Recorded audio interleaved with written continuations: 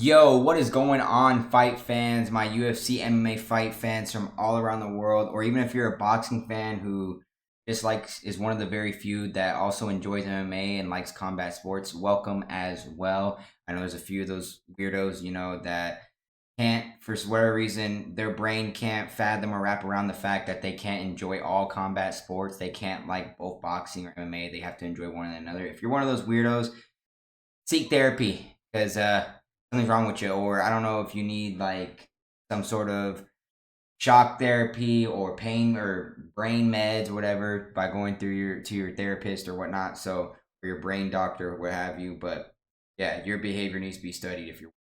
Anyways, it is officially UFC 304 fight week. We have a big card upon us taking place in Manchester, England, down in over there overseas in the town, or I guess in the country where we gained our freedom from. So go America. And which is funny because a lot of the fights on these cards are your typical, England versus the world or England versus US. So I think that was a matchmaking intentionally by Dana and the boys when they were getting down in the office.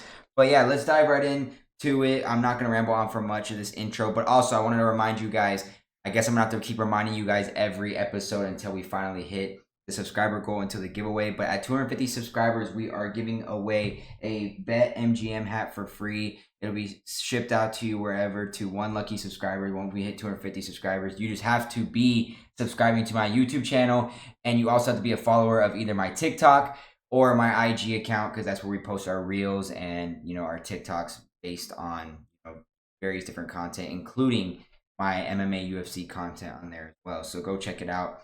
Also, at 300 subscribers, we are giving away a free UFC 300 poster. You can't see it in my backdrop, but this poster, I'm pointing the wrong way, in the top corner, right here, that gold poster, I showed it in the last episode. We're giving that away at 300 subscribers as well. Same rules apply and follow, so definitely go do that and check it out.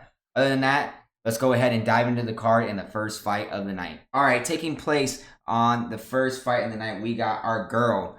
And I say our girl because, boys, she is aesthetically pleasing to look at, and if you don't think so, hey, your eyes must be checked, or there must be something definitely wrong with you. Shauna Bannon, definitely one of the prettier, more attractive females on the roster and on this fight card.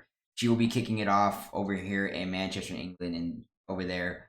And she is honestly not too bad. Now, this is going to be the full simp effect. I can see she has a minus 180 price line to her name, and rightfully so. It's justifiable. I think it might be a little bit too juiced. It should be closer down to like a minus 150 is how I would personally handicap it or look at it, because there is just always that 10 to 20 and even 30 cent range here in the realm of possibility that there is an outlier factor in any craziness that can happen with this Alice Ardelean girl.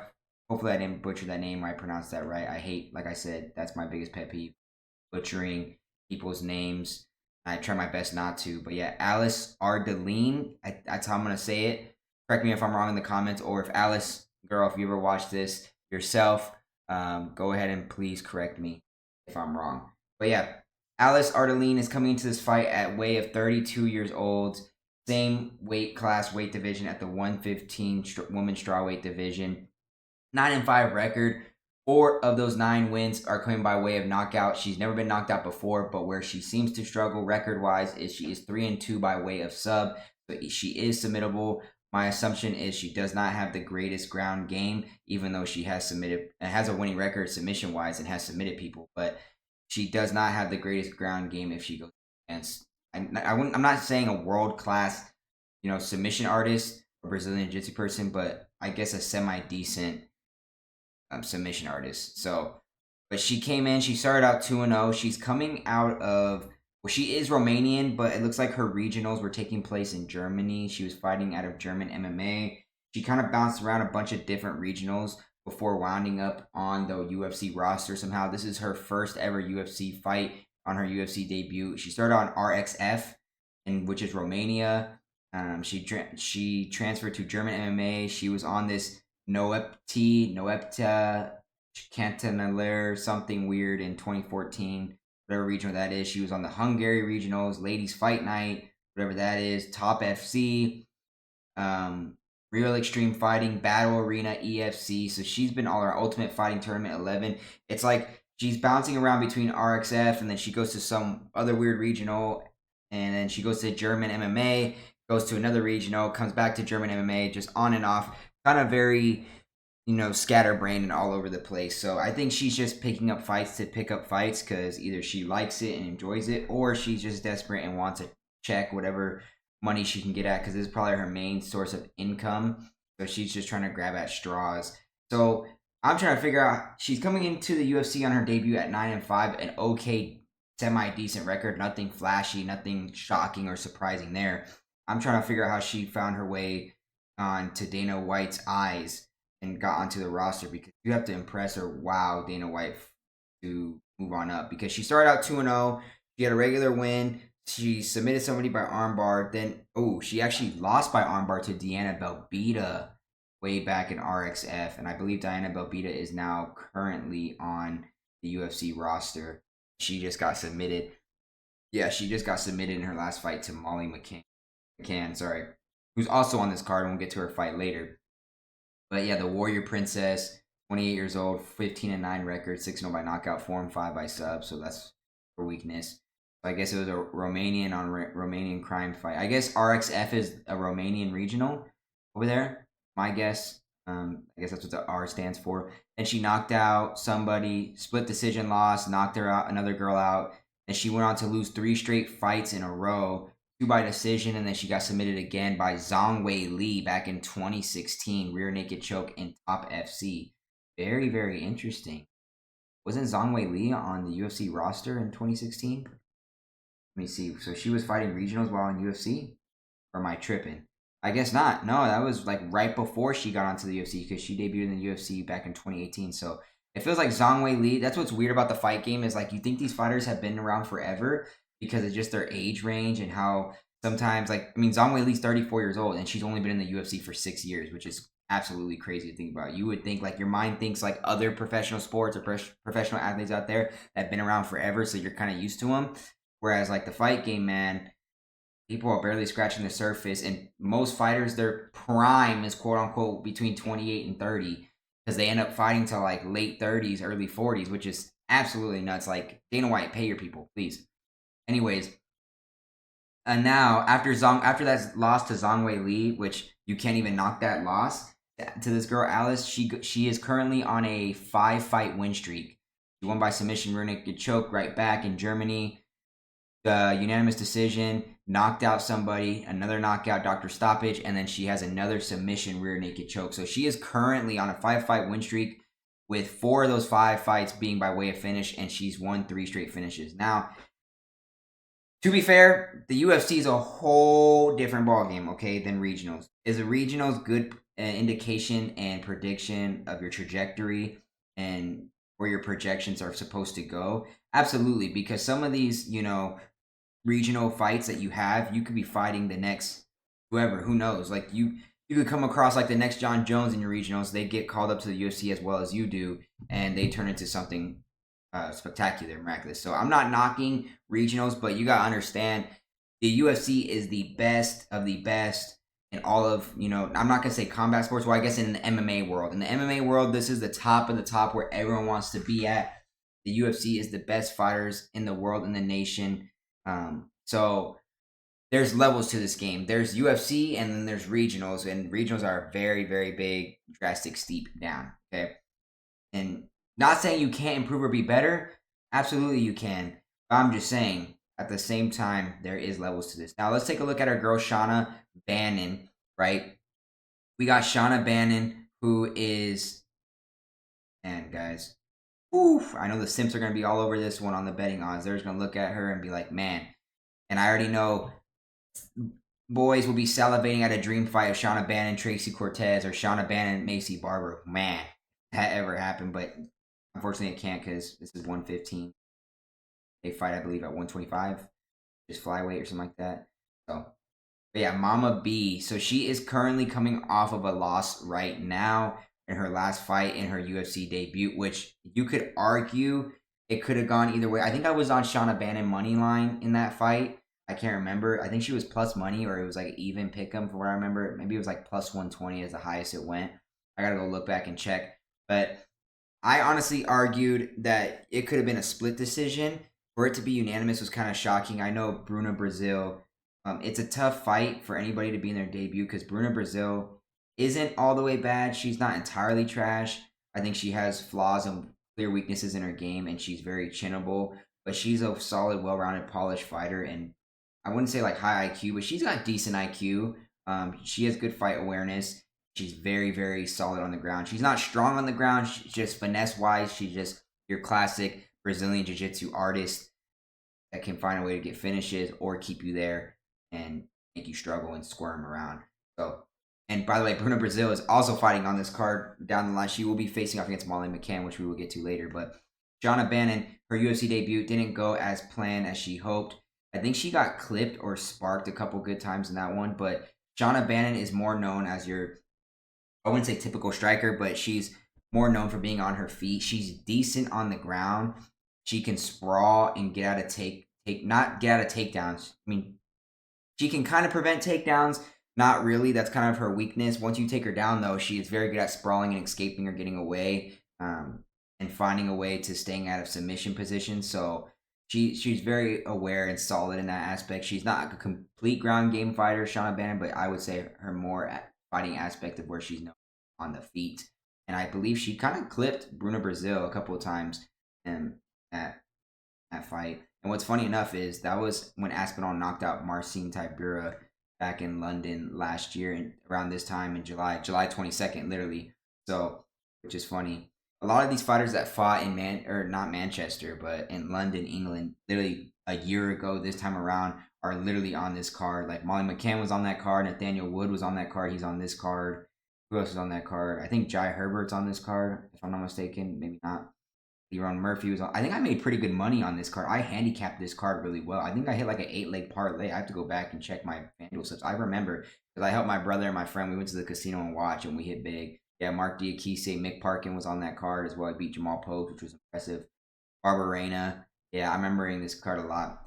Chris Duncan. Yeah. Shauna Bannon. So, yeah. When she did lose by unanimous decision, it was 29-28, 29-28, and 30-27. So that last judge might have saw something drastically, because I honestly, if you really look at this card, you could argue split decision or even in favor of Shauna Bannon. So whoever had that 30-27 is kind of alarming. The only thing that hurt Shauna Bannon, again, was the takedowns. Bruna Brazil was successful on the takedowns. 3 attempts. She got her down twice. At 3 minutes worth of control. Shauna Bannon had a minute. But like I said, Shauna Bannon's volume output with striking, she was spark plugging Bruna Brazil and getting some good hits on her. Bruna Brazil only put out 111 strikes, which is a lot, but when you compare her to Shauna Bannon, who had 223 strikes and landed 124 of those, literally landed more strikes than Bruna Brazil threw, kind of makes you think, like, was the ground game really that significant or that strong? I mean, no submission attempts, so most of the times it was probably just Bruna Brazil laying on her. So when you got to look at the inflicting damage that Shauna Bannon was doing. So I'm not knocking her for that loss. Despite what the scorecards say, I mean, it is a loss on record, but on paper. But when you go and look at really for what it was, face value, Shauna Bannon really didn't lose that fight, to be honest with you. And Shauna Bannon here, she's coming in as a younger fighter by 2 years. And she's a hungry fighter. She is definitely going to fight for your money. She's not going to quit or cower away. She'd rather go out there and get absolutely clipped and knocked out before she just cowers away and quits. She really, really tries hard and fights for your money. She's a scrapper. She doesn't hit hard, but she has a very unique style of striking. It's actually very fluid. It's very, very decent to watch. And it's weird to praise, a woman fighter, even though women's fighters get a lot of knock and hate. I'm the few people that are real and just look at it for what it is, face value. I don't care if you're a man, woman, or not. If you can scrap, then you can scrap. I don't care what you are. You could be an alien for all I care. So if you're one of those weirdo haters that are like, women fights are so boring, women fights suck, just go eat one, chew a fat one, dude, because I would like to see you try. There's a lot of women fighters out there that would destroy a lot of these trolls in the comment sections. If you strolled up into an MMA gym and let's say Ronda Rousey was in there, bro, you get worked. Amanda Nunes, your average decent woman MMA fighter would clip your average human being. So for a lot of these trolls that talk the talk that they do, it's kind of blasphemy, kind of hilarious. It's pretty funny. So, but yeah, I'm not one of those people to knock the women's fight game. I actually thoroughly enjoy women's sports. I don't care. Like I said, sports are sports to me. I enjoy it thoroughly. So I don't care who you are, what you are. So yeah, that's my little side rant on that. But anyways, back to this breakdown. Like I said, so that was Shauna Bannon's UFC debut. But before that, she was coming in undefeated. She was coming in hot, 5-0. Kind of got rushed and into the promotion that is UFC. She kind of got thrown in there because I think she didn't have a name, but she had the Ireland flag behind her. She had the Ireland nationality behind her. And with Conor McGregor, with Ian Machado Gary, that's going to catch the attention of Dana White. And he knows and is aware that there's definitely a huge market for Ireland fighters because he just saw the stardom behind Conor McGregor with Ireland rallying behind him. And the whole scheme Dana White literally saw it clear as day. He's like, wow, there's a lot of money to be made here at the press conference with Jose Aldo when they were chanting that song, Conor McGregor, that chant, you know what I'm talking about? So he knows that maybe he rushed Shauna Bannon, but for good reason. He believes in her. She has to have some sort of, game to her and be solid to be at this point in the UFC. So yeah, 5-0, all by way of regional. So she was in Cage Legacy, and then she moved up to Invicta for a fight, then went back to Cage Legacy for a fight, and then she was on a fight card with Machado. That's not Ian Machado Gary, I don't think, Invicta. So I'm pretty sure it's not. Yeah, it can't be. So back in 2023. And her first two opponents, she won by knockout, and then it's so funny how they specify in quotations ground and pound. Some people normally don't do that when your official stats or scorecard for UFC, or I guess for your regional. So that's weird that this organization did that. Yeah, she won by way of round 2, round 1, and then her next 3 fights she won by unanimous decision. So left no room, left no doubt, just completely mauled them. So yeah, all unanimous decision in 3 straight fights, and then she fell victim to unanimous decision, lost to Bruna Brazil. And like I said, Shauna Bannon, I have no clue. I have not really done my homework in handicapping this Alice Ardelean girl. I don't have much film or tape on her from her regionals. I don't know what to expect from her as an outlier. And I'm just gonna go based off of the base value of the betting market, of the betting odds here on ESPN Bet and a lot of these sports books. Shauna Bannon is the clear heavy favorite side for probably particularly good reason. Not knocking this Alice Ardelean girl because she could be solid, but from what I'm hearing, she's fighting out of Fearless MMA, which is a decent team, but Fearless MMA has a knack and is known for leaving their fighters hanging out to dry, which when their game plan goes awry, they have a hard time adjusting fight IQ wise, where Shauna Bannon, she can adjust. She has solid fight IQ. She knows, okay, and that's what I'm saying. She's very, very self-aware when she's in there fighting. She's like, okay, if this doesn't work, we'll back up to plan B. Her and her team have done a really well job of, finding a way to help her adjust. And like I said, if she's getting spark plugged, will she adjust to the ground? If she knows her opponent is ground base oriented and that's what they're going to go for, she's going to spark them up on the feet. So, and she has the 2-inch height advantage, which is going into her favor, which is also, let's look here. Is there a reach difference, really? They don't have a label reach, but I'm going to assume she has a 1 to 2 reach advantage, which she can keep her distance. She's very, very good about keeping her distance. And what's great about Shauna Bannon is that switch stance. She's comfortable either way, which is absolutely rare to see, especially in the women's fight game. I don't think there's many women that can actually, adjust and do that. Alice Ardelean fights your normal orthodox. And from what I've heard about Alice Ardelean through the grapevine, through the works of Twitter, through actual, MMA diehard nerds, I don't go as far to watch regionals unless it's like a certain fighter that catches my eye. Then I'll do my homework on their regional fights and watch their tape. But obviously Alice Ardelean's not going to be that one person or girl to catch my eye, especially in the country of Romania.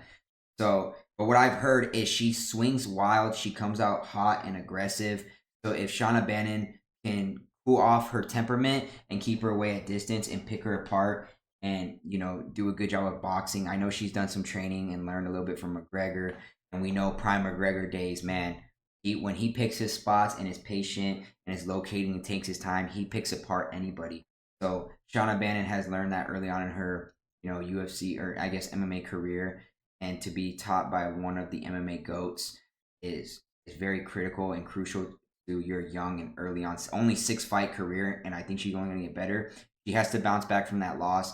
She's hurting that, she kind of lost.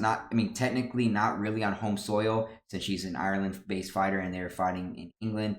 But again, this is on home soil for her again in England. So I think she wants to right her wrongs and bounce back and have a good solid win here.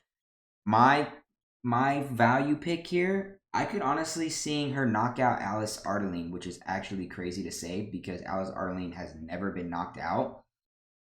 But she can put it on her and clip her. If she throws in combinations and throws in high volume exchanges, she might be able to spark Alice Ardelean. So you could sprinkle some at a look on Shauna Bannon by knockout. I don't think she's going to be looking for a takedown. That's not her strong suit. That's not her game. So yeah, I like her to clip Alice Ardelean, but my official pick would be Shauna Bannon money line as a safe play for a parlay piece, and then Shauna Bannon by decision because we know this most women's fights go by way of decision. But if Alice Ardelean throws wild and Shauna Bannon is patient and picks her spots, like I said, I mentioned Conor McGregor type, picking your spots, she will clip her and put her down and put her away via ground and pound. And it will be a stop fight. So, but yeah, just play it safe. Shauna Bannon by decision as a prop, and then Shauna Bannon money line. So I rambled on there enough. Oh, and by the way, I guess ESPN redid their website here, which is actually very cool to see. They did a whole remodel and remake of their layout, their format for their MMA UFC website or section of their website. So I guess they have the tail of the tape where you see here. They have the betting odds thrown up here. For both girls, they moved their names up higher, so it's kind of cut off on my screen, which I apologize.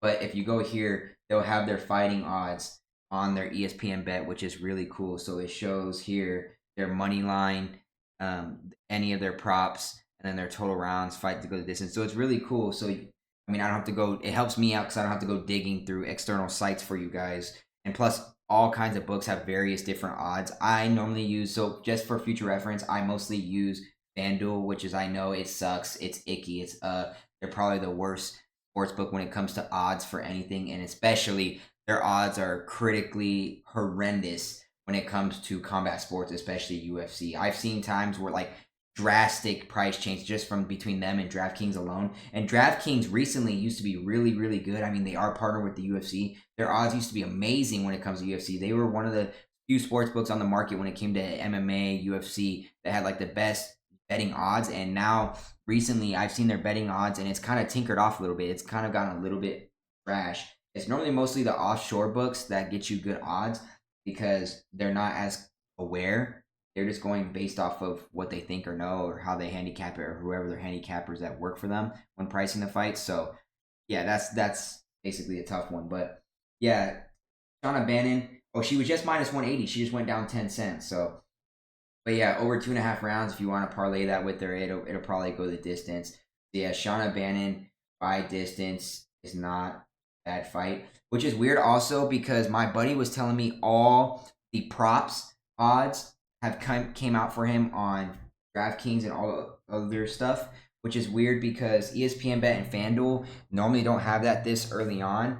This fight card was finalized by 2-3 weeks ago, which is rare because a lot of big fight cards, they don't get finalized that far into advance. Literally these last 2 fight nights that we just had back to back before this card were literally makeshift cards last second put together. So they were scrambling to put out fight odds and fight props. And normally I think FanDuel and ESPN Bet like to wait till post weigh-ins because you never know if a fight's going to go through or finalize until after weigh-ins.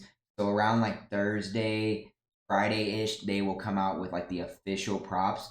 So during the week, probably Saturday through Sunday and all the way up until Wednesday, you won't get an official prop odds or lines out just yet. So for my friend to tell me that, oh, the prop odds have been out forever now, he's already gotten a look and glimpse at them, which is absolutely crazy. So sometimes they start out with the main event first, and then they work their way back down. But yeah, enough of me side ranting about that. Let's move on to our next fight of the card. All right, coming up next, we got the undefeated flawless boy so far up into his, I wouldn't say, I mean, I guess young, actually. He's 28 years old. I mean, he looks a lot younger than I thought. So, yeah, I mean, I thought he was like 30, 32 or something like that. So, bad genes, but I guess good on you for, I guess, being 28 years old here. But yeah, we got our boy Mick Parkin, who is 9-0, coming in and facing, I guess you could say, one of his tougher challenges, one of his tougher opponents so far yet into his UFC career. I mean, Jamal Pokes last year when they fought England, that was probably a really tough matchup because Jamal Pokes is solid. Say what you want about him. He's funny, kind of weird, funky fighting style, but he applies pressure. He's aggressive, closes gap. He can, I wouldn't say he can box, but he can exchange. He can scrap. He's a scrapper. He's a little bulldog. So shout out and props to Mick Parkin for taking care of him and staying undefeated and flawless this whole time. And I believe Mick Parkin has also beaten another big name that just fought in one of these fight night cards.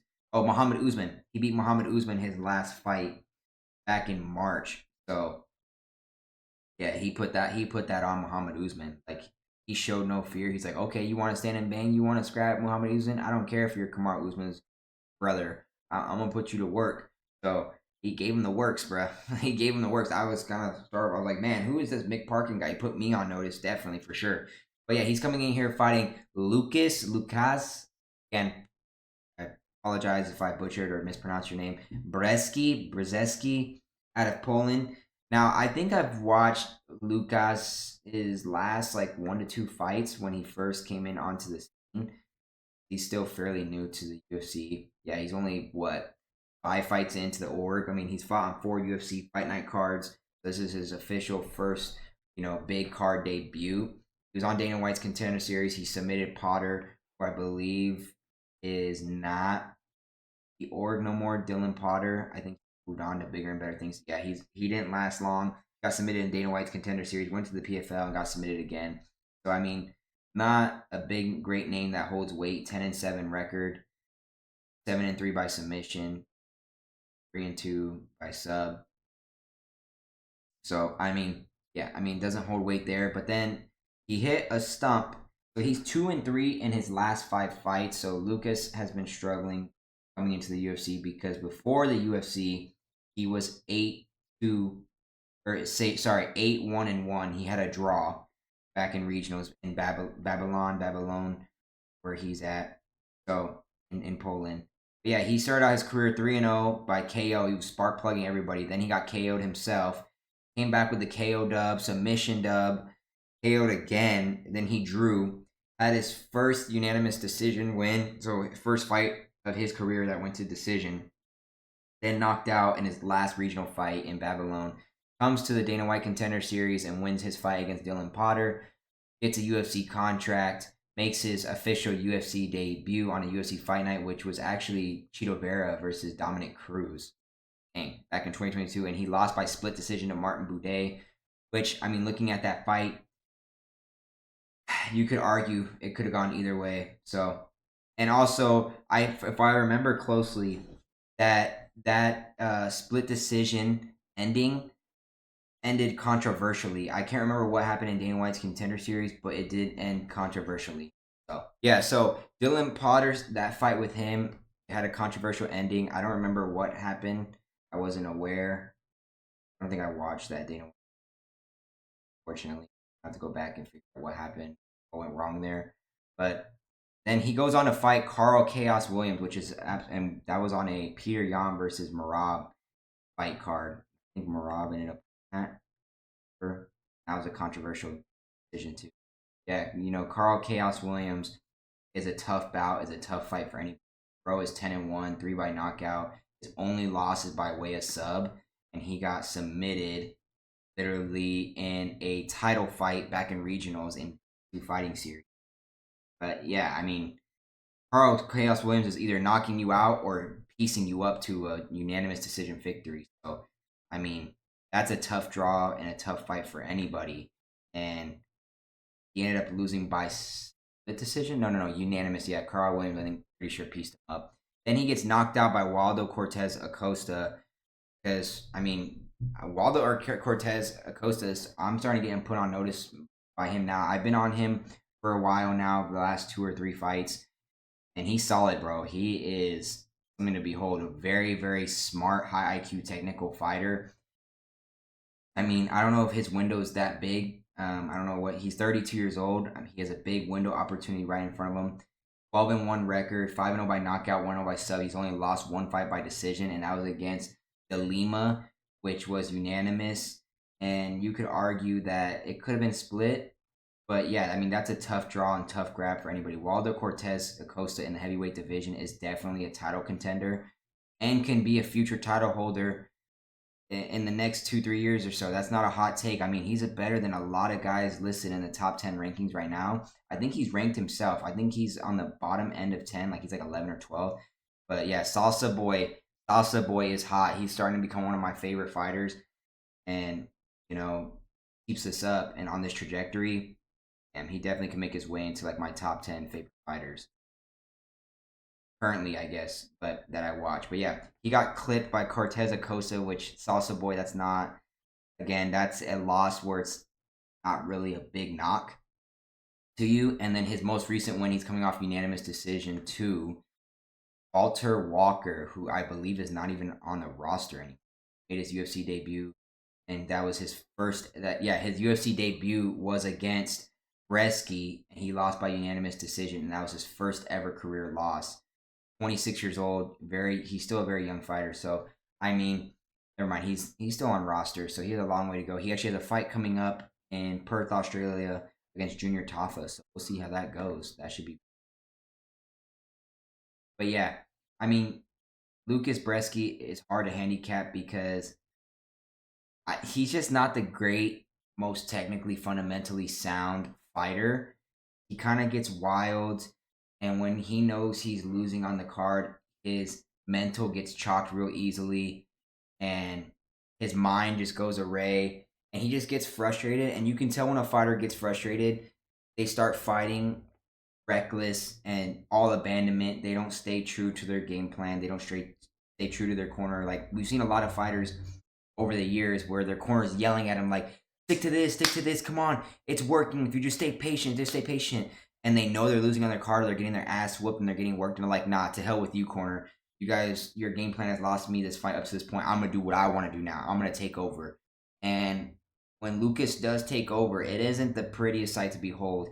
He fights and tries to engage in wild exchanges, and Mick Parkin is very, very high IQ, and he's aware and knows that, like, hey, I'm not going to let you take me out of my game plan. I'm not going to let you draw me into a bait. I'm not that dumb and stupid. And he's the younger fighter here by 4-year difference. That could make a difference here for Mick Parkin. He has the cardio. He has the engine. Lukasz quits early on in his fights. The only thing here is Lukasz could possibly have the gas tank advantage because he is 236 pounds in the heavyweight division versus Mick Parkin, who is 262. Maybe if Mick Parkin comes in and cuts down maybe like 5 to 10 pounds, give him more bit of like mobility and agility.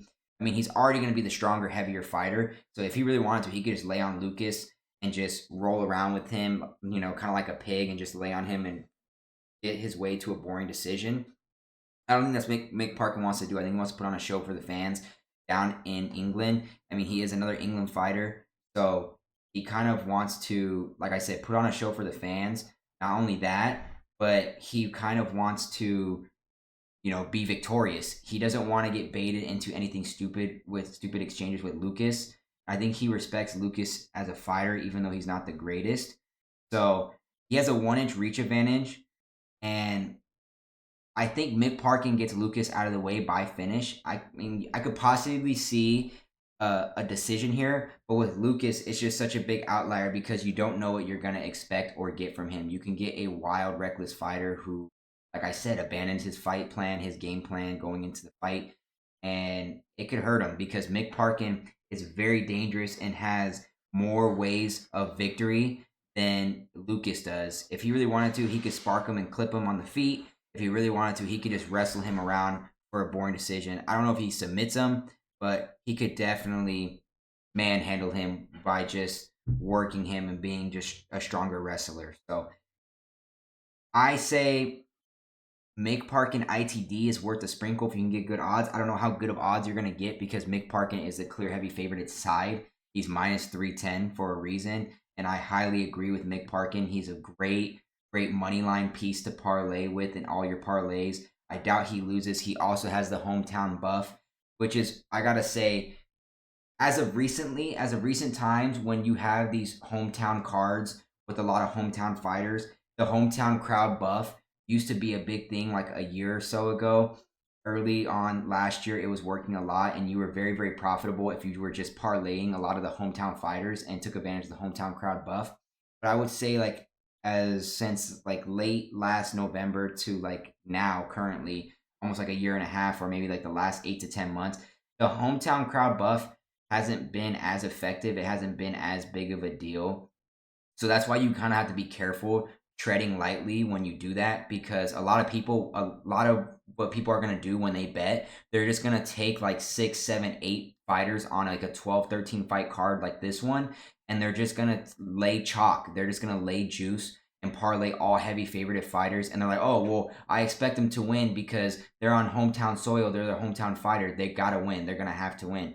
That's not necessarily like how it's going to work effectively 100% of the time. You may get away with that method, that strategy a few amount of the times, but it's just very dangerous doing that, and you have to tread lightly because you'll see all the time where you'll get, like I said, you'll get like a 7-8 leg parlay and you'll get like a plus 400-500 odd parlay by doing that because these guys are heavily juiced, and people will throw $100 on it and then they're toast because they're like, damn, one fighter chalks you when the wild, huge outlier cost you. So not saying Mick Parkin is in jeopardy of that, because Mick Parkin is definitely the way better fighter. He's more, class in all aspects of the fight game. It's just my worry is if Mick Parkin's cardio does leave him, because I mean his cardio has been tested for a 260-pound guy, and his last 3 fights have gone the distance where he's won unanimously. So it's not like he had problems or struggles or any issues. But it's like, okay, if Lukasz can find a way to tire out Mick Parkin, right? Let's say he sprawls around the cage. They get into heavy wrestling exchanges where he makes Mick Parkin work on the ground, get back up to the feet. With the way that Brzeski throws really wild, and he has a crazy hook, you just never know. You can't outlier Mick Parkin getting knocked out. But like I said, Mick Parkin is very, very solid at fighting IQ-wise. So my official pick for this fight, I'm going to play it safe and take Mick Parkin on the money line. I think he's going to continue his winning ways. How he wins, though, I'm not entirely too sure because I really, really like him ITD. And I mean, based on the betting odds, they do like this fight going the distance, basically over 2.5 rounds. It's just hard, handicapping this fight because it's just all about what we're going to get from Lukasz Brzeski. Is he going to come in like the outlier wild card that he is and come fighting crazy? Or is he going to actually try to be somewhat well-rounded, polished, and decently IQ'd and have like a sense of brains versus Mick Parkin? But yeah, Mick Parkin should work here, should handle Lukasz Brzeski. I would play money line as a parlay piece, and you can add it with Shauna Bannon, who was the first fight of the card. And then I would probably sprinkle some on ITD props. If not, I mean, he's obviously going to win probably unanimously decision.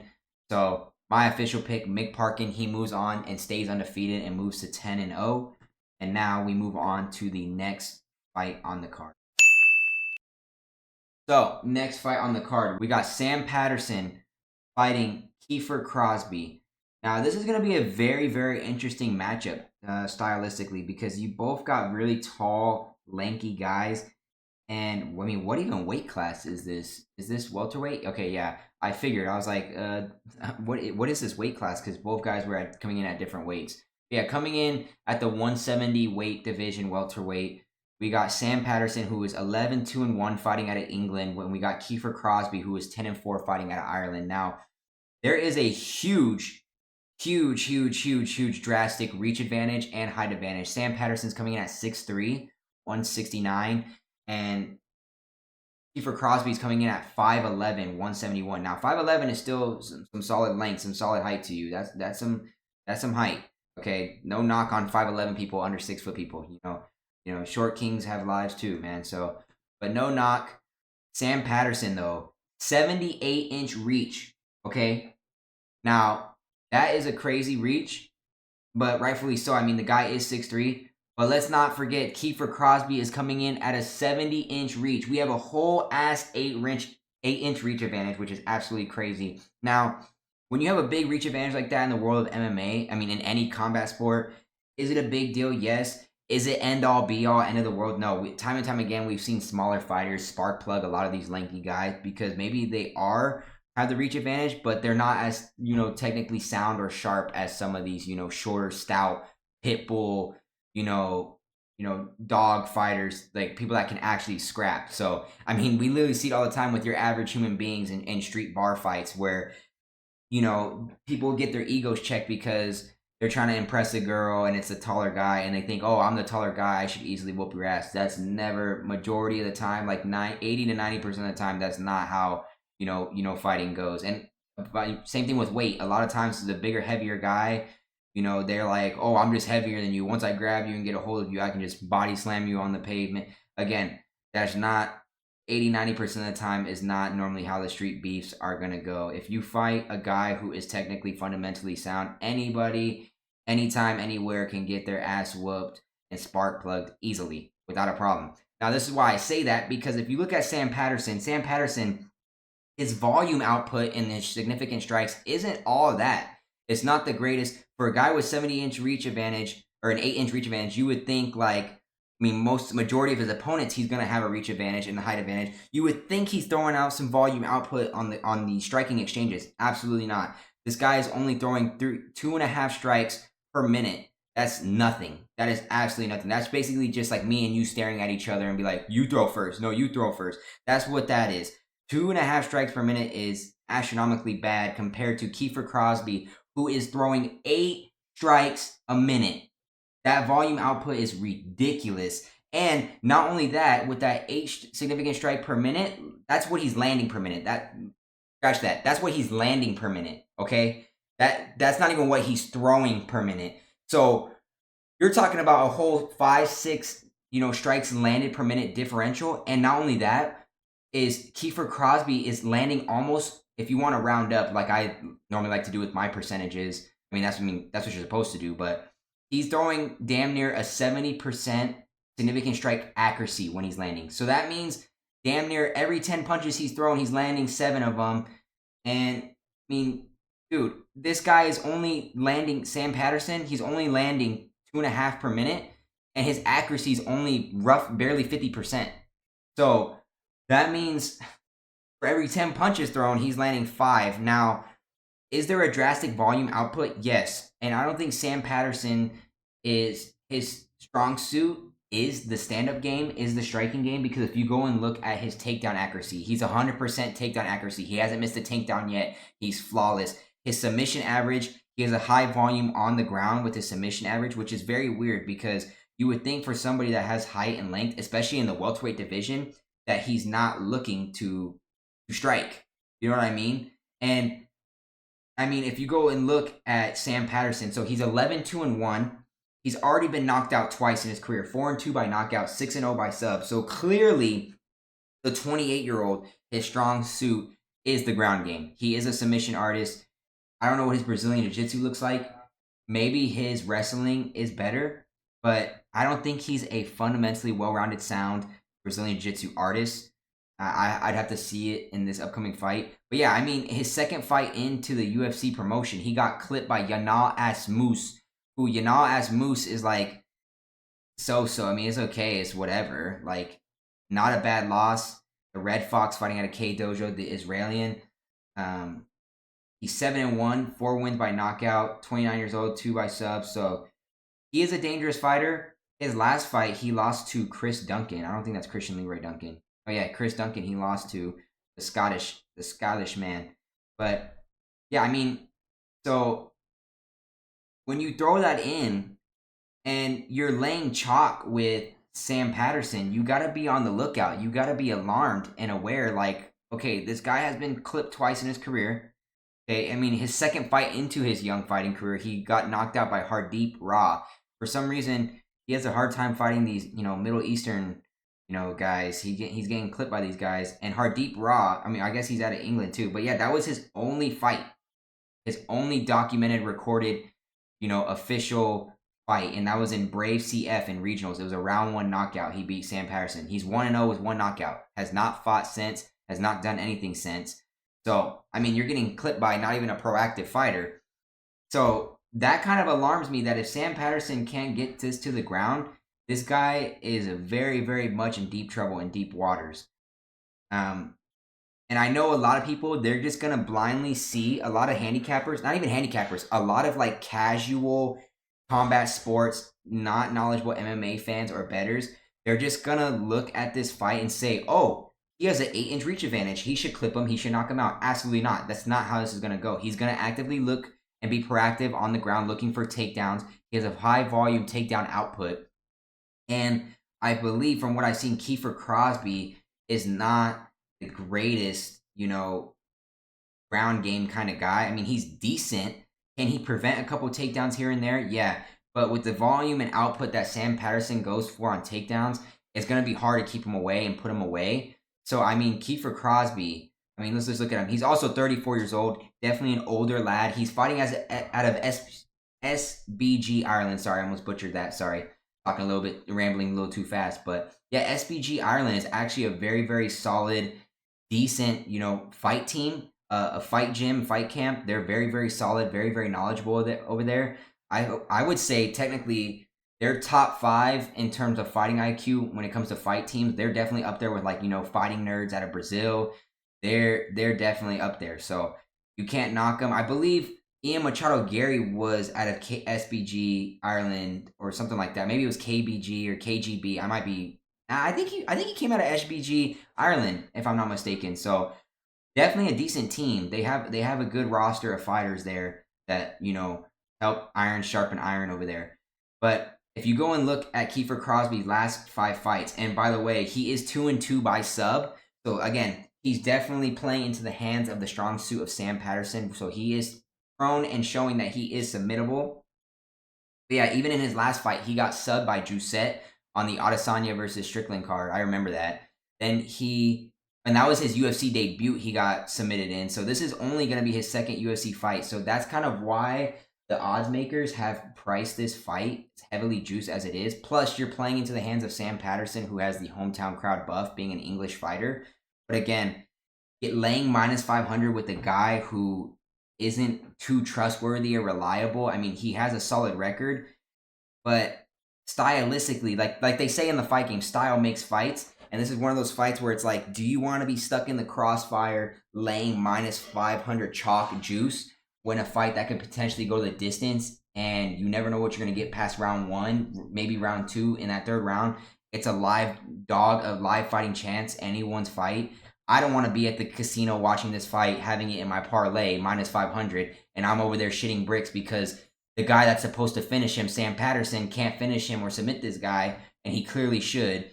Because here's the thing, if Sam Patterson does not submit Crosbie here, I promise you, Crosbie is a live dog and can clip him and knock him out. This Crosbie guy looks like a scrapper. Sam Patterson's definitely skinnier. For a tall guy being 6'3", he is definitely, I could argue, in the wrong weight division. It looks like he is a skinny lad cutting a lot of weight based off his profile picture. He's cut up and chiseled up, but he's not having a lot of, fighting power or not laying a lot of muscle. This Crosbie guy seems to be in the right weight division because he's cut up, got the muscle, and he looks like he packs a punch and has, punching power. So if he can stay on the feet and get out of, the dangerous waters of being on the ground with Sam Patterson and get out of the submission and go back up to the feet, dude. And think about this. Sam Patterson's already, cutting a lot of weight, right? He's a skinny guy. If he can't get the submission, he's going to be gassed. His gas tank will be exposed. And at that point, when you got a puncher's chance, a puncher's opportunity with the guy with the gas tank, diminished, anybody and everybody can get clipped, okay? That's got to be understand from point blank period. So, I mean, Crosbie has a swinger's chance, which is, I'm saying, if Sam Patterson can't put him away early via submission, rounds 1 or 2, Crosbie will clip this guy and put him away and win by knockout. So, Crosbie is a live dog after round 1. You can sprinkle money line to hedge if you have Sam Patterson in your parlay, but I think my official pick for this fight, the fighting angle I'm going to go with, I can't lay Sam Patterson juice. I'm going to be honest with you. And based on the betting odds, they're favoring this to be ended in round 1 and finishing the first round. They like the under 1.5 rounds at minus 195. I think Sam Patterson wins this by submission. I think he's just more technically well-rounded and sound. I think he's consciously aware. Hopefully his IQ is there to know that the ground game is this Kiefer Crosbie's weakness, and he does not want to be on the feet with Kiefer Crosbie, because even if he does clip Kiefer Crosbie and puts him on his ass, right, and not, let's just say, knock him out, like full-on knockout power, but I guarantee you he's not going to ground and pound Kiefer Crosbie. He's going to lay into Kiefer Crosbie and try to get like a Darce choke or some sort of choke. So I'm not going to lay minus 500 juice. I'd rather go look at the only way I would do it is parlay this minus 500 fight juice. But at the same time, I don't even think I could get behind that and do that. I think my official look here will be Sam Patterson by submission.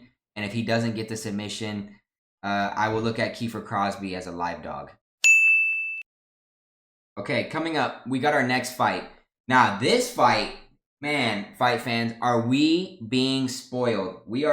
Dana White is making us some spoiled children here, okay? I can't even lie to you.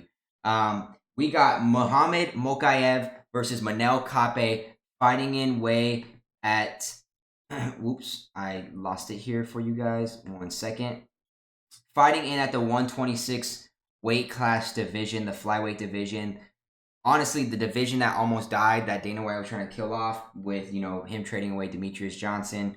It is what it is. That's what we have. But now the flyweight division has turned into one of the more exciting, in my opinion, one of the more underrated fight divisions, weight class divisions in the UFC, whole entire, UFC roster. Now, I know people feel some type of way about this weight class division. They say it's boring, not exciting, not as fun, because people aren't getting clipped or sparked left and right. But I would argue, like, the flyweight division has the most aesthetically pleasing and most fun, fighting stylistically. Like, the stylistic matchups are the most fun to watch, and they're the most appealing because you just never know. And to say people don't get finished in this weight class division is absolutely ludicrous. I think it's just because these people are at their true respective lower weight class for their size. So it's hard to get clipped or knocked out or get finished. But they do get finished, bro. And a lot of these guys do have solid chins in this weight class. Nobody really has like a bad chin until it's been tested. So, I mean, this is going to be one of the more, crazy stylistic fighting matchups. I think a lot of fight fans have been looking forward to this one, been wanting this one for a while now. They've been holding it off and putting it off, but now we officially got our wish. But yeah, this is on the early prelims, okay? Which is crazy to think about, because this might be one of the better fight cards of 2024, of this year, especially when we get old and flash back and look back on this one. I think this is going to be one of the more underrated fight cards that we see, because the fact that this is early prelims, and should easily and potentially be a main card fight.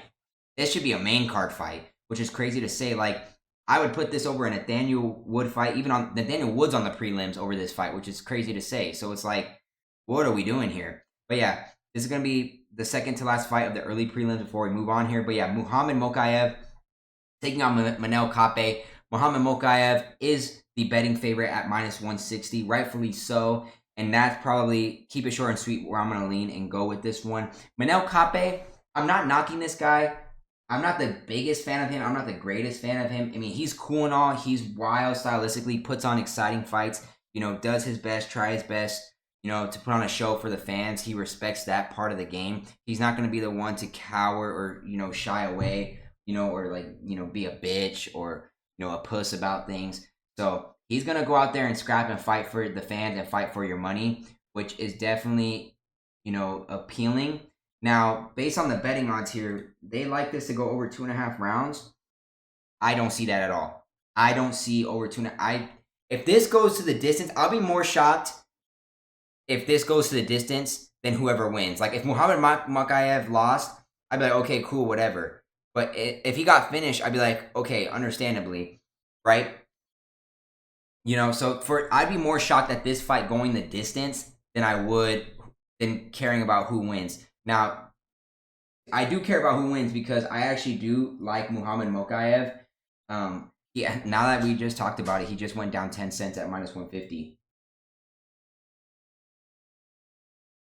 But Muhammad Mokaev is coming in flawless and he's perfect at 12-0. Has not lost a fight. I believe he's been on the UFC promotion for about, let's see.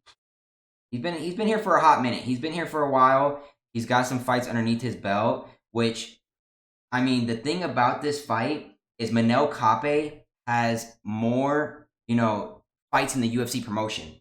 And he just has more fights overall on his record. He has 25 fights, 19 of those by which if he was victorious. Whereas Muhammad Mokaev, he's still fresh, young meat. He only has half of the fights that Manel Kape has. So Manel Kape definitely does have the veteran, experience, the advantage in that aspect.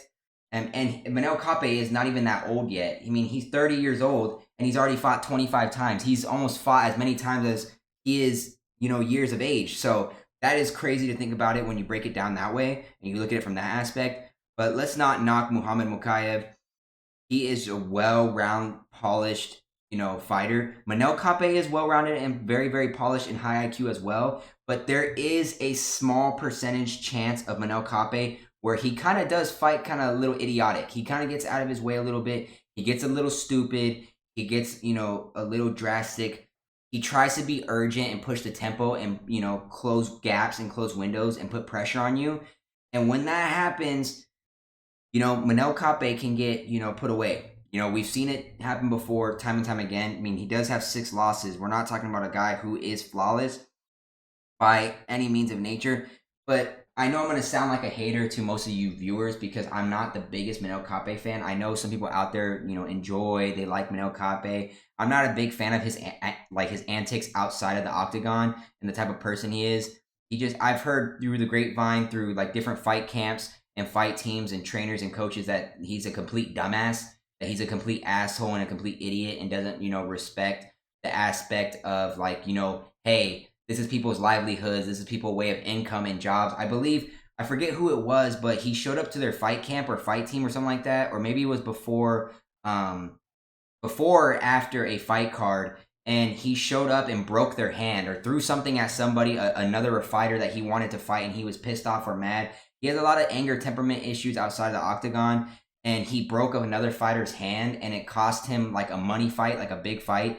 So a lot of teams, trainers, coaches, are kind of turned off by the antics outside the octagon. Manel Kape, he's not like the brightest person. Like I said, he's kind of a dickhead and does dumb shit like that. So it's kind of hard to rally behind and be a fan of Manel Kape. But when you're a fan of Manel Kape, like his fighting style and being for the fighting analytics and, watching him as a pure fighter, it's hard not to be a fan. But I'm one of the very few that I'm just not on the Manel Kape train. Is he a good fighter? Yes. I'm not knocking or taking away from him, but I just think there's a lot of flaws and holes in his game that can be exposed. And I think Muhammad Mokaev is going to take advantage of that and expose him. I'm kind of shocked because I don't know if Muhammad Mokaev is just fighting out of England and he's claiming England as home because that's where his fight camp and team is, or what, or if he's actually like native born in English fighter. Because I mean, let's be real, he has a Middle Eastern, name.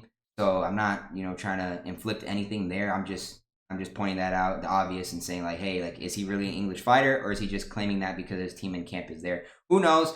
But he is fighting out of the KHK MMA team, which is a solid team. They're not bad. Again, another one of those teams that have very fighting, like high IQ fighting style fighters on their roster. So that's why when Manel Kape, when you throw in that small outlier percentage factor that Manel Kape is a wild card and he just throws wildly, you cannot do that against Muhammad Mokaev. You cannot do that at all because Muhammad Mokaev is a very, very well-rounded, polished fighter. And I think what Manel Kape tries to do, again, like I mentioned earlier, he's like another one of those fighters where if his fight game plan doesn't go his way, he abandons his fight game and his fight IQ just goes out the window and he can fight like an idiot. And when you start fighting like an idiot, that's when the holes and flaws in your fight game show up. And that's when you get picked apart, pieced up, taken advantage of. And like I said, you cannot do that against Muhammad Mokaev, who is just very fundamentally sound fight IQ-wise, especially for a guy who's still fresh and young in his career. I know he has 12 fights, but I mean, that's still a young, fresh MMA fighting, career. So he's only getting better. He's only learning. And he's just determined to win. He's going to fight for your money. He's not another one to cower away and, try and lose or, abandon. Like, if he's losing, he's going to go for it all. I mean, and to be fair, he hasn't lost. 12-0, flawless. And one of those fights by no contest. So he could be 13-0. We don't know that. But, yeah, I mean, it's very interesting to see because Mokaev and Manel Kape are both pit bulls. They're both scrappers. They respect the fight game too much, to not fight for your money, basically. They're going to fight for your money. They're not, what I'm saying is they're not going to do that. So this is a very interesting style matchup. Now, Muhammad Mokaev, 12-0, 2-0 by KO. So, I mean, he's not really a knockout artist. Is it in the realm of the possibility, especially with a guy like Manel Kape, who can throw wildly and, try and overextend or overreach? There's a lot of times where Manel Kape, I mean, he doesn't have the greatest reach, and he's definitely a way smaller guy in this weight division. He's 5'5", guys. And a lot of these fighters that are fighting in the flyweight division on average are like your average male height of like 5'7", 5'8", 5'9". So he's constantly at a disadvantage. So for him to win, it's more impressive that he is winning in the fashion that he is and for having the record that he does.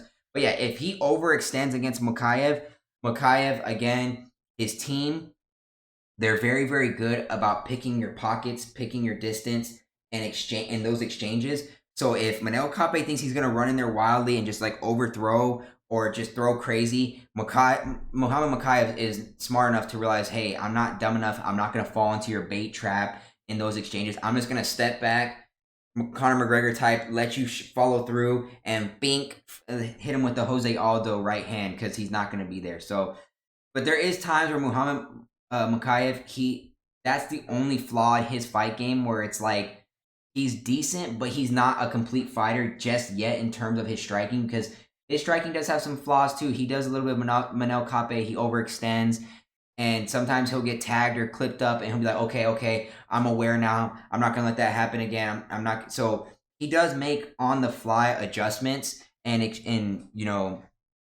his exchanges when striking. Like like I said, if he gets tagged up, he's gonna be like, okay, I'm not gonna let that happen again. But the thing with Muhammad Mokaev, if you're gonna beat him, you have to knock him out.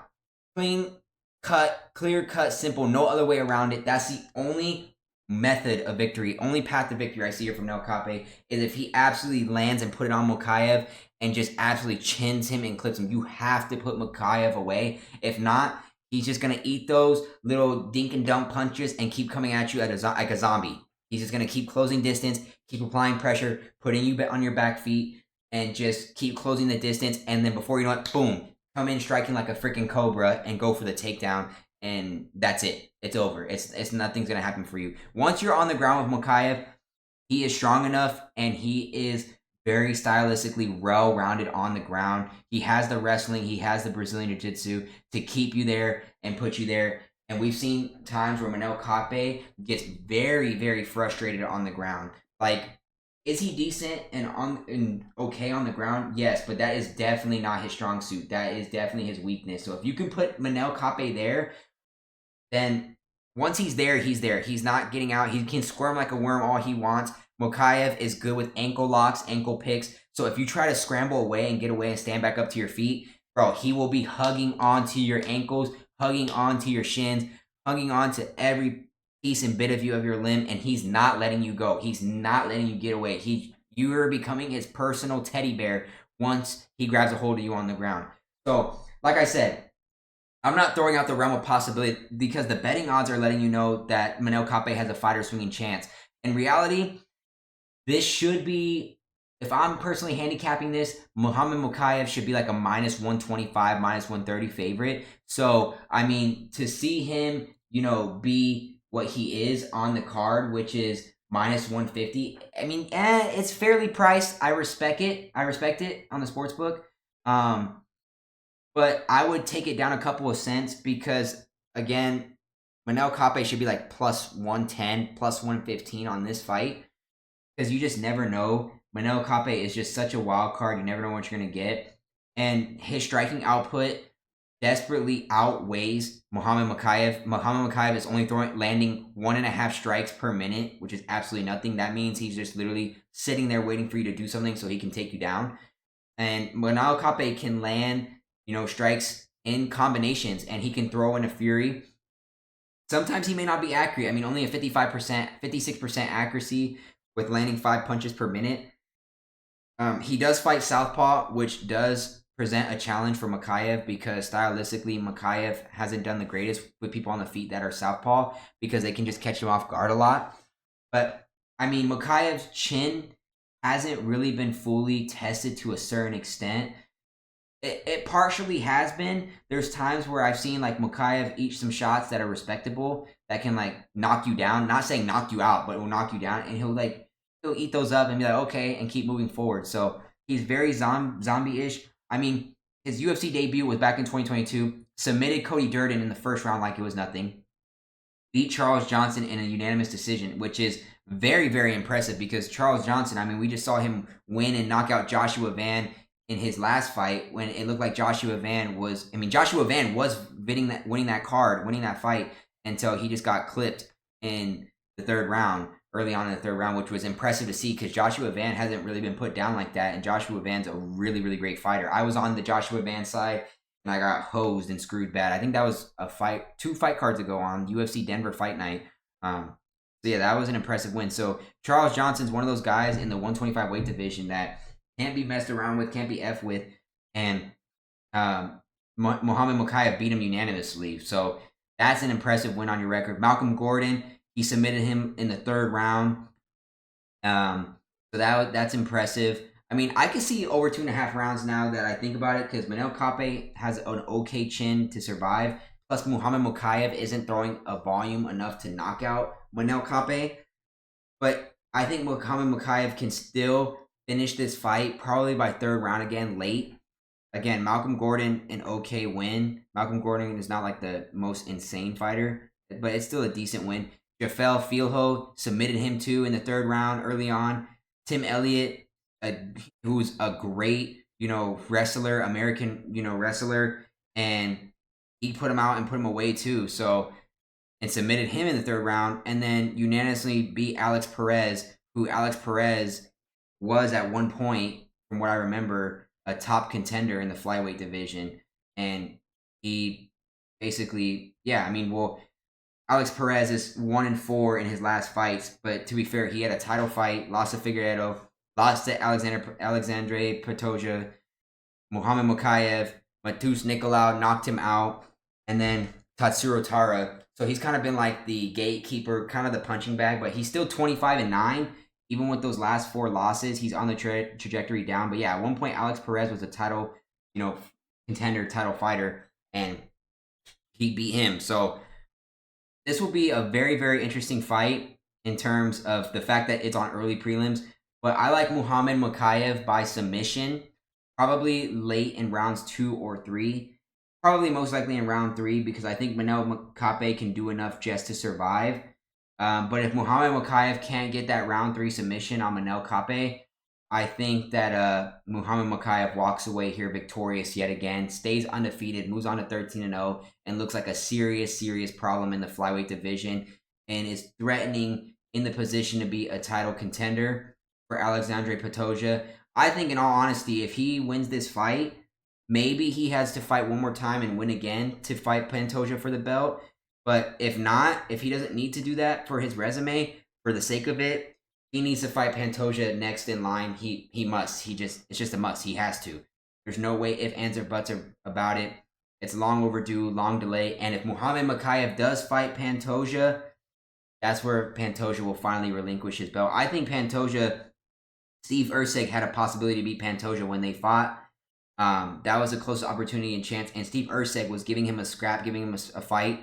And Pantoja himself said he's aware that he's going to have to take a little bit of a break. He's taking a little bit of a hiatus to regroup, because he's been fighting and been so active, which is respect. Respect to Pantoja. No knock on him at all. He definitely deserves that break. But when he comes back, he's going to find on the other end of that break a pissed off, hungry Muhammad Mokaev on the other end. And I think we'll be hearing when they fight and new for the flyweight title contender belt. But yeah, Manel Kape, he's 5-2 by sub. He's definitely submittable. Does he have a decent ground game? Yes, but it's nowhere near on the level or spectrum of Muhammad Mokaev. Where his power lies is his knockout power. 11 of his victories are by way of knockout. He's 11-0 by knockout. It's almost like a one trick, in my opinion, kind of thing. That's why I'm saying, like, if Manel Kape can't knock out Muhammad Mokaev, and honestly, he probably won't. But if he doesn't, he's just going to get ragdolled. And that's why I'm saying Muhammad Mokaev on paper has more pathways to victory than Manel Kape here does. And like I said, I'm just not the biggest Manel Kape fan. I think there's holes and flaws in his game. Despite being on a 4-fight win streak, I mean, let's look at his resume in his last 4 fights. I mean, he's on a 4-fight win streak, but it's not even anything crazy or impressive. I mean, he came in to the UFC, and his debut was against Alexander Pantoja, lost by unanimous decision. He gave Pantoja a decent fight, a solid fight, but unanimously just got worked. Matheus Nicolau, he lost by split decision, and a lot of you can argue that was a robbery.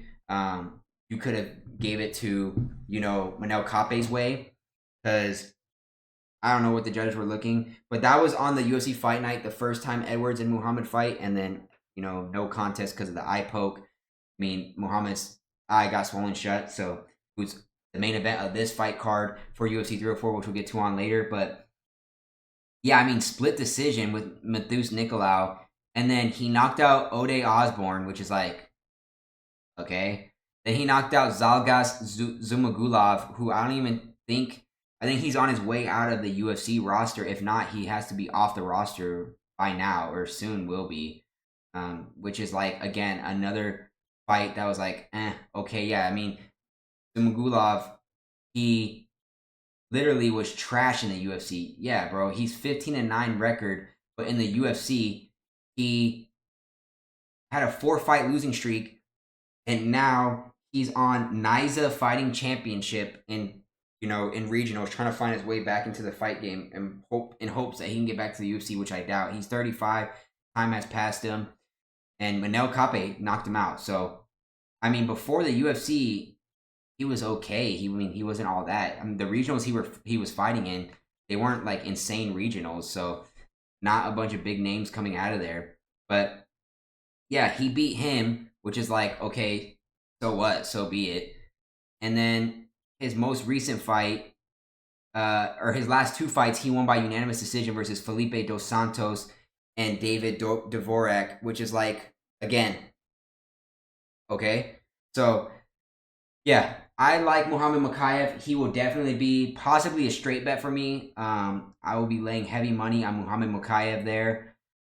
Should be a very, very exciting fight to kick off the fight card of the night. Like, this early on, we got some solid, decent fights. So for people hating on this card, like, honestly, get the hell out of here, bro. If you're hating on this card, you're absolutely nuts or crazy. This is going to be definitely one of the more exciting fight cards of the year, I think, alongside probably Perth, Australia card coming up later this year in a month or so in August. I may be biased because I'm an Izzy fanboy, and I just want to see him put the works on DDP, but yeah, if you're absolutely hating on this card, you're getting Muhammad Mokaev and Manel Kape, which should be a main event card on early prelims. We are getting spoiled here, ladies and gentlemen. So Muhammad Mokaev, I will be playing money line. That is definitely 101,000% a lock for me. If I'm betting a plus money prop, if you want to sprinkle a small unit size, I would probably look at Muhammad Mokaev rounds 2 to 3 finish, and more specifically by sub. And if you even want to get crazier, I would say Muhammad Mokaev by round 3 sub is what I'm looking at. And if Manel Kape can survive, Mokaev's relentless pursuit in wrestling, Muhammad Mokaev by decision. So a safe parlay piece would be Muhammad Mokaev by sub or decision. You'll probably actually get it at like +1. I'm assuming based off the money line odds, you'd have to get it at like +140, maybe 140, 160. Can't be no lower than that or no higher than that. So yeah, Muhammad Mokaev by way of submission or decision there. Okay, moving on. We got Oban, Elliott, and Preston Parsons rounding out and finishing our early prelims here, guys.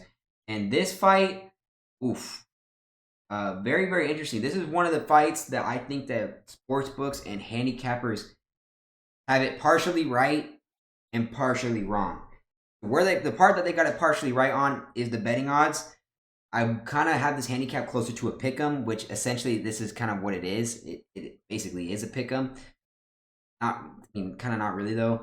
But the thing is, the part that they do have, that's the part that they do have right, the way they have it priced. The part that they do have wrong though is who is favored.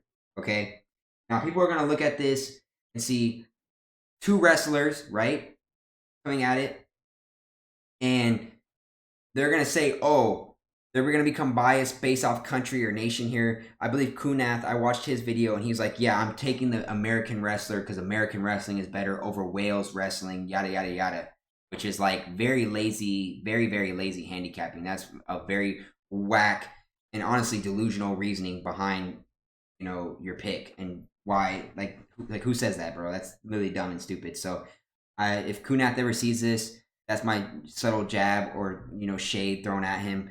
Whatever, he can say what he wants. But, I mean, that's all I'm going to say on that. But everyone seems to be MMA guru or expert. And a lot of these MMA guru experts that yap or chirp or have a lot of these platforms have never stepped foot in an octagon or a boxing ring, have never stepped foot in a gym for that matter of fact. Like MMA guru, he has a huge following and support for whatever reason.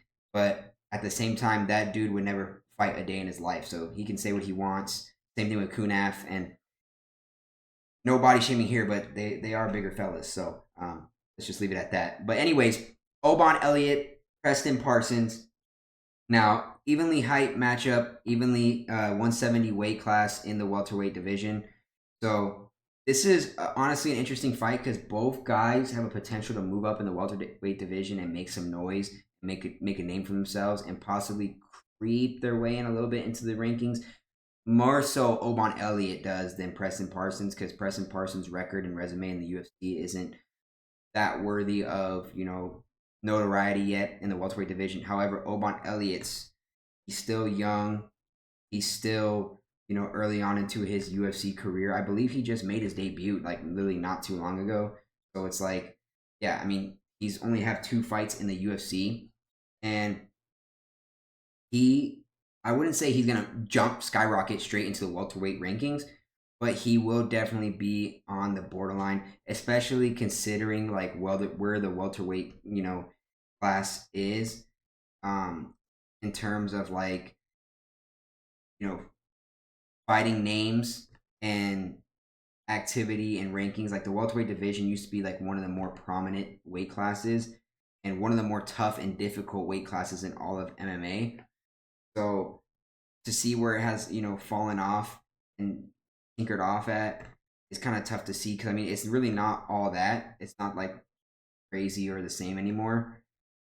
I mean, it's kind of tinkered off, but I don't know. Like I said, it's just not the same anymore. It's just not at all. So yeah, I mean, let me just take a look here real quick for welterweight. This would let me know. So we got obviously Leon Edwards, the champ, Kamaru Usman, Belal Muhammad, Shavkat, Jack Della Maddalena, Gilbert Burns, Ian Machado, Gary. Like outside of those 7 guys, the top 7, it's like whatever. It's kind of basic, kind of trash. Like Jason Jackson, who's literally in Bellator. I think he's gonna get promoted soon. I mean, he literally lost his last fight, and he's ranked 9th all of welterweight right now across all promotions. I heard he's gonna make his move over to UFC soon, maybe. I can't remember what the news was on that. Oh, I apologize. No. I got it backwards. Jason Jackson's the Jamaican fighter. I mean, actually, you know what? It's not out of the realm of possibility. Could he make the UFC? I was thinking of a different fighter. I apologize. I'm sorry. I brain farted there. But yeah, not out of the realm of possibility for him, even though he's 33, which is a tough jump, but very doable. I mean, we saw Michael Venom Page make the jump at like 37, 38. So you can't knock anybody. But yeah, Sean Brady, who's still an exciting fight. That's the top 10. So you could argue Oban Elliott with a couple, like 2 to 3 more fights, especially with a win here, isn't creeping up and knocking on that door in the realm of the possibility of making it happen. So yeah, I mean, he's 10-2. His UFC debut was on the Volkanovski Topuria card where he fought Valentin Woodburn, and he went the distance. He won by unanimous decision, which is like, okay, that's kind of alarming and shocking to say the least, because how are we letting Val Woodburn take you the distance, and Val Woodburn's like he's whatever. I think he got kicked out of the promotion from what I heard, what I remember. I don't know if he got kicked out yet or what, but I'm pretty sure he got already dropped that quick from the UFC. He got promoted after starting out 7-0. He was on a hype train coming out of Combat Night Regionals. He was, working everybody. He was clipping and knocking out everybody in his path left and right. He had 5 straight wins by KO. Then he won by 2 unanimous decisions, and then got knocked out by Bo Nickel, which is kind of embarrassing. And then goes to unanimous decision to Oban Elliott and gets dropped. So is it a okay, decent, solid win in terms of Oban Elliott? Yeah, but is it still like a great win? No. So it's like whatever. And then he won by mutual decision against A. Brito in Dana White's Contender Series. Kaique Brito, 27-year-old Brazilian fighter who's, I mean, you want to go based off record and what his resume has done, and it kind of speaks for itself. That's not a bad fight either. And he was fighting out of Octagon MMA Regionals, which is an okay regional, not bad. But yeah, Oban Elliott, I think he should be the favorite here, not plus 115. He should be minus 115 in my opinion. And the other guy should be plus 130, because we don't know what to expect or get out of Preston Parsons at all. I mean, Preston Parsons, man, he's another one of those fighters where it's hard to gauge a read on him. I mean, 11-4, solid record, not too far off behind of Oban Elliott here.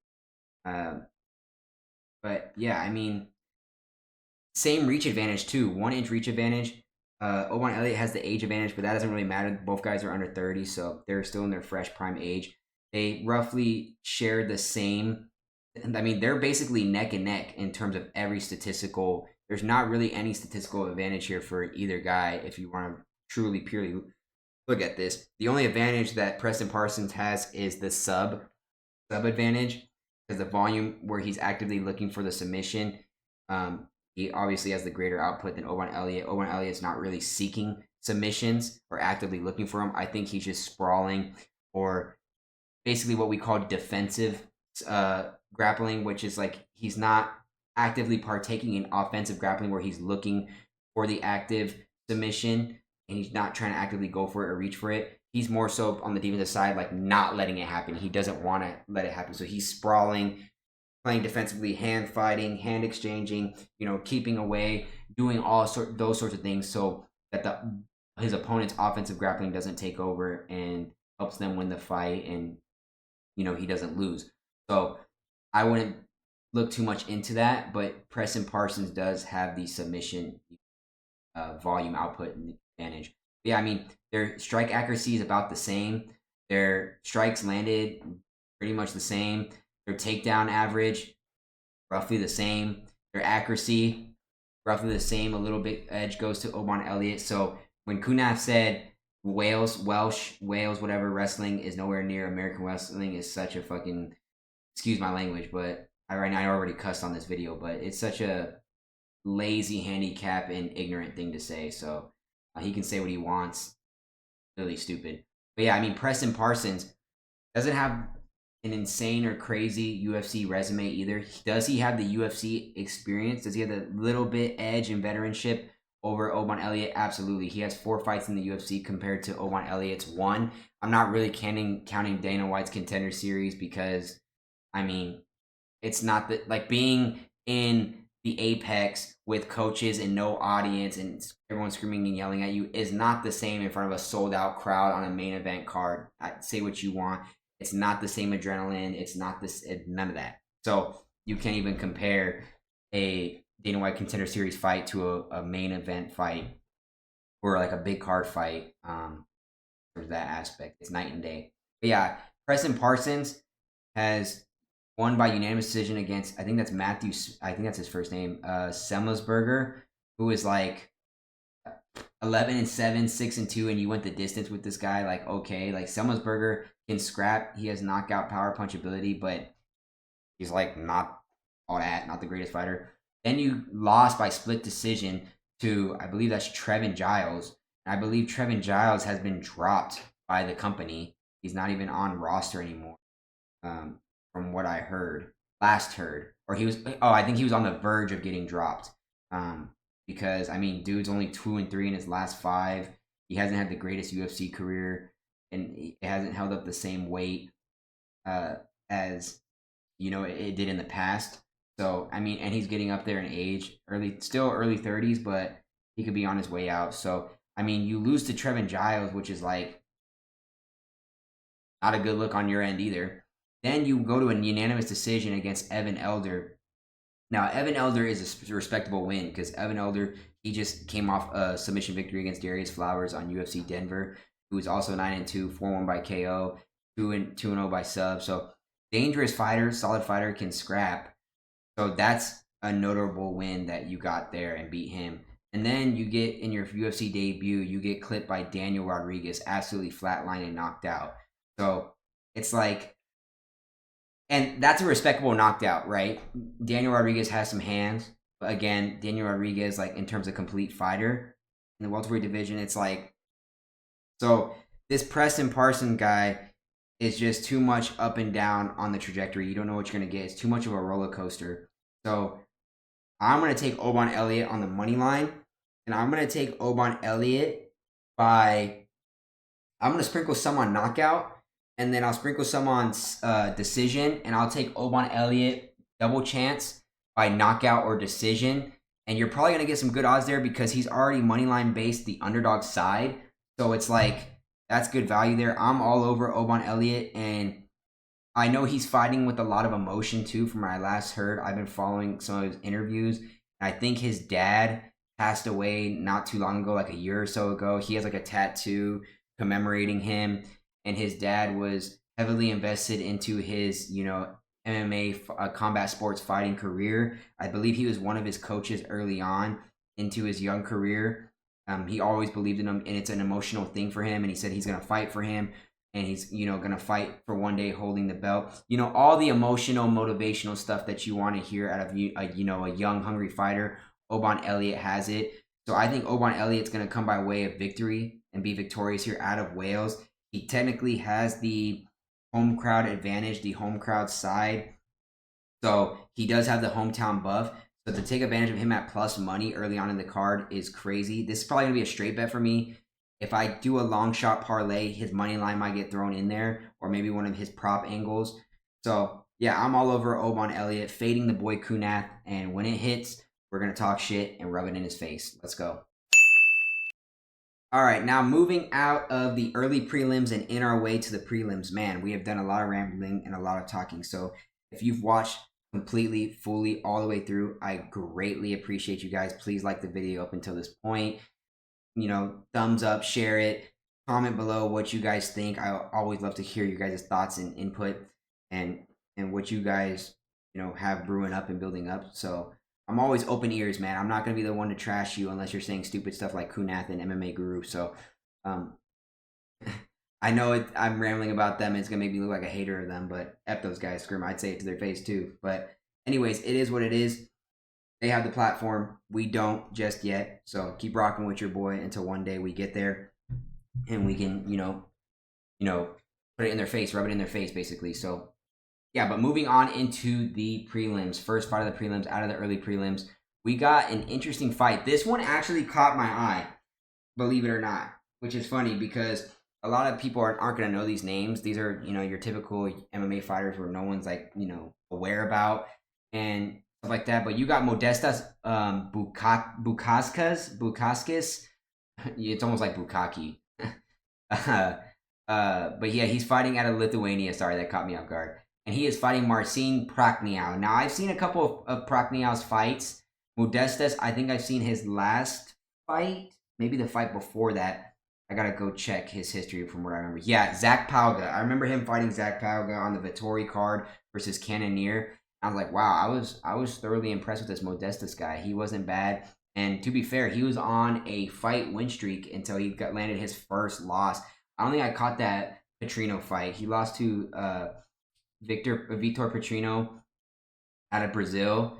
He what's it called? He got knocked out by Vitor Petrino. But to be fair, Vitor Petrino has some heavy hands, bro. He can scrap. He can hit hard. And Vitor Petrino was undefeated, 11-0, 26 years old. And he is built like a tank, built like a box for a young guy. So that's really not a knock on, Modestas at all. Not a knock. 1-1 by sub and 7-0 by KO. This guy was looking phenomenal and flawless, moving up and up the ranks in the light heavyweight division. Was on his way to be the next big thing, next problem. And he got, he knocked out Modestas with one punch, like literally flatlined him and put him on his ass. Done. So, which was impressive. It was honestly a scary knockout too.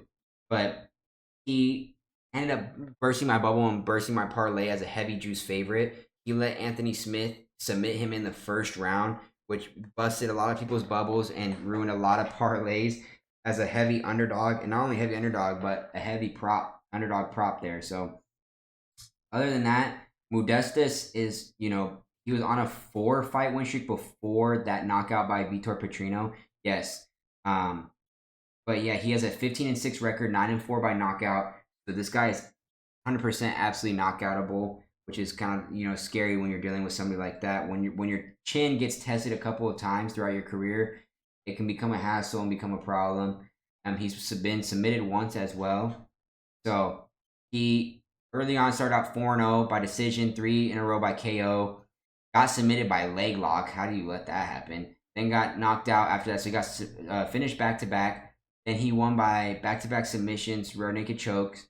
And then he went on a spree there where he knocked out 5 fighters in a row. Then got knocked out, lost by split. Got knocked out by Khalil Roundtree. And then he basically... and then he took a hiatus or a break from the UFC. I don't know what happened there. I think he got dropped from the company because he was 1-3. That's how he started out, with 3 fights losing. Then he went back to a regionals and Cage Warriors where he grew up, but was a part of for a good chunk of years. Good chunk of his resume, and majority of his fights were early on coming up. So he came back to Cage Warriors, and he was victorious back-to-back by decision, and then he won the belt by knockout in Cage Warriors. And then I think the UFC said, okay, let's try this guy out again. Let's give him a second chance.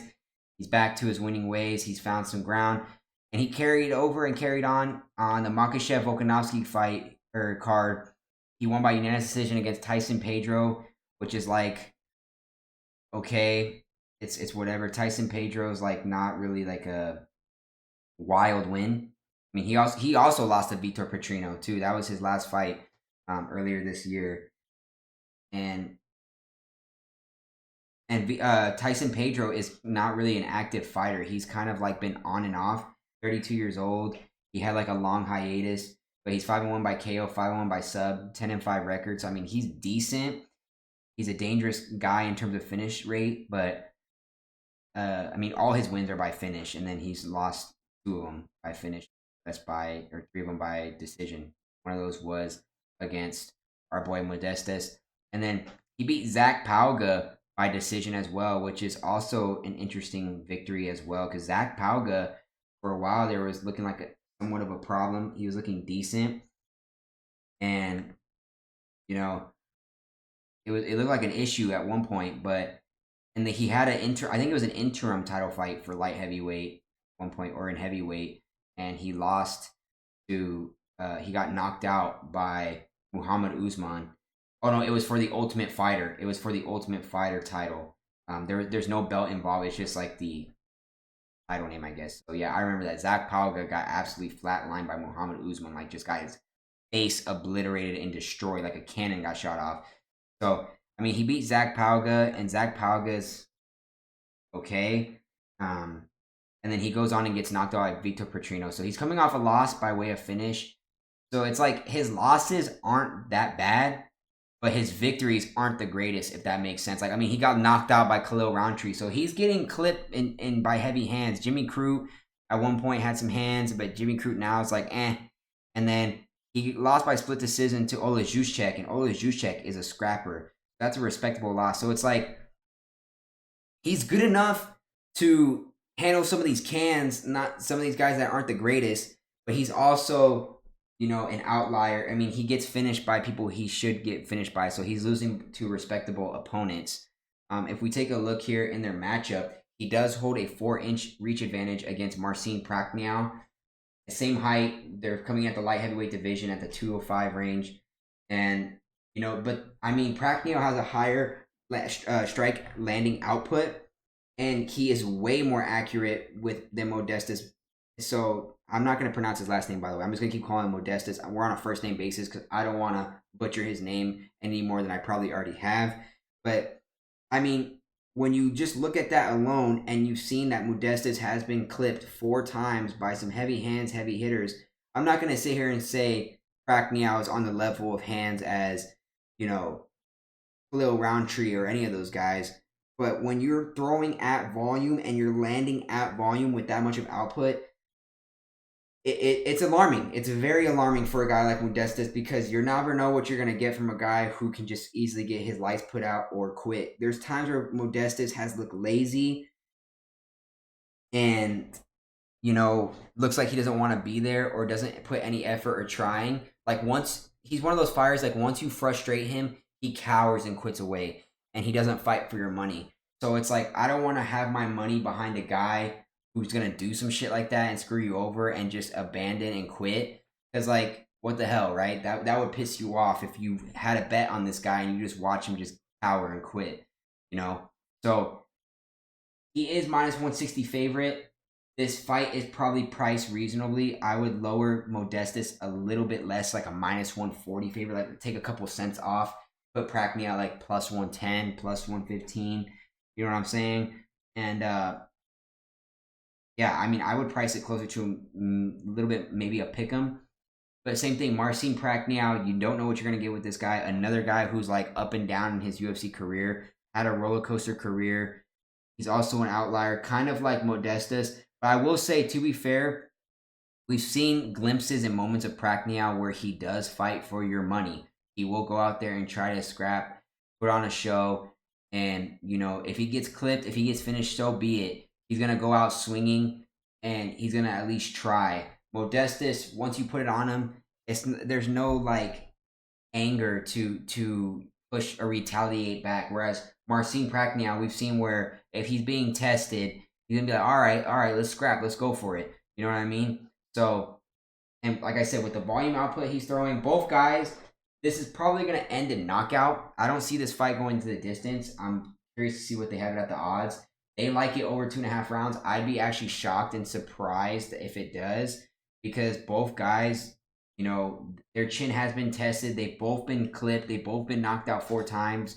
They've both been finished numerous amount of times. So to say they're both not finishable, but sometimes, like I said, I believe in one of my previous breakdowns, I said sometimes people see both sides get finished a lot, and they think the fight's going to end in a finish or not go the distance, so they take it. And that's not necessarily what happens, because if you really break down the styles, which I know I'm sounding a hypocrite when I say something like that, when I break it down this way, when I look at it, but truly, when you actually look at it from that standpoint, I have a hard time seeing it go the distance, just because both guys are outliers. You don't know what you're going to expect. Marcin Prachnio can put it on him. Modestas could quit.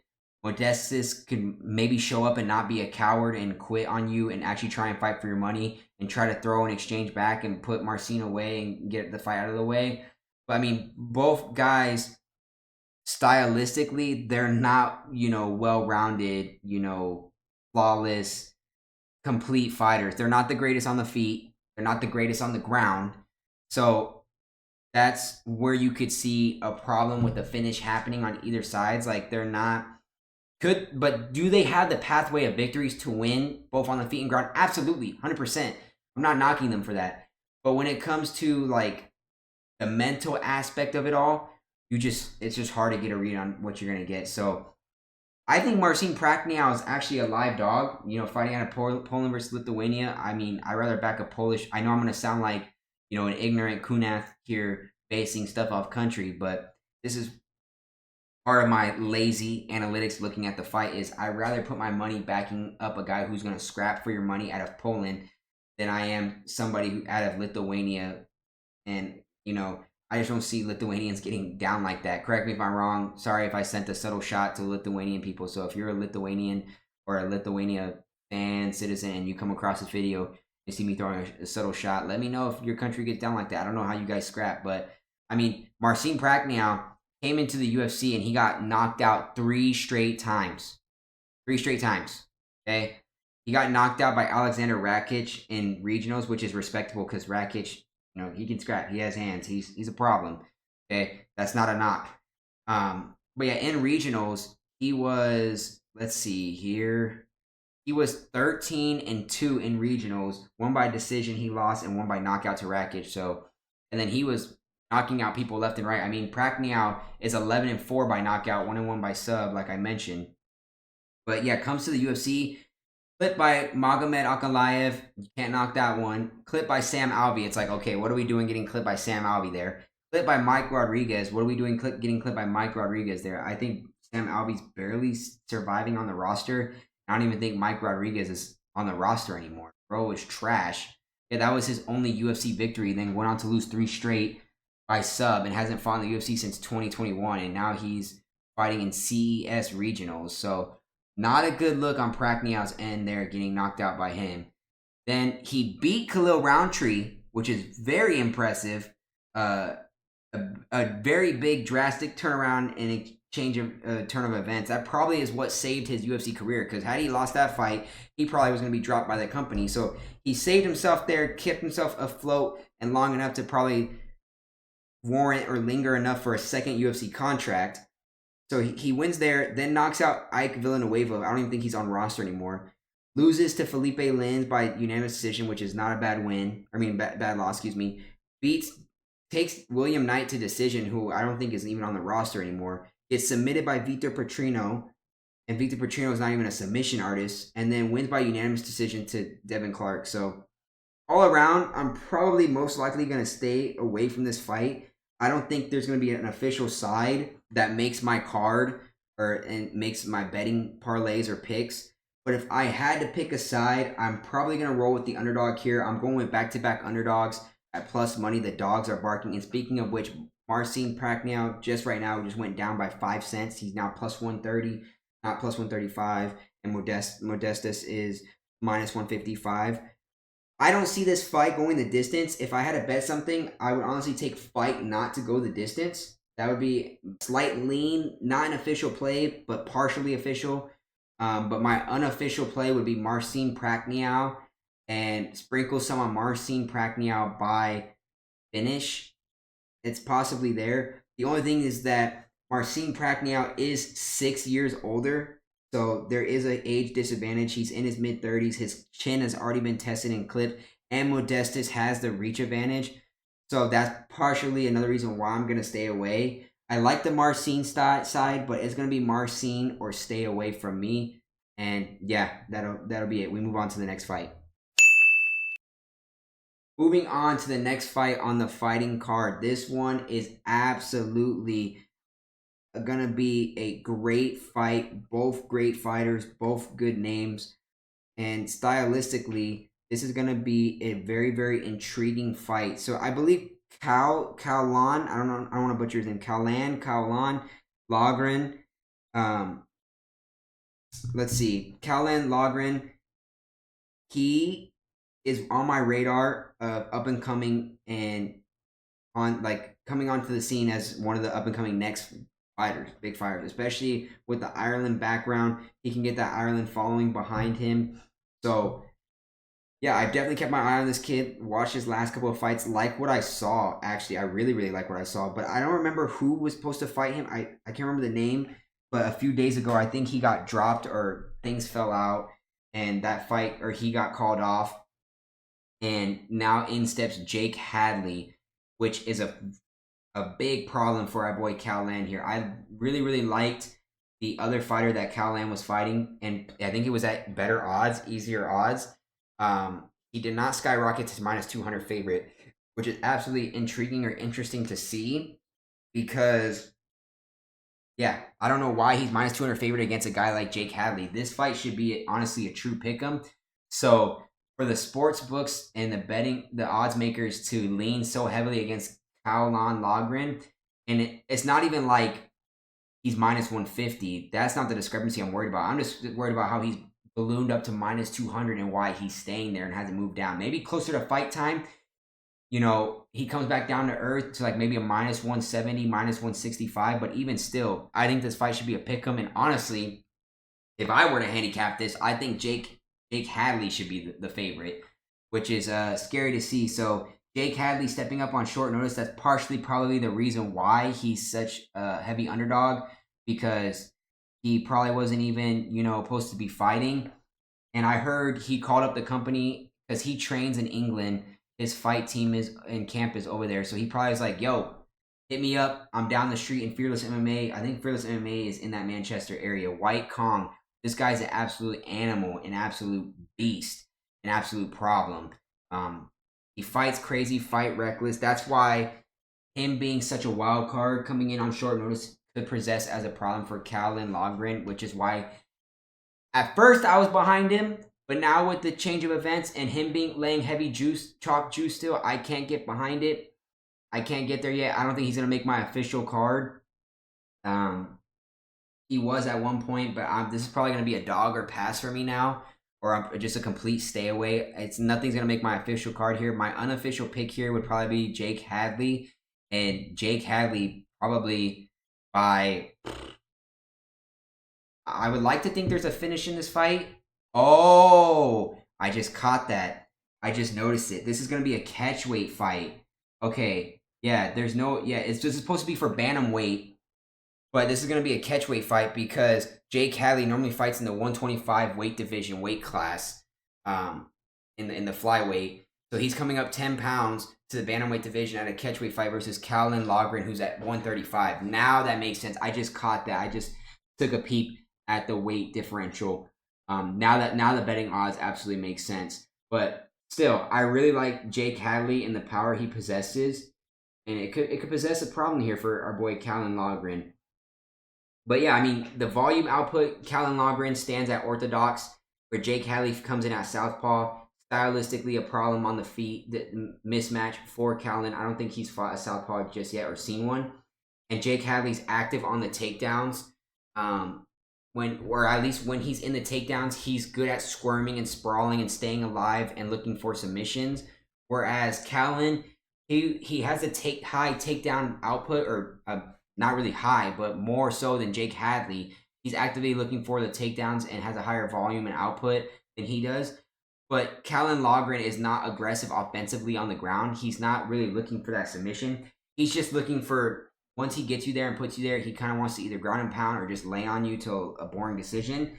Whereas Jake Hadley, he's going to try and get out of your grappling and out of your wrestling tactics and try and either submit you or ground and pound you and finish you any way possibly. That's why I kind of like Jake Hadley here.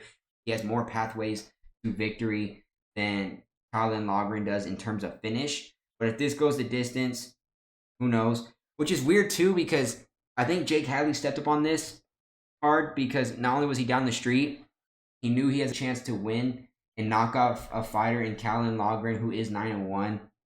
Who is partially a hype train, who is on a win streak, and Jake Hadley can retain some notoriety and get, his name back in the works, back in the mix, because Jake Hadley, if we go look at him, I believe he's 2-3 in his last 5. I think one of his fights he did get injured in though, and he rushed back from injury really quickly, and it deeply affected him and kind of, hurt his record and his, output and trajectory. Also, to be fair, Jake Hadley, I think one of his fights he was fighting with staph infection during the week and was on antibiotics, so that kind of like hurt him too. And I know his weight cut at times can be brutal, so maybe that's why he's coming up to 135 at a catch weight fight to gain, some weight a little bit. And maybe he's abandoning 125 and going to move up to 135 completely because maybe it suits him better and fits him better. But that's why it's going to be a problem for this fight because Callan Logren is going to be fighting at his natural 135 weight. He's not cutting as much as Jake is. So that's another advantage there. Once you start cutting so much weight, you get water drained in your brain. You're more susceptible to knockouts. And with the volume, that Callan Logren is putting out and his significant strikes that he's landing more significant strikes, but him and Jake Hadley have the same accuracy. So it's like Jake Hadley is landing the more sniper-esque shots. He's more patient with it, whereas Callan Logren is just throwing in volume to see what sticks. You know what I'm saying? So, but yeah, he was coming in undefeated into the UFC. He won his Dana White Contender Series, and then his debut, he lost to Alan Nascimento, which is like an okay loss. Like, it's not a huge knock, but it's like also like, come on. You know what I mean? And then he beat Carlos Candelario, who I believe is not even on the roster anymore. He submitted him, finished him. He knocked out Malcolm Gordon. Again, Malcolm Gordon's like, whatever. I mean, but still flatlined him, clipped him. And then he's on a back-to-back, fight losing streak. He lost back-to-back fights by unanimous decision. And Cody Durden was one of those fights he lost where it's like, Cody Durden's like a solid scrapper. He's decent, but he's also like he's whatever. And Cody Durden just got flatlined and knocked out to Bruno Silva, who's also on a back-to-back fight losing streak. He had a big win, and he said, "I belong here," and then went on a little mini fight win streak, and then everything all went downhill there. So your life can change drastically. And the script can get flipped so quickly in this fight game. It's the most unforgiving sport in the world. And then he lost by unanimous decision to Charles Johnson. Went the distance in an absolute scrap against Charles Johnson. He got spark plugged and lit up there, but he was putting it on Charles Johnson too. They were both throwing and exchanging. So that's why I kind of lean dog or pass here because Jake Hadley is chinnable. He's never been finished. Never been knocked out. Never been submitted. All three of his losses are by way of unanimous decision. And Callan Logren really in exchanges like that, when it's high volume, high output, high offensive octane, he hasn't really been tested like that. So far in his UFC career, he's kind of fought, lower no names that aren't really that big. And he's kind of had an easier matchmaking. And the matchmaking has favored him and been easier for him more so than it has been for our boy Jake Hadley. Jake Hadley's in a more prominent weight class division with more big names, heavy hitters, heavy hand fighters. So whereas we don't know what to expect with Callan Logren, he's gone to the distance in both of his fights, and they weren't even like big fighters like that, big names like Taylor Lapilus, like okay. 20-4, solid fighter, 4-0, 6-0. He by 6-0 by sub, 4-0 by knockout. So Taylor Lapilus, respect. He still doesn't have like the greatest big resume. Only 3 fights in the UFC, and one of those he lost. So he's 2-1 in the UFC. So it's like Taylor Lapilus, like okay, that's a somewhat respectable loss, and that was his UFC debut. And then in his next fight, he wins by unanimous decision to Angel Pacheco, who Angel Pacheco, everyone's like, who? Who is that? Like, what is that? 7-3, all 3 by decision losses, 5-0 by knockout, 2-0 by sub, and he's 0-2 in the UFC. Lost his Dana White Contender Series 2 as well. So he might be getting dropped by the company soon if he doesn't get a win here, or if he hasn't been dropped by now, he probably will be. So it's like Jake Hadley has more pathways to victory. Cal Logren hasn't been tested in a true fight exchange like that. And if we see him scrap, we don't know if he can actually get clipped like that. So, and Jake Hadley's not going to go away. You absolutely have to flatline Jake Hadley to put him down and put him away and keep him away, or else he's going to stand and bang with you all night long. Pause, no Diddy. But it's like he will exchange on the feet with you, no problem. And I just don't see Callan Logren dominating Jake Hadley on the ground either. Maybe the weight size advantage helps Cal Logren and getting him to the ground. In terms of finishing him, I doubt it. I like this fight to actually go the distance. I know I'm contradicting myself. I know I said earlier that I like a finish here. But if anybody's getting finished, I think it's more of the Callan Logren side. I like Jake Hadley. Sprinkle some on ITD. Jake Hadley money line. Jake Hadley by decision. But nothing here is going to make it an official, my official betting card. But those are partial leans that I would lean towards and sprinkle on if you want to have some say in this fight. But yeah, other than that, probably a dogger pass and stay away fight for me. It's just short notice. You don't know what to expect or get because it hurts both fighters, right? Jake Hadley didn't really have like anywhere near a full camp to prepare for Cal Longren, and Cal Longren had a full fight camp preparing for somebody else, and now he has to game plan and readjust for Jake Hadley, who is a problem. Jake Hadley can scrap. So this isn't an easy fight by any means. I can't get behind laying a minus 200, chalk juice favorite. And Jake Hadley has the hometown crowd buff. So they're going to be going for him in an England fighter, which helps him on the scorecards if he gets there. So only way Callan wins is if he gets a shocking finish or he wins by way of robbery on the cards, which will be very, very hard to do with the hometown buff. But anyways, let's move on to the next fight of the prelims, second to last fight of the prelims. We got a women's bantamweight fight, strawweight fight, and Molly McCann, I wouldn't say everyone's, but she was a fan favorite at one point before she turned into the Molly meatball trash can that she is now. Her trajectory was up and up. She was winning fights in exciting fashion. She had a couple of finishes here and there. You don't see a lot of finishes nowadays in women's MMA, and she was getting them. The England crowd was loving her, backing her. And then she hit a brick wall where she came and had, a short little stumpage where she was losing fights and she lost back-to-back. And it became a problem. So it was rough for Molly McCann there. She had a little rough stretch. And now she is back on her winning ways. She is back on the W side of, everything. So somewhat everything is all right in the world. But not entirely just yet, because with the recent struggles and failures that Molly McCann has had, we still don't know what to expect from her. She does have the home crowd buff, which is insane because she opened up as a minus 350 favorite, and now she's almost minus 400. I don't care what anybody says. I don't care how good of a fighter you are. I mean, actually, it depends, okay? It depends. Let me backtrack on that. But especially in women's MMA, laying that much chalk and juice, it's hard to get behind minus 400 damn near favorite in women's MMA in the strawweight division. It's going to be really, really tough. Now, probably about minus 180 of that minus 380 price is probably factored in by the odds maker of the hometown crowd buff, because they know more likely than not, women's fights go the distance, okay? And if it does go the distance, she should somewhat win on the card by robbery if it's close because of the hometown crowd buff. She should also win. The only way she'll lose on the card is she just absolutely just getting worked like she has done before in the past. But the thing with Molly McCann, it's just weird. It's hard to handicap her and what to expect from her because, like I said, a lot of women's fights go the distance. That doesn't mean women's fights are boring or aren't scraps. There's absolutely some scraps in there. There's some actual good fights and exchanges they'll throw down. It's just, it's really hard to finish or put away another girl on girl action unless you're just an insane Brazilian Jiu-Jitsu submission artist or you just have hands of steel.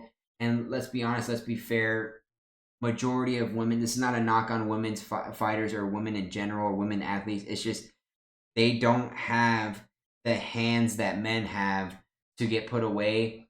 And so even though they're throwing at volume or high striking volume and output, they have decent enough chins to withstand some of the punches that they're throwing because it's like, and also they're not well-rounded, well-sounded, boxers, if that makes sense. So they don't know the angles or the right spots to hit to put someone down and knock them out. Like if you go and look at women's fights, they're hitting mostly in the cheeks, like cheekbone area, they're not really putting it on the chin. and not the angle of your chin where you kind of turn their head to knock you out. They're not really aiming for your temple. They're just trying to like point fight, majority of them. So like I said, not a knock on women's MMA fighters. It's just, it is what it is. That's what is happening. That's what does happen. And it's literally tape backing up to prove it. But in the last 5 fights of Molly McCann, they all have come by way of finish, whether she's getting finished or she's the one finishing. So in her last 5 fights, she won by back-to-back knockouts. Then she got submitted back-to-back times. And then she submitted Diana Belbita in the first round. So 4 of her last 5 fights were done and out the way and finished early in the first round. And before those last 4 fights, they were all going the distance or ending in round 3. She has a knockout on Luana Carolina, which is actually impressive. That's an impressive knockout on Luana Carolina, because the way she's turned out into a semi-decent fighter. So that's decent resume winner. But she's been submitted by Erin Blanchfield. Can't knock that. Erin Blanchfield, an absolute monster, an absolute beast. She's a tank on the ground. Got Molly McCann there without a problem.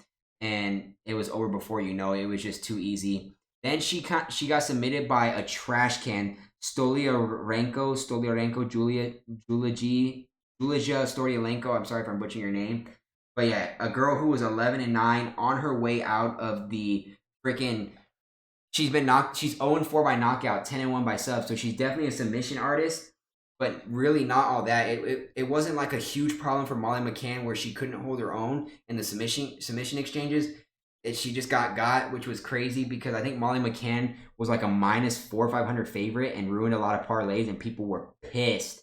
So pissed. And I believe that was hometown crowd buff too, if I remember. Aspinall versus Tibera. I believe that was on the London, England card at O2 Arena, if I'm not mistaken. So yeah, people were definitely pissed about that one. She gets finished by a fighter who is on her way out of the promotion and I think she probably is anytime soon now gonna get kicked out of the UFC and dropped. She just got knocked out by Luana Karolinko in her last fight back in February. So yeah, 11-9-2. So her getting hurt dropped by a can is absolutely crazy because Molly McCann had that hype train where she was winning and everyone's like, oh, she's the next big thing. She had the fan base around her. The UK, England was loving her. Her and Paddy Pimblett were the next big things on the promotion.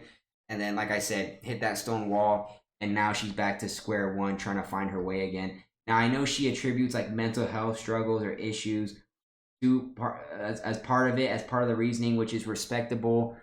But I think she just got too comfortable and used to handling her fights and beating fighters, her opponents in surprising fashion, where she didn't really have to hit the struggle bus. And when she hit the struggle bus, she didn't know how to handle it. Now, if Molly McCann wants to win this fight, her pathway of victory is strictly on the feet. It's by knocking Bruna Brazil out. There's no way if and buts are about it.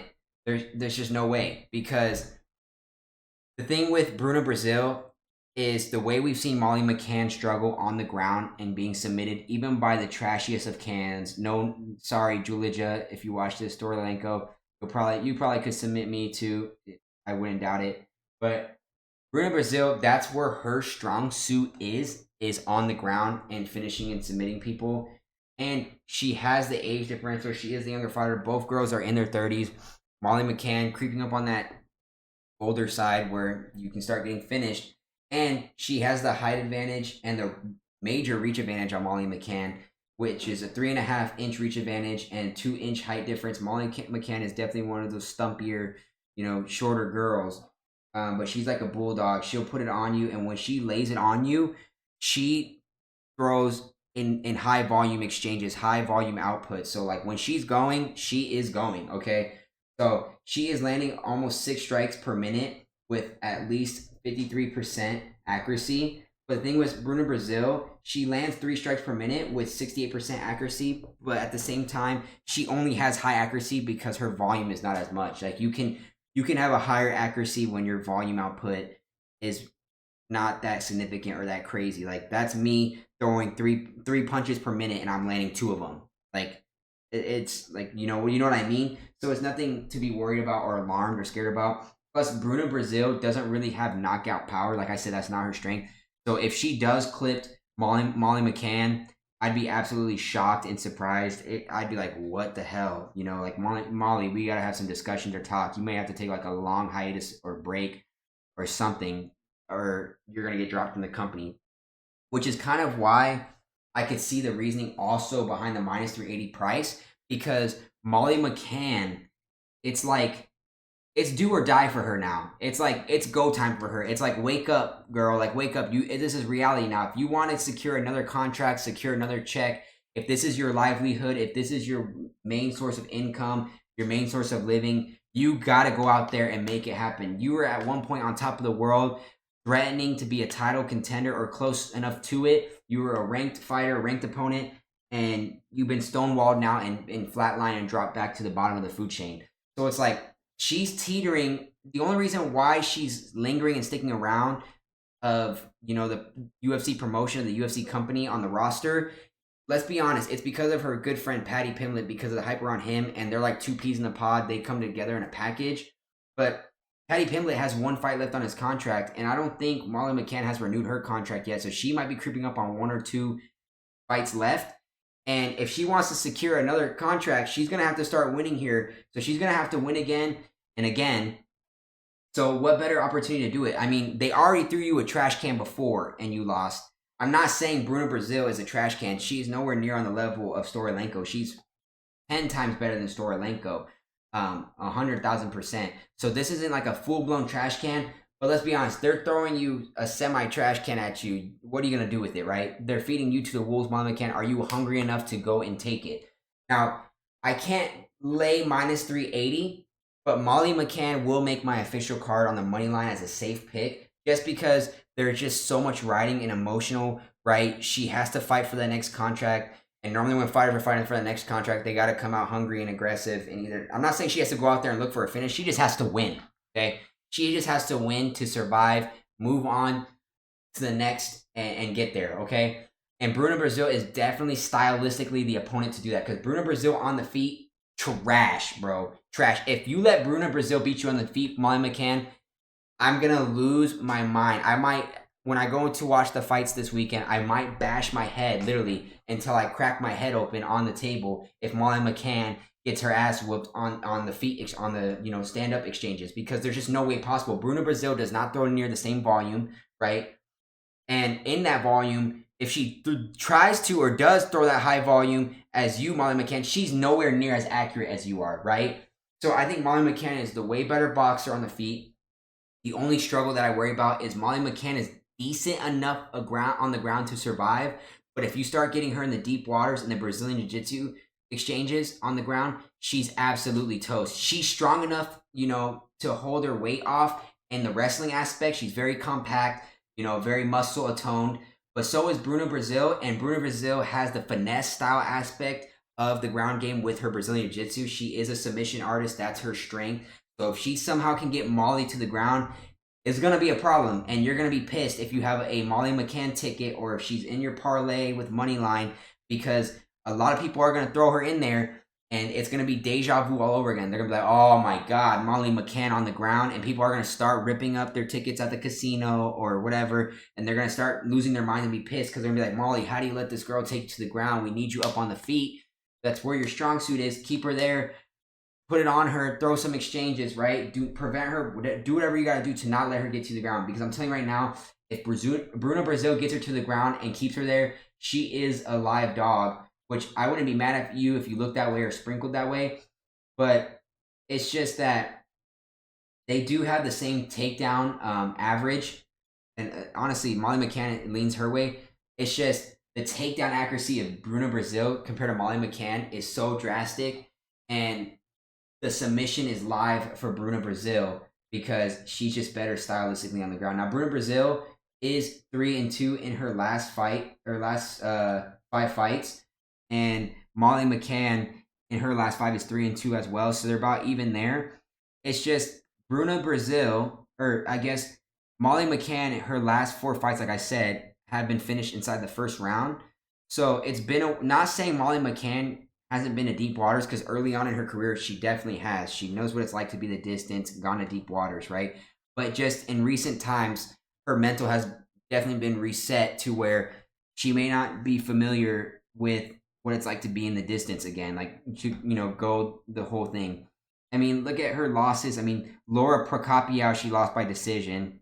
I don't even think she's in the. I don't even think she's in the UFC no more. And then Talia Santos, she lost by decision, which is like, again, like, she beat Diana Belbita twice. It seems like that's like the only girl that they can throw at her that she can be successful with. She beat Priscilla Cochera, which is like a decent, notable win. I mean, Talia Santos, to be fair, she is 21-3, and she's in the PFL now. So Talia Santos, that is a respectable loss.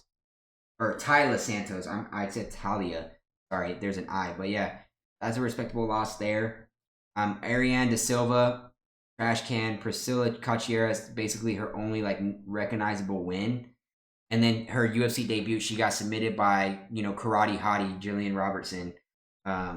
So, I mean, that's another respectable win. Who Jillian Robertson, who she turned out to be, is like, okay, no knock there. But I mean, Bruna Brazil is coming into here. The karate hottie is Waterson Gomez. That's who just fought Jillian Robertson. Jillian Robertson is the Savage. She's changed her like nickname like 8 times. Which I don't know why they call, what's her name? Michelle Waterson Gomez, the karate hottie. I mean, she is aesthetically pleasing. She's decent, but like karate, she is trash can, literal trash can. But moving on to Bruna Brazil. Sorry, no side rant or knock on Michelle Waterson Gomez. But yeah, 3-2 in her last fights. The thing is, another aspect that favors Molly McCann is she does have the veteran experience here too. She has a way bigger, longer resume and a longer tenure in the UFC. I think she has like 8 fights or something like that, close to that. And Bruna Brazil is still fresh meat in the promotion. She has 4 fights in, and she is 2-2 in the UFC. She lost by decision to Luke Boon Mi, which is like, Luke Boon Mi is like, if you're losing there, what are we doing here, right? I mean, Luke Boon Mi is, I wouldn't say that. She has a somewhat noticeable win against Shauna Bannon, but Shauna Bannon was on her UFC debut. So it's like, if they ran it back, Shauna Bannon might be able to get to her. Who knows? Then she got knocked out by Denise Gomez. So it's like, bro, come on, what are we doing here? And then she knocked out whoever M Man is, and Marnik Man in her Dana White Contender Series. She's 6-3, 3-1 by knockout, 1-0 by sub. The Sawed Off Savage. That's a badass nickname. But yeah, a girl who's 2-3 in her last 5 fights, and she is 0-2. Technically, if you want to count Dana White's Contender Series, she's 0-3 in the UFC. So yeah, I don't even think she's actively fighting right now. She last fought in April and lost to Ketlin Souza. So she might be dropped from the company or moved back to regionals or PFL, whatever other organization is going to pick her up. So it's like Bruna Brazil, her resume in the UFC isn't the greatest. I mean, she's coming out of LFA, which is one of the more prominent regionals, and she's out of Brazil too, which Brazil's got some great regionals as well. And before she came into the UFC, made her UFC debut, including her Dana White Contender Series, she was on a 7-fight win streak. She was 7-0, 7 in a row. And she's been knocked out before in her UFC debut, or her MMA debut, all the way back in 2014.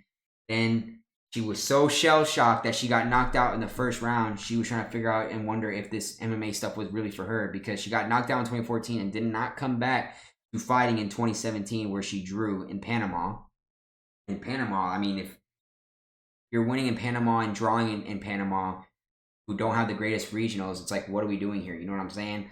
And then you get knocked out when you step up to a new regional, and then you found your way. So, I mean, she's been knocked out a good chunk of times, 3 times. She's 3-3 by way of knockout. So, if she cannot take down Molly McCann, if Molly McCann can prevent her from getting taken down and letting her do that and stays on the feet with Bruna Brazil, I like Molly McCann by inside the distance. Excuse me, by knockout. But if it goes the distance, obviously I still like Molly McCann by decision. I'll probably lean Molly McCann knockout or decision to play it safe as a prop. If I were to sprinkle, excuse me, God, my hiccups. If I were to sprinkle something on a little bit of plus money, it would probably be Molly McCann by knockout. And Molly McCann will be my official play. It's going to make my card, sadly, and it'll be a parlay piece. I don't love it. It'll be scary. But with all the angles that I named, veteran experience over Bruna Brazil, she's hungry for that next contract. Hometown buff yet again, even though you lost last time, you had hometown buff. Hometown crowd, leading your way. I still like Molly McCann here to bounce back and hopefully find her winning ways again and get a little bit of a mini win streak here and get back-to-back wins. So yeah, Molly McCann, money line, parlay piece safe, a safe prop, Molly McCann knockout or decision. Sprinkle some on decision and knockout, and you'll probably be profitable on that fight alone if you do all that. That is if Molly McCann doesn't go back to her old losing ways against Bruna Brazil. I want to see. And on to the next fight on the card. We got Nathaniel Wood taking on Daniel Pineda. And I was looking at this fight, and I was like, this is a very interesting fight because I have no clue where Daniel Pineda came out of. The woodworks out of nowhere. Totally not familiar with this guy. I may have seen him on a couple fight cards, maybe. I'm not too familiar with the name. He looks familiar based off the tattoos in his face. Mexican guy or Mexican American. May have caught some of his fights, but I didn't pay too close attention to it. Some of his tattoos are pretty cool. They're pretty wicked. The little Grim Reaper with the blue eyes, that's pretty sick. I can't cap. I'm not gonna lie, that's some great work done there. He probably had a decent artist. But enough me, I googly over a man's tattoos. Let's just say Daniel Pineda is a pretty active fighter and has a high volume of fights on his resume. But to be fair, he is 38 years old, a way older guy. Did he step in on short notice, or was he always fighting Nathaniel Wood? I don't remember seeing him on this card. I might be mistaken, or maybe I just glanced over him, moved past him. I didn't look too much into it. I just saw Nathaniel Wood and the heavy juice, and was like, When I was like first looking at this card, I was like, yeah, I probably lean Nathaniel Wood anyways, and I still probably am. I'm not sure how to handicap this fight because I don't know much tape on Daniel Pineda. I haven't watched him a lot. He's a wrestling Brazilian Jiu-Jitsu guy, which is, to say the least, the featherweight fight. I always thought Nathaniel Wood was a little bit heavier than that. But I thought Nathaniel Wood was like a 155, 165 guy. So, he's certainly built like it. Nathaniel Wood is definitely, chopped up and cut up for this weight class in the featherweight division. So this is a problem. This is a scary issue for Daniel Pineda. I'm not going to ramble and look too much into this fight or have much of a breakdown for you guys. I'm more familiar with the Nathaniel Wood side, so it's probably going to be like a biased pick for me. Just because I've seen Nathaniel Wood fight before. I know what he's capable of and what he's done. And, stylistically, I don't think Daniel Pineda is much of a threat.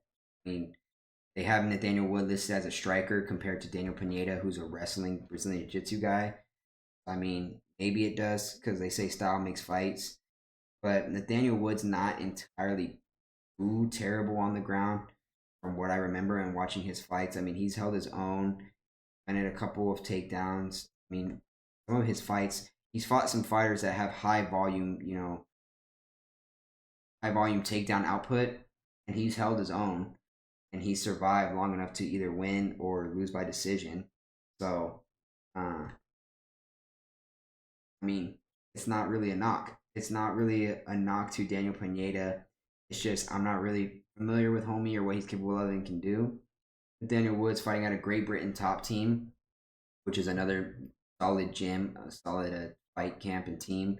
I believe that might be where Leon Edwards is out of, if I'm not mistaken. I think he's at a top team. Oh. Maybe not. Someone's at a top team that he's at a Renegade. Tom Aspinall at a top team then? I might be, I don't know. I know someone else's top team. Can't remember. I'd have to double check real quick, but I'm pretty sure. Let's see, Tom Aspinall. I'm pretty sure he's at a top team. Oh, Team Oban. damn, who is out of top team? There's definitely a bunch of other fighters from there. I'm familiar with their team and their gym. So, but yeah, Nathaniel Wood is coming off a loss to Muhammad Naimov, which is like not a bad loss. Can't knock it. He hasn't been too proactive. I mean, October, it's been a minute since our boy Nathaniel Wood has stepped in here. But yeah, Muhammad Naimov is not a bad loss at all. Bro is definitely a scrapper. He can fight. And yeah, I can't knock that loss at all. Muhammad Naimov, he's looking like a problem for the future. He's coming. Muhammad Naimov is coming off a loss himself by mission. Yeah, he's only 5 fights into the UFC, so or 4 fights in the UFC, and he's won 3 in a row, and he has 11-3 record. So like can't be mad at it. But yeah, I mean he beat Andre Fili, which is a solid win, but and he went the distance with Andre Fili, and Andre Fili can scrap too. Like Andre Fili is either knocking out or getting knocked out. That's the type of fighter and guy he is. He wants to put on a show. You either go out swinging or he's making you go out swinging. So and to beat Andre Fili and going the distance, impressive. Charles Jourdain, another guy who's kind of like wishy-washy up and down, but Charles Jourdain has hands, bro. He has heavy hands. He's a problem. He's not all the way completely trash and not all the way bad. That's another respectable win. Charles Rosa, solid win. He lost to Casey Kenny. I don't think he's on the roster anymore. But that was his second, or not even a second fight, but that was so long ago, back in 2020 during COVID. There's a lot of like different outliers and aspects, during COVID, especially in all of sports, because there's so much was going on in the world, like health wise, medically, that affects performance. So I don't read much into it, but he beat John Castaneda. I don't think he's still barely still on roster. I don't think so. Got knocked out by John Dodson. Don't think he's really on roster anymore. But when he came on to the UFC, he came on super hot, starting out a blazing 3-0, all 3 by way of sub. He submitted Johnny Eduardo, not on roster. Andre Ewell on roster. Jose Quinones, I think he might be on roster still. That name sounds very familiar, but if not, yeah, probably most likely not on roster. Yeah, nah, he's been dropped and on to bigger and better things, regionals. But yeah, I mean, Nathaniel Wood is 20-6, 9-2 by knockout, 5-2 by sub. Regionals, lost a couple of fights. He had a Bellator win, which is impressive. Anytime you can get like a Bellator or PFL win, because Bellator and PFL are probably like the next closest thing. And Cage Warriors, those 3 promotions and companies are probably the next closest thing you can get to the UFC. And so for you to have that on your resume coming up throughout regionals, you must take those all you can get, because that's the closest like preparation, the closest uh, fighting experience that you can get to the UFC. So that's very huge and critical, because you're gonna prepare yourself and know what to expect when you get to the big show in the. Sometimes a lot of these fighters that are at a PFL, Bellator, Cage Warriors, they adjust really well, because like I said, a lot of the fighters that they're fighting in those regionals are some of these guys that were past and present UFC guys and what have you. They want to stay active, so to get that experience is critical. So I mean, he submitted a guy in Bellator, and then he went on to Cage Warriors, where he was undefeated, flawless 4-0, all by knockout. He held the belt. He defended it twice. First round knockout. So Nathaniel Wood's definitely a problem. There's times where it's like frustrating to watch him fight, because not saying he cowers away and quits, but he's like 50-50. He just picks and chooses when he wants to show up, like whether he wants to fight for your money or he's like, nah, let's just hurry up and get this over with. I'm out of here. But he'll definitely scrap. I mean, he's been knocked out twice and submitted twice, so he's definitely finishable. But as of recently, he's found a way to be smart enough defensively to survive and move on to a decision. So, I mean, his last 6 fights have gone the distance, and he's 4-2 by decision. He's coming off a loss. I don't know if Pineda can survive. I like that Daniel Wood. I don't see him submitting Daniel Pineda if they're saying this guy's a wrestling Brazilian Jiu-Jitsu guy, submission artist that they say he is. This is definitely a step up in competition for Nathaniel Wood, because he's never fought a guy in the UFC promotion with this big of a resume, this big of, like fights underneath him. This guy is 28-15. This guy's 38 years old. He has more fights than he's been on Earth, alive on Earth.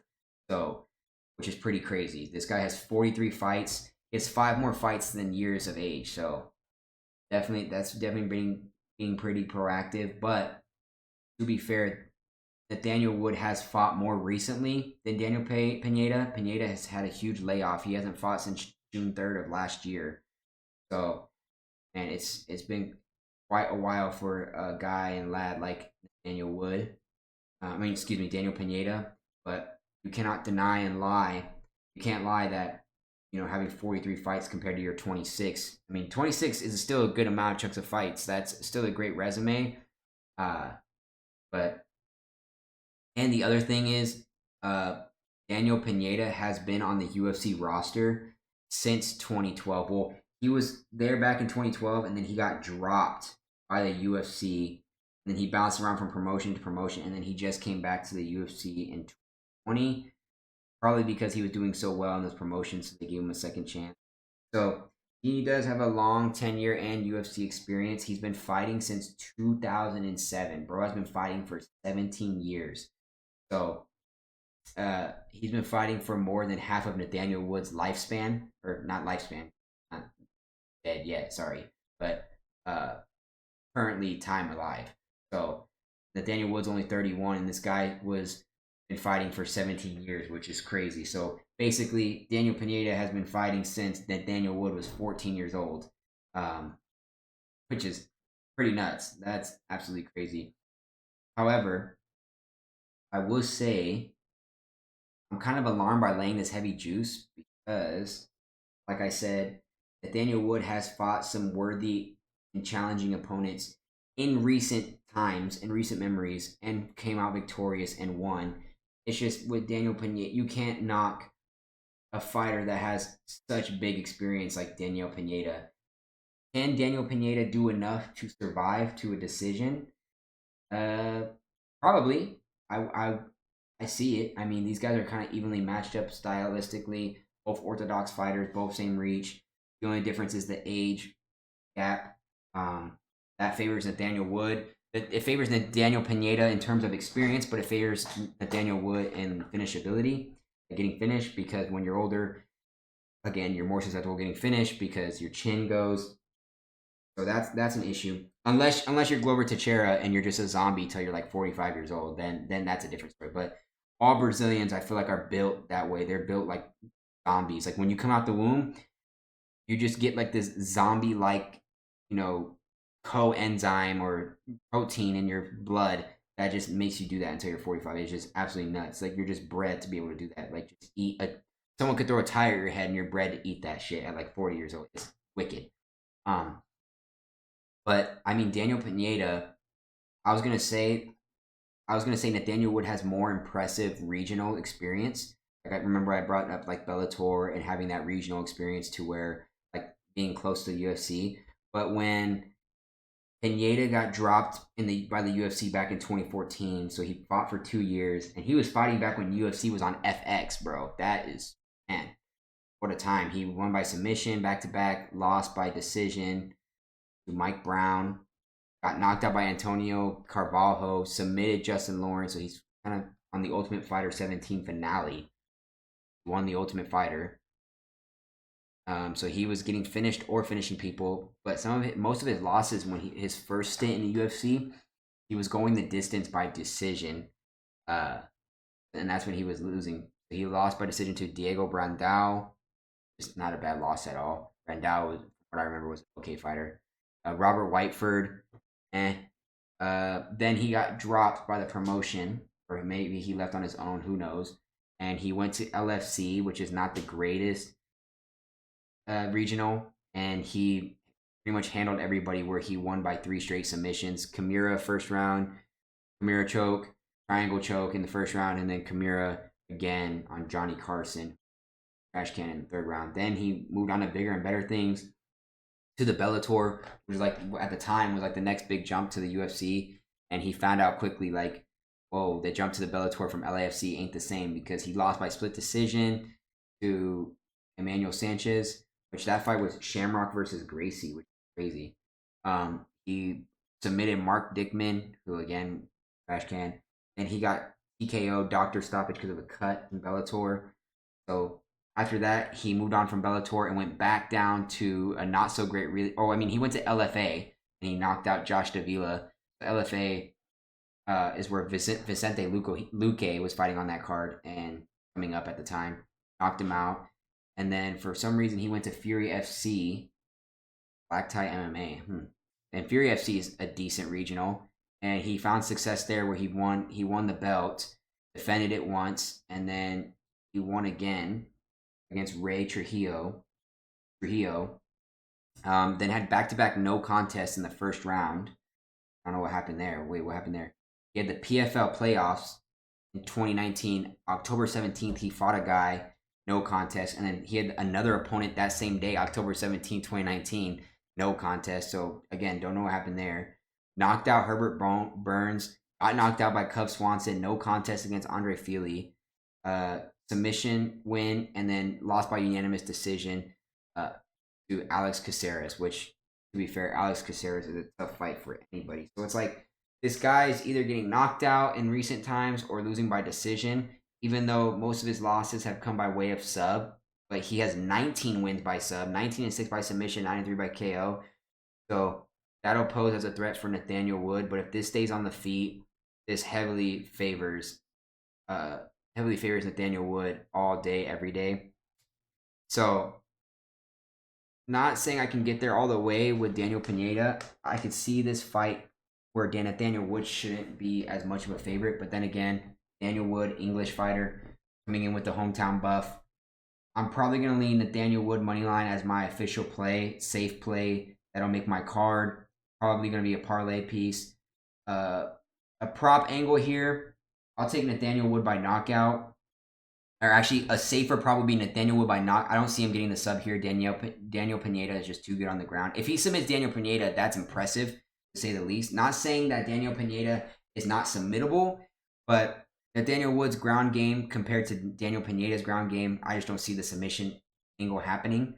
So I would take Nathaniel Wood by knockout. 38-year-old fighter, definitely his chin is catchable. You can clip him, and Nathaniel Wood has hands. He is, built super brute-like and definitely can beat him. So I will take Nathaniel Wood by knockout or decision as a safe prop, and I would sprinkle some on Nathaniel Wood decision and some on Nathaniel knockout. You'll be profitable whichever way there. And yeah, we'll move on from the prelims, and we move on and make it to the main card, which all of y'all have been waiting for. All right, on to the main card. The first fight of the main card, the debut, which is a 5-fight main card. I thought it was only 4. I was like, this is kind of like a short main card when I was looking at it. Also, by the way, this is kind of crazy. I don't understand why UFC does this, where they make the early prelims on ESPN Plus for ESPN Plus members or people that own subscription or subscribe to it, and then they make the prelims on ESPN2 or ESPN Plus. So they put it on mainstream TV just for the main card to go back to pay-per-view. So it's like, if you don't have ESPN Plus, it's like, nah, you can't watch it, right? They blue ball you. Then they blue ball you and tease you by giving you the prelims, and the prelims is only the four fights. It's the shortest amount of fights on the card because there's 5 early prelims and then there's 5 main event fights. So it's like they tease you for a little bit and they're like, all right, you got enough action, buy the pay-per-view. We're going to pay-per-view. It's just so stupid, bro. I don't know. I hate when they do that. But yeah, we got Arnold Allen and Giga Chikidze. Hopefully I pronounced it right. I think I did. So round of applause for me for pronouncing that right and not butchering it. Hopefully. But this is another fight that actually caught my eye on the card. I'm kind of glad it made the main card because any day, any other card, this is a fight night main event. This is literally a fight night main event, Apex main event, whatever you want to call it. Yeah, I mean, this is a very exciting stylistic matchup here. And the reason why it caught my eye is because both guys are very exciting fighters and stylistically is an even up draw. I will say it's one of the very few times Dana White and crew and company did a very good job of like stylistically evenly matching up these fighters, because on some, I mean, they've been doing that. They've been doing a lot better of a job as of late doing that. because in recent times we've seen it where like they're so on and off with their matchmaking. Like we see so uneven matchmaking, and then we see it to where we get like such a pick 'em fight. You don't know, and we see like it's just too inconsistent. Whereas like these last few cards, they've been pretty consistent through and through. Whether like the smaller names, the up and comers, the bigger names, like the bigger draws, they've been doing a really, really good job of keeping it, pretty even kill when it comes to matchups. But yeah, we got Giga Chikadze, who's coming in as the plus 190 underdog versus Arnold Allen, who's the minus 235 favorite. Now, I'm kind of surprised and shocked at these odds. To be honest with you, I would handicap this as more as like Arnold Allen minus 150. And I think at one point in time, he was like minus 180 from what I can remember. And then he skyrocketed and shot up to such a heavy favorite. And I can see why people are leaning his way for majority of reasons, because one, he has the age difference, right? Mid-30s, you start getting into those weird, creepy problems in the combat sports world. People say it's not a real thing or not a real curse. Trust me, it is. Despite the reach advantage and height advantage for Giga Chikadze, who has a 3 to 4 inch reach height advantage and has a 4-inch reach advantage, which honestly could pose a problem for Arnold Allen. But honestly, Arnold Allen doesn't look like he struggles with reach, because he looks like he fights well with length anyways. And even though he's not the longer fighter, he fights like with length, if that makes sense. Like he fights extended, but not overly extended. He knows how to use it well and stay within his means and within his pocket. So he's not going to overextend into Giga Chikadze and keep his chin open. There's been times though where he does fight, pretty sporadically and pretty crazy, and can get ahead of himself. But this is a crazy fight. I'm going to tell you off rip, before I like give a mini deep dive analysis. I'm not going to go too much into this fight, but I'm taking this fight to not go the distance. I hope the odds makers don't have it favored towards over 2.5 rounds, because I will be absolutely shocked. Do not do over 2.5 rounds minus 240. Someone is absolutely getting clipped and finished here. And I'm going to tell you why. Despite the stats and analytics, both fighters throw with high volume. Okay? They may not land with high volume, but they throw with high volume. And when they land, they land. Now, their accuracy is not there because, like I said, they're throwing with high volume, but they're just not landing. But when they do, it's with power. Okay? Arnold Allen is probably the way better guy on the ground. I'm not saying Giga Chikadze is completely trash. He's not completely washed there. He's just not the greatest. That's not his strong suit. Wait a minute. Do they have the fight odds up here? Okay, so I guess for the main event card, they have the fight odds for props. But for the rest of the card, they don't, which is absolutely sick. But like I said, it's just Giga Chikadze's strong suit is not the ground, and that's not where he wants to be. His strong suit's on the feet, especially in a fight like this where he does have the reach advantage and the strength. But Arnold Allen, 19-3 record. Giga Chikadze, 15-3 record. Both guys who are very phenomenal in terms of just winning. They keep on winning. Great records. They're not bad. Arnold Allen has never been finished, to keep note. He's 7-0 by knockout, 4-0 by sub. So 3 of his losses have come by way of decision. And Arnold Allen is coming off back-to-back losses. He's hit a little bit of a stone wall in the road. He's been stopped. But to be fair, he got pieced up by Max Holloway, but it was a classic fight. He was throwing back and exchanging with Max Holloway. It's just Max Holloway just kept putting it on him more and more. And it was a big step up at that time for Arnold Allen. It was just a huge, huge step up. So he lost by decision to Max Holloway, but they were exchanging, and it was actually a classic fight. I mean, Max Holloway, I believe, from what I remember, he got cut up in that fight, but Arnold Allen just didn't have enough visible damage on Max Holloway's face to warrant even close to win. So unanimously decision to Max Holloway, and then he got unanimous decision to Movsar Evelev, who's the title contender fight for the next biggest draw out of Russia in the featherweight division. Guy is 18-0, never lost. I know what's his name's trying to fight him. Aljamain Sterling, and says Movsar Evelev is ducking him. Movsar Evelev's like, I'm not ducking nobody. He hasn't fought since my brother's birthday this year in January 20th. So he's kind of had like a decent layoff this year. So I know Aljamain Sterling is the one trying to make that fight happen. But yeah, I mean, Movsar, 18-0, 3-0 by knockout, 4-0 by sub, so he can finish people. But since he's been in the UFC, he has not finished a single opponent, not a single person. He's just dominating them enough to where he just unanimously beats them. His closest fight was Nick Lentz, where he won by split decision. So this guy is phenomenal. He's flawless out of Russia, fighting an M1 challenge. That was his region. M1 challenge is okay regional. He held the belt over there. But to be fair, Arnold Allen is coming off 2 tough losses that you can't even knock because they're 2 tough opponents. But you got to take into effect Arnold Allen's recent struggles with that. With the guy coming in like Giga Chikadze, who doesn't care who, what, where you're from. He's another one of those Georgian fighters on the roster who can make things happen and who can scrap. So, I mean, before that, Arnold Allen won 3 straight against Sodiq Yusuff. He went to distance with Dan Hooker. He knocked out in the first round, and he knocked out Calvin Kattar in the second round, which is like okay, like knocked out Calvin Kattar.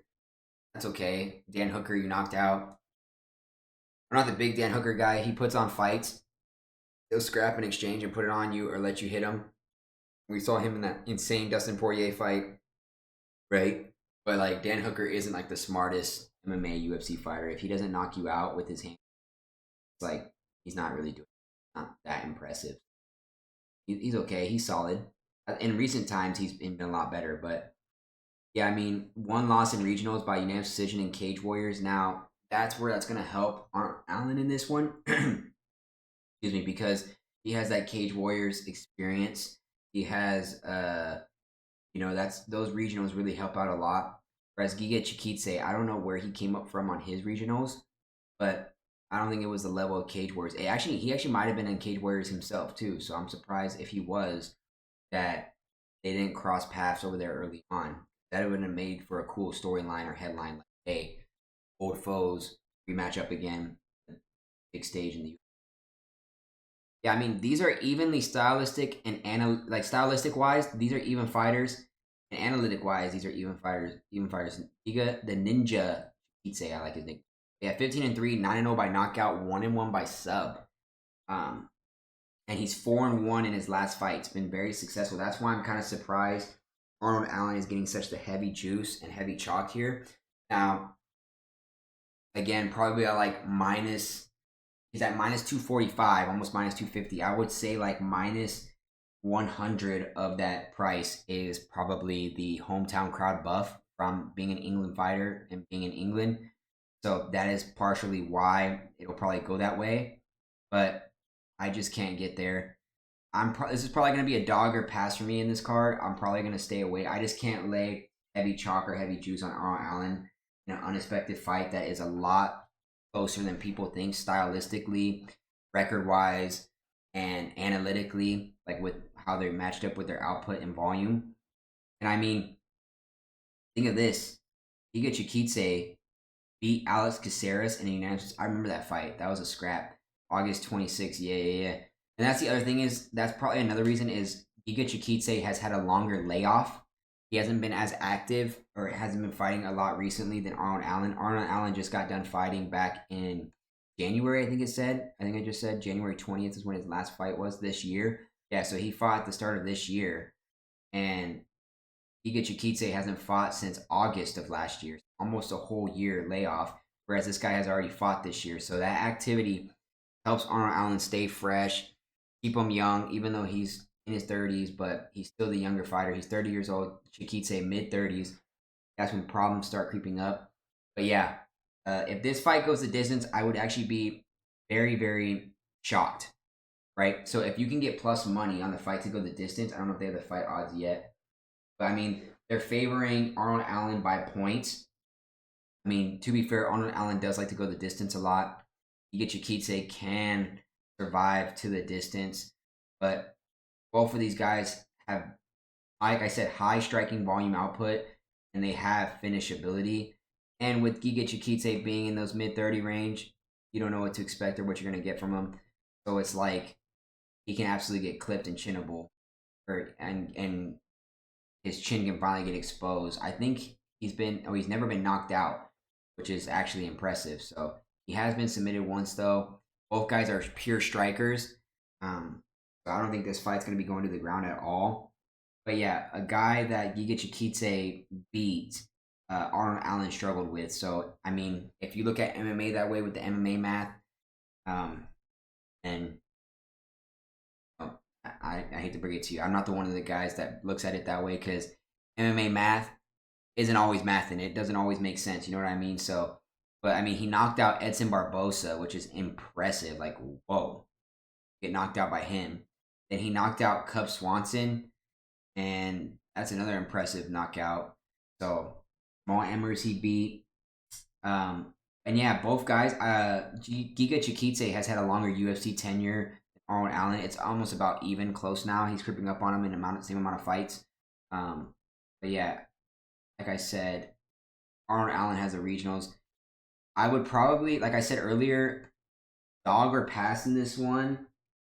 The only reason is because, I mean, my brain is telling me Arnold Allen. My heart is kind of rooting for a Giga win, but I wouldn't be surprised if Giga lost. I mean, Georgian fighters are just tough, man. Absolutely just tough. He's lost twice by a decision and then got submitted once. He was in Gladiator Challenge, so yeah, like I said, that was Giga Chikadze's regionals was Gladiator Challenge compared to Cage Warriors. That's a night and day difference, so that kind of helps Arnold Allen in the terms of the aspect of experience. Helps him out greatly. It's just both guys are such wild card and outliers. It's just like I might want to just enjoy this fight for it is what it is and not get involved with it because too much emotions involved and too many outliers to be clear on one clear cut one side. But Arnold Allen realistically should win. Hopefully he can get back on the track. It just sucks one of these fighters have to lose because I actually like both of these guys. Both decent, nice guys. Both good fighters, both great records. So it hurts to see one of them have to take an L. I wish this didn't have to happen, but I just can't get all the way there with Arnold Allen or Giga Chikadze. So, I mean, based on the odds, they say Giga has no chance by submitting Arnold Allen, which I agree. But both guys have even odds to knock out each other, and they like Arnold Allen a little bit on the submission. So, I know I said this fight's not going the distance because of high volume output, but now seeing that Giga has never been knocked out, I might have to lean decision. Probably fight over the distance. It makes sense now. I can see why the betting odds are when I took a deeper dive into it. So my brain tells me Arnold Allen, heart tells me Giga. Probably, like I said, dog or pass, stay away. Nothing's gonna make my official card. I just can't get behind there with the juice. This is gonna be one of those cards where it's hard to find value. Like last card, we got spoiled with that fight night, that John DeRoba fight night, because everything was damn near a pick'em, and there was value out the ass. You could hit insane, crazy parlay with the odds that you got. This one, it's like there's such heavy chalk that, and you kind of expect a lot of these heavy chalk favorite fighters to come through. So you'll like I said early on in the podcast, in the show, you're going to see a lot of people laying these 6, 7, 8 leg parlays of just chalked heavy favorites, and it's probably going to cash because hometown buff, a lot of things are going to happen and go the right way of these favorited fighters. But I'm the type of guy to look at it from a different aspect and different angle, and to not, so you guys don't get wrapped up into like, oh, this is the clear-cut favorite, here's why. No, I'm trying to give you guys value pertained on both sides, which in a lot of these fights that truly scare me that I can't get behind the clear-cut favorite guy like an Arnold Allen in this fight, I choose to most likely stay away. I just can't get all the way there. And so for me, like I said, for like the umpteenth thousand time, dog or pass, nothing's going to make my official card. But now that I look at it, I might do over 2.5 rounds or the fight to go the distance as a parlay piece, but it's going to be like minus 200 something, damn near the same price, if not heavier juiced odds than Arnold Allen money line. Yeah, it's basically the same thing. So, and I know some of you are going to be like, well, if you're taking the fight over 2.5 rounds, you might as well just take Arnold Allen money line, same odds. It's like, nah, it's not the way it works at all. So, yeah, dog or pass, official play will probably be fight over 2.5 rounds. I know that's a boring pick, but it is what it is. And on to the next fight. And am I excited for this one. This is my boy. I know and love CLD, Christian Leroy Duncan. This man is a beast. If you can, take a loan out on your mom's house, on your mom's mortgage, your dad's mortgage, ask for a loan from one of them, and put the house, however much you can, on Christian Leroy Duncan. If my bankroll was that high, if I was a high stakes, high wagers better, like if my unit size was like in the thousands range, I'd be putting $5,000 to $10,000 on Christian Leroy Duncan, without a doubt, 100%. Now, I'm partially biased, okay? The reason why is because I've been following this guy since day one. I've been a big fan of his since day one, been following him every step of the way since his first fight in his debut in Cage Warriors. Followed all the way through his regional Cage Warriors, watched all his fights, watched all his tape, and I fell in love with this guy's fighting style, the way he puts people away and finishes, his strength, how strong he is, his punching power. Literally, from the film that I was watching in his Cage Warriors days, and even still to this day in the UFC, he literally stylistically fights the same way as John Jones. Me and my boy found him. Shout out to you. You know who you are. I'm not going to share or spread his government name just for case security purposes or reasoning. Maybe unless he wants me to shout him out, then I'll ask him in private. But shout him out. But we followed him, Lerone Murphy, Kai Herbert from the regional scene in England and UK to see what they're about, because we did homework one time. And it was CLD on, I forget what card it was. And we were just falling in love from the tape that we watched on CLD. And my boy is a big John Jones fan. And he saw and I saw a lot of John Jones in him. And stylistically, it is true. Great on the ground, great on the feet, polished, just so strong. I don't think the Brazilian Jiu-Jitsu is fully all the way there. People say that his claim is that's what he came up on, that his Brazilian Jiu-Jitsu came first, then his boxing. But I see him heavily in the boxing gym, doing a lot more boxing work than ground game work. Not saying that he can't do it, but I think boxing is more so, and on the feet is his strong suit, because, dude, I know I'm like salivating talking about this guy, like no homo, no diddy. You guys don't think I'm in love with him. I partially am. I just love Christian Leroy Duncan's fighting game and his fighting style, and he will be 100% my lock of the century on this card. And let me tell you why. Now, I love it because of the betting price and betting odds. Now, respectively, my personal handicap, my personal bias handicap would be Christian Leroy Duncan anywhere from -200 to -220. So the fact that I'm getting at -150 is insane. But I understand. I get it. I respect it. You're fighting Gregory Rodriguez, RoboCop, which is no slouch by any means necessary. This is a huge step up in competition. A huge, probably your biggest fight of your career, coming up from Cage Warriors to now. So I can see why it is the way it is on the betting odds. But man,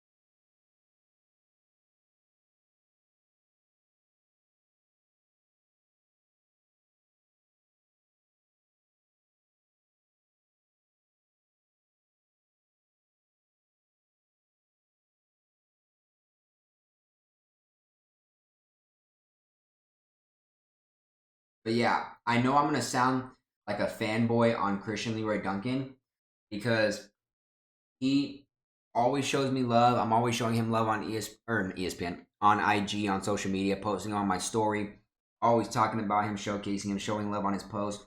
He's always liking on my comments. And I'm like kind of like an obsessive fangirl. I know I don't want to be that way and appear that way, and he probably is irritated and annoyed at me, but he's always watching my stories when I post or talk about him and show him love, and he always shows love right back. I'm probably one of his biggest fans, if not the biggest CLD fan, outside of his like family group, friends, posse, whatever.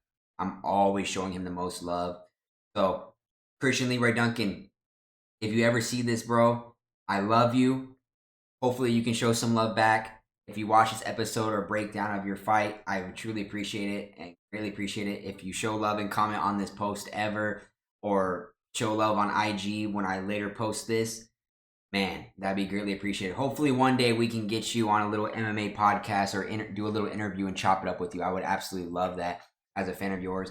That would be absolutely sick. But I love Christian Leroy Duncan. And with the bald head, he has the John Jones effect, and the beard and the facial hair. He literally looks like John Jones, just lighter skin, and fights exactly like him. And he's just so strong, bro. But going back to the betting odds here, RoboCop is no slouch by any means necessary. I thought RoboCop was a lot older than that. Maybe just from fighting so much, it's put years on his body and his face that he just appears and looks a lot older than that. But he's only 32 years old, and Christian Leroy Duncan's 29, creeping up in that 30 mark.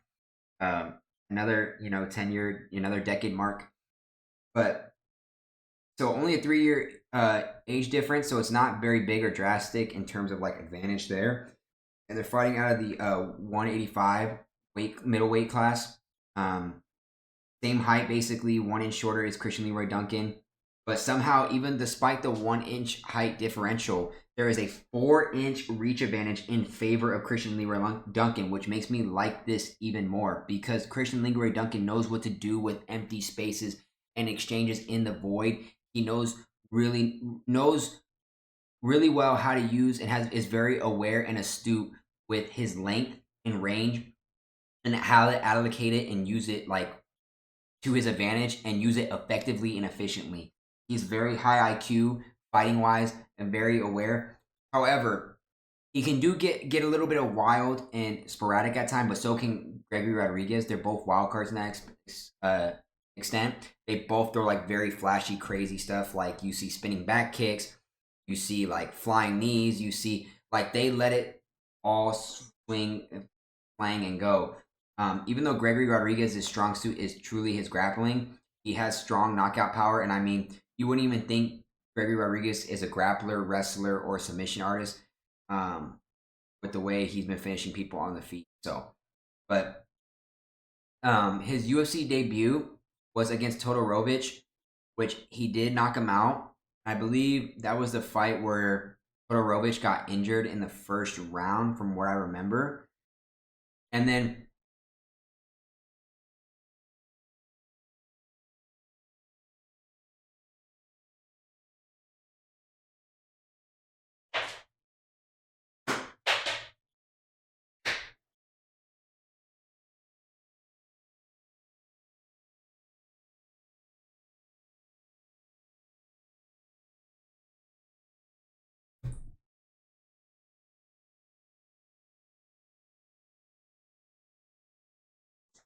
sorry about that. But so he beat Todorovic, who I don't think is in the UFC company promotion anymore. But yeah, he kicked him, and I forget he kicked him and like broke his leg or something like that, or a knee, something weird, and they had to call up the fight. It was a doctor stoppage, so he won by TKO there. And then against Armen Petrosyan, I'm gonna be honest with you, that was Christian Leroy Duncan was coming to that fight 9-0, flawless through Cage Warriors and one UFC fight in his debut. He was coming in there trying to look for that 10-0 mark, and I think the pressure got to him because when you're flawless, you try to stay flawless and protect that perfect record, right? You don't want to lose it. You want to stay perfect as long as you can, especially when you're reaching a mark like 10 wins. That's like a monumental mark in anything in the fighting world, in combat sports, in the MMA, UFC, like I said, any combat sports active, especially when you reach a double-digit mark in victories and wins, that's a huge milestone. So especially when you're starting out 9-0 and trying to reach 10-0, that is pretty wicked and crazy. But I will say Armen Petrosyan is a tough fight and a tough draw for anybody. His name's Armen, and he's from Armenia. That's funny. But Superman, yeah, he's a great fighter. 6-1 by knockout. He lost 1 by sub and then 2 by decision. 9-3 record. He just literally came off a loss and got subbed by Rodolfo Vieira. So, I mean, Armen Petrosyan, that early on into your early UFC career and debut, I mean, it was his second fight. Like I said, it's an absolutely tough draw for anybody to do anything there. But also, if you go back and watch that fight, me and my buddy were watching it, and it was a UFC Apex fight night. And it was actually an extremely frustrating fight to watch because the reason being is we both know what Christian CLD is capable of. We know how he fights stylistically. We know he can put people away and finish them. And in that fight, we both knew that after like the first round, that was not the CLD we knew and loved. That's not the CLD we fell in love with watching all the way through his Cage Warriors career and his finish ability on his opponents, his finish rate. Because he came in there, I would say, gun shy. And I think mentally, his mental might have been a little bit of chalk in there because he knew of how dangerous our men was. And he just didn't really throw with high volume. He didn't throw his same high exchange rate. And when you're not throwing your typical like high exchange rate, like high volume output that you're used to throwing, you're not going to land as much, and that's going to hurt you in getting a finish or winning on the scorecards, which, like I said, he was very, very gun shy. And I knew, like, hey, this isn't the CLD we know, bro. He's not going to do that again. He's going to fight for your money and respect it. And I think that's what happened is the 10-fight win streak was creeping up on his mind. He felt the pressure and against a highly touted opponent in Armen Petrosyan. And he's got gun shy. It happens to the best of us. So I don't knock him for that loss. And by the way, this is another dig and shade that I'm throwing at Kunath MMA. He was talking shit about that fight. And he must have viewed that fight differently from what he remembers. I don't know what the hell he was talking about, but he was like, yeah, CLD wasn't that good. He was talking shit on CLD and saying he was not all that. He showed him a little bit of love and respect, and I think his official pick was he had Gregory Rodriguez winning this fight. So this is another pick that I'm fading Kunath MMA. So Kunath MMA, if you watch this, and my boy CLD comes out, or not if, when my boy CLD comes out on top and victorious and absolutely clips old ass Gregory Rodriguez and puts him on his ass and works him, hey, eat a dick, bro. Eat one. Eat a fat one. You can someone clip that, send that to Kunath MMA. Hell, I might do it myself or make a YouTube short out of it. But yeah, when my boy CLD puts your boy RoboCop Gregory Rodriguez on his ass, you can suck a fat one, bro. Eat it. You suck at this game, bro. You suck. I even chirp at you on Twitter. What is this? Kunath MMA or some shit? I'll chirp you. But yeah, he goes on to beat Talulin by knockout, and then Claudio Ribeiro just absolutely manhandles and destroy Claudio Ribeiro. If you remember, he closed the gap, used his length to take away his punching power, and grappled onto his wrist, and was just absolutely working him with elbows. Just, oh my God, just destroyed him. It was disgusting. It was nasty. Now, that CLD that showed up against, the not gun-shy CLD that showed up against Claudio Ribeiro, that's the CLD that you should be seeing more often than not going forward, because that's the CLD we all know and love. Now, Killcliff is where RoboCop is fighting at. Now, that's a tough-ass fight team, okay? That's a tough-ass fight camp. One of the top fight teams in the world. Top 5, top 10 fight teams. So, that's very dangerous. But, like I said, RoboCop is known more for his wrestling and his grappling. That's where he's more comfortable with. He likes keeping you on the ground and keeping you there, getting ground and pounds and submissions.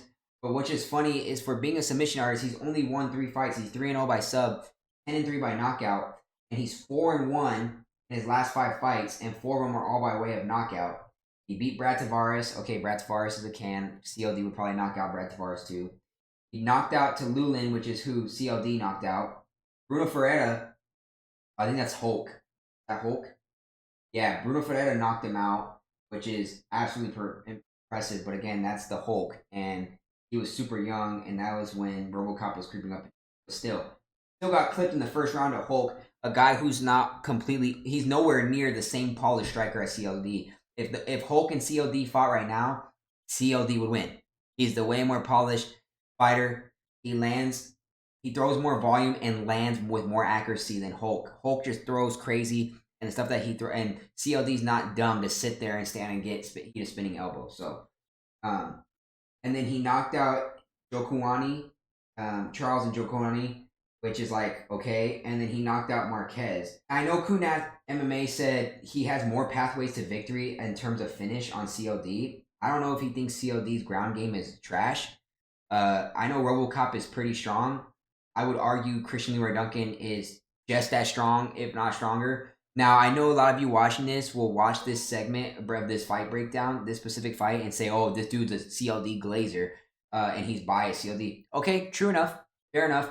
That's a fair assessment, but rightfully so. I'm rightfully a CLD glazer for a perfect reason. So, I don't see this fight going the distance. I'd be shocked if it does. The total rounds is set at 1.5 for a reason, and it's favored that way. But someone's getting finished here late second round, if not third round. And I want to be on the winning side, which is the clear favorite here, Christian Leroy Duncan. I'm eating up the CLD glaze all motherfucking day long. I will take it. And I'll go a step further, and I will take Christian Leroy Duncan by knockout. I wouldn't be shocked to CLD if this goes the distance, if somehow both fighters, their chins can maintain or withstand, the high volume output that they do. But if Christian Leroy Duncan can stay away from the ground, which I think he's very capable of against RoboCop and keeping his distance, he has a reach advantage. He will knock out RoboCop, bro. Give me Christian Leroy Duncan by way of knockout as a plus money prop. If you want a safer prop, Christian Leroy Duncan by knockout or decision. The submission is not happening or live for CLD. Now, if CLD goes out and submits RoboCop, all of you got to shut the fuck up, okay? All of you. It's not happening. I doubt it is. But, bro, CLD, if you do submit him, by the way, if you watch this, bro, oh my God. Oh my God. But if you knock out RoboCop, oh my God. Oh my God, bro. I'm going to lose it. It's going to come out everywhere. I'm going to be in public and just yeet everywhere, bro. Oh my God. If he knocks out RoboCop, I will lose my mind. I will love every minute of it, every single second of it. So this is no knock on RoboCop. I actually love RoboCop, right? I really, really love Gregory Rodriguez. Big fan of his as well. Another one of my favorite fighters. Not top 10 currently, but he's in the mix. He's up there. It's just you happen to run into my boy CLD, okay? It is what it is, and I got to back my boy. I'm riding with my boy from start to finish, all the way to the very end. Pause, no diddy. Don't clip that out of context, okay? So CLD love is what it is. He's going in all my parlays. I'm straight betting him because of his price. I'm taking him by knockout or decision. I'm sprinkling on the knockout. Bro, CLD all day long. It is what it is. It is what it is, all right? So, be what you may, say what you want. Kunath can eat up the RoboCop BS all he wants. Stop hating on my boy CLD. You're going to remember the name. He's up and coming next. He's a contender for the 185 belt and throne. He's won it before in Cage Warriors and defended it multiple times. There's no reason why he can't do it in the UFC. And if he wins this fight, this makes CLD, bumped up and go or skyrocket and jump into the rankings. I don't even think he's ranked yet. He's still unranked. So that even gives another angle that has CLD has everything like more to fight for. He's fighting for that ranking spot in the division and working his way up and trying to move up and win the damn thing. So CLD all day long. And Gregory Rodriguez has nothing to lose. Does he have an opportunity to try and go back and get the belt or try for it? Because I think at one point he was fighting for the belt or was a title contender from what I remember. I don't know if he had an interim title fight or what, or if he actually held the 185 title or was close to it. Maybe I'm mistaken. I might be thinking of something. Okay, he beat Josh Fremd in LFA, but he never fought for the title, but was close to one point. And if you want to look at it this way, let's see, RoboCop has won 2 fights, then lost in the UFC. He also lost to Armand Petrosian too by split. So then he won 2. Then lost, and then won 2. So he's winning 2, losing, winning 2, losing, winning 2, losing. So this is where his loss comes again. I want to look at trends from that angle. But yeah, I think this doesn't hurt RoboCop because I think RoboCop is ranked. And if he's not, he should be. But if RoboCop loses, this doesn't drastically drop his rankings, or I don't think he falls out of the rankings. So him losing here doesn't really hurt him. Not saying he's trying to lose. I'm just saying Christian Leroy Duncan has a lot more to fight for in getting into the rankings and moving up to the 185. If Christian Leroy Duncan wins here against a guy like RoboCop, depending on who he's matched up with in his next 2 to 3 fights, you could say if he wins 2 more fights after RoboCop, he is a title contender or close to it. So yeah, a lot more is riding on the wall for Christian Leroy Duncan here in the middleweight division than anything else. I would love to see Christian Leroy Duncan spice up the middleweight division and be a prominent contender. But we'll see. I would love to see a Christian Leroy Duncan Sean Strickland fight because I think Christian Leroy Duncan could give Sean Strickland a good fight, and that'd be actually a great fight to watch. So will that ever happen though? No, because Sean Strickland's in his own head now. He got the taste of the belt. On to the next fight on the card. We're approaching towards the end here, folks, and we got Bobby King Green. I'm still going to call him Bobby, even though he officially changed his name to King. So this is King Green against Paddy Pimblett. Now, short, sweet, and simple. We're all on the Paddy Pimblett hype train. We're keep riding the Paddy Pimblett hype train. Choo choo. Get out the motherfucking way. We are still on Paddy Pimblett all day long. Now, I am treading this pick with caution. The thing is, though, King Green opened up as a minus 150 favorite when this card in this fight was announced, and this card was completely finished top to bottom like almost a month ago. We kind of knew who was fighting, and the card was kind of complete a month in advance. So we kind of got the odds so far out. And Paddy Pimblett has been wanting Bobby Green for a while now. He's been calling him out for quite some time. So Bobby Green literally said himself, I'm like the genie. You have 3 wishes, and one of your wishes you ask for me, you're going to get it. I will show up and appear. So Paddy Pimblett's finally got his wish and his dream come true of the Bobby Green matchup, the fight matchup. And Bobby Green was like minus 150 at one point, and Paddy Pimblett opened up as a plus 145 underdog. And when I looked at that, me and everybody were like, wait, like the rest of the world were probably thinking, oh my God, we're getting Paddy Pimblett as an underdog. This is absolutely like insane. This is absolutely crazy. Like, how are we getting these odds, right? How are we getting?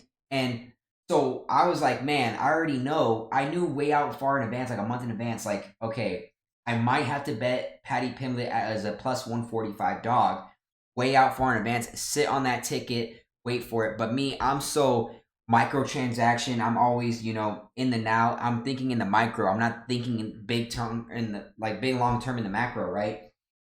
I'm thinking in the now, and I'm too impatient. I can't sit there and wait a month long to cash a plus 145 ticket. But at the same time, I'm kicking and piss at myself because I myself knew that Paddy Pimblett was gonna move. This fight was gonna move to a pick'em because I knew everyone in the rest of the world, all the MMA casuals probably saw the fight odds and were like, nah, this can't be. This ain't right.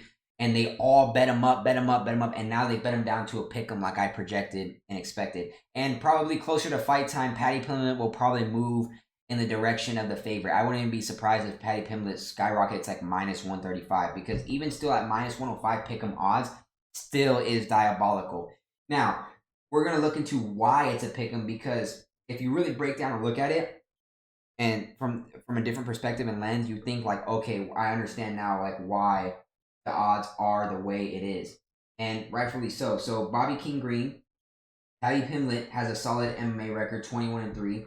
He's got some resume to him. Not as long as a 10-year resume as the UFC. I'm not saying that. He hasn't been on the big stage in the UFC company for that long. He's only had like 4 or 5 fights. Bobby Green has been here for a hot minute, for a long ass time, and has done it for a long ass time as a veteran. And he's not showing any signs of slowing down. He still looks really, really good for 37. Looks really, really young for his age and for the way he fights. I mean, he is 3-1-1 in his last 5. So he had 1 no contest against Jared Gordon. I believe there was like an eye poke or something like that. And then, I mean, he submitted Tony Ferguson, who Paddy Pimblett struggled with. He went to the distance against Tony Ferguson. He couldn't put him away. He almost submitted Tony Ferguson multiple times, but he just gassed out. And that's the problem with Paddy Pimblett. I will agree with a lot of people is he just goes through too many drastic weight changes that it just like screws him up physically, mentally, like health wise in both of those aspects, physically and mentally, health wise. He's just like all the way messed up, and it literally hurts him. Because he like balloons up to damn near like almost like 180, 200 pounds. He stuffs his face with whatever he can. And then he comes all the way down to minus 155, a drastic weight cut. And those drastic shifts and changes of weight is just way too much over time, over and over again on a person. And it can just mentally distraught you and beat you up. Which, side note, I did see on the UFC Instagram page, they had like a little mini sit-down interview with Paddy Pimblett, and he was talking about how his camp, his coaches, his team almost put him out of the fight because his mental health took a huge drastic decline. He wasn't all the way there. And this was about like 2-3 weeks ago, or maybe 3-4 weeks ago. He said almost a month ago, that he almost called out of the fight because his mental health was chopped. Now, hearing something like that from somebody, definitely, that's why early on when I started this breakdown, definitely alarms me and worries me. Okay? Because when you hear a fighter say something like that, when you're supposed to have a killer mentality, like kill or be killed out there, be hungry and vicious and go out there for it all. I'm not knocking mental health. Mental health is a serious, dangerous thing. It's a new aspect in the health world that we have to look at and take advantage of. So not knocking mental health. Mental health is a serious, serious thing. It's a dangerous thing, especially in the athlete sports world. Mental health is a huge thing. It's probably your mental health in the sports world, it probably is more than like 60% of your health, and so more so is your physical health. It's probably 60-40, 70-30 splits than it was like 50-50 before. Like mental health wasn't even a thought or an aspect at all until like recently. So definitely a huge thing. So I'm not discrediting knocking Paddy for that. I'm just saying from that aspect, when you hear something from a fighter like that who's saying their mental was chopped, and he said himself, like, he turned it around 2-3 weeks ago. Something switched or like a flip switched in on him and to get it going.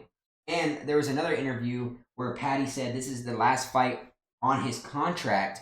And he goes, who knows what the future holds for me? I may not even sign back with the company because who knows, one of these dumbass, silly YouTubers may try to box me and want to fight me and I can get like a huge, big payday, which is a big deal. I can go into boxing.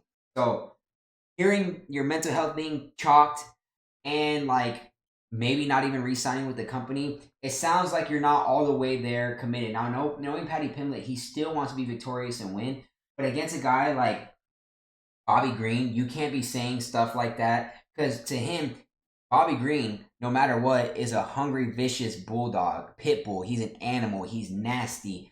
He's relentless. He'll come after you. He's kill or be killed. You have to knock him out to put him away or finish him to put away. If not, he wants to finish you. He's going out swinging. So he's very, very aggressive. So when Paddy Pimblett is saying these statements in the media, in the public eye, Bobby Green is just eating it up. He is just marinating in this and chomping at the bit because he's like, he looks at Paddy Pimblett right now as like a cowering, crying little puppy, like whimpering puppy, like hiding away. You know what I'm saying? And Bobby Green sees him like puffing his chest out like as a big old bulldog. So mental aspect is a huge big deal in the fight game. It's a lot. It takes a handicapped a lot more than you think. So it's tough to hear Paddy Pimblett say those things, which is why that kind of turns me away. But we can't ignore Paddy Pimblett. I'm on the Paddy Pimblett, hype train. I'm part of his fan base. Another one of my favorite fighters. I actually really like Paddy Pimblett a lot. Cool guy. Funny guy. I love his accent. And don't forget, like he always says, well, I'm a Scouser. Us Scousers don't get knocked out, lad. So I don't think Bobby Green has it in him to knock him out. Does he have the power to knock out anybody and everybody? Yes, absolutely. But Paddy Pimblett can eat those. He can eat those. He's never been knocked out in his career, like he said. So he's not wrong. Scousers don't get knocked out. He's 6-0 by way of knockout, 9-1 by sub. His ground game is definitely a strong suit.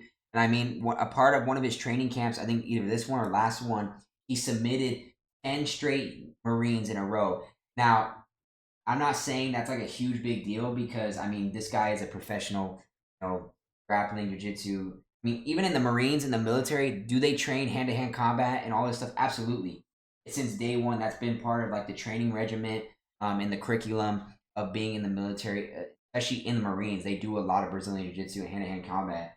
So to submit 10 guys in a row nonstop is impressive because that's showing your chain of cardio and relentless pursuit on the ground to keep it going.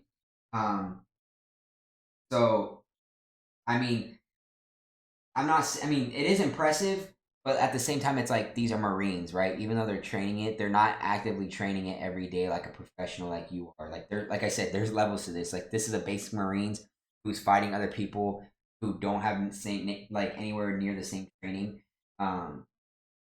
versus a guy who's actively doing it every day and it's ingrained in them. Black belt.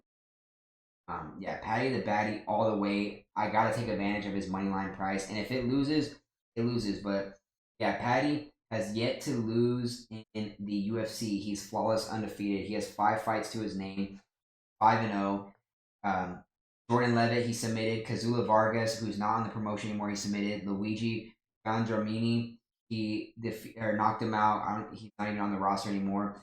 Jared Gordon is where a lot of people fell off the Paddy Pimblett hype train and lost interest in him because he said he fought a boring fight and rob Jared Gordon of a dub. Everyone and their moms thought Jared Gordon won that fight, and rightfully so. Respectably, he did.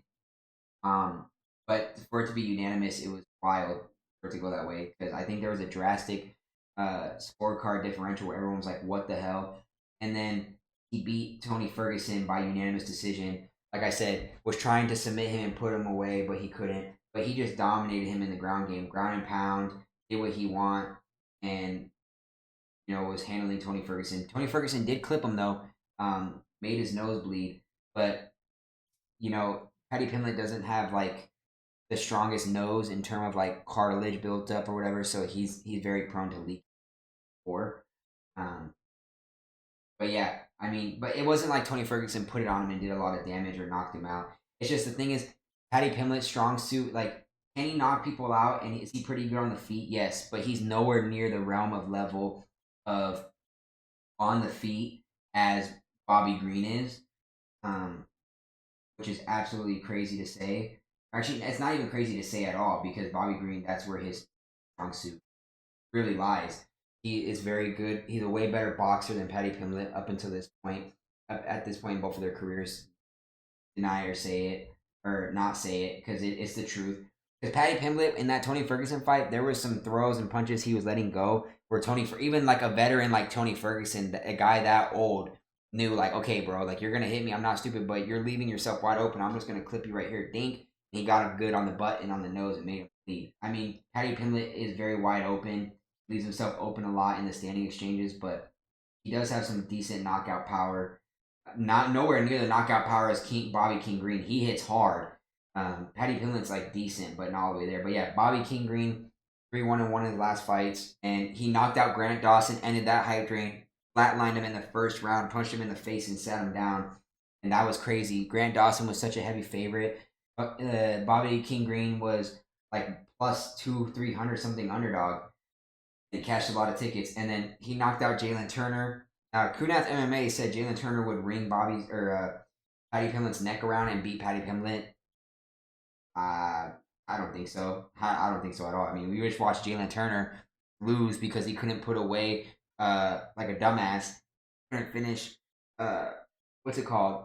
Renato Moicano. He couldn't put him away.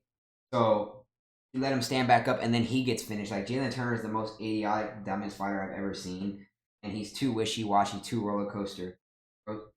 So to say that he would dominate Paddy Pimblett or knock him out, doubters don't get knocked out. Remember that. I think he had Bobby King Green winning by knockout. And then he dominated Jim Miller, which is like, it's old-ass Jim Miller. I know a lot of fans had Jim Miller winning because he won on UFC 100 and 200, and he got to UFC 300 for the promotion. It was a fan thing. He created that fight and made it happen. But yeah, I'm on Paddy Pimblett money line all day. He does have the 2-inch reach advantage. He also has the age advantage. Bobby King Green at 37. Again, when you're at that age, anything in the realm of combat sports when you're that old, it's in the realm of getting finished is not too crazy to think about. But yeah, same height, but yeah, Paddy still holds a 2-inch reach advantage. He lands more significant strike accuracy and has similar output as Bobby King Green. So to say Bobby King Green can dominate Paddy on the feet is crazy because if he doesn't knock Paddy out, Paddy can win on the feet with points, and he's obviously the way better fighter on the ground, despite what the analytics and the stats say here. Because I know they have Bobby King Green with more takedown averages and more accuracy, but when Paddy gets you down, he's actively looking for that takedown, and we know Bobby King Green is very susceptible to the submission. 9-2 by sub, 11-5 by knockout. So he's definitely finishable. Like half of his losses have been by finish, 7 of them. And he got knocked out by Jalen Turner, knocked out by Drew Dober, knocked out by Islam Makhachev, where it's like, okay, that's a respectable loss. It's Islam Makhachev. He's pound for pound like the best right now. Knocked out, or actually he didn't get knocked out by Rafael Fiziev. That's impressive. And went the distance with Thiago Moises. But yeah, with the way the odds are, you could probably get plus money on Paddy by knockout. Paddy by ITD isn't out of the realm of possibilities. But if I were to take a side in this prop, it'll be probably Paddy by decision.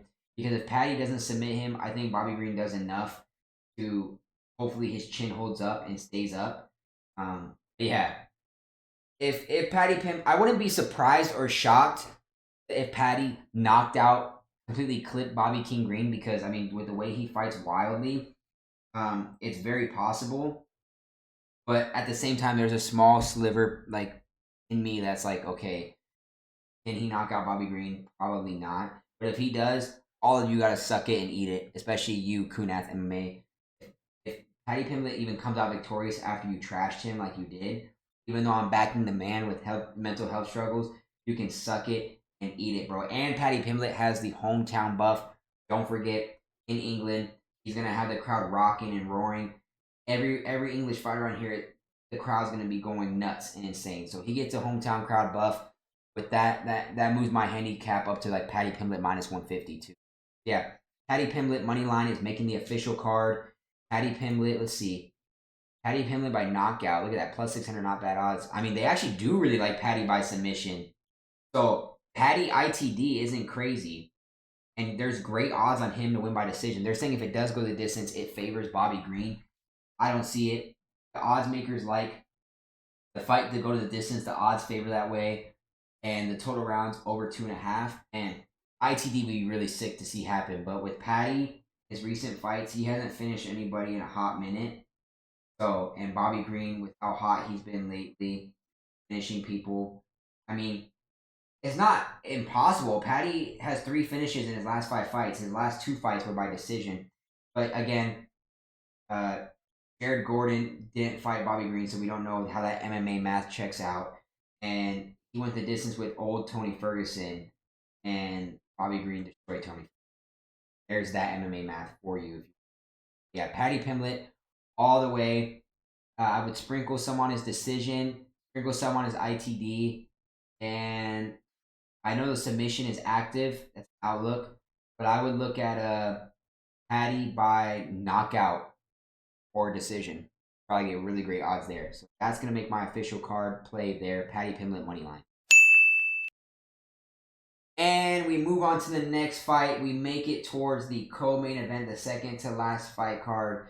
We've been rambling for a hot minute, but that's okay. You guys love it. I love it. I enjoy for you guys watching, and I'm more than happy to do these breakdowns for you. So show some love, throw a like on the video, and share with your friends. Help push it out to the algorithm. That would help out greatly.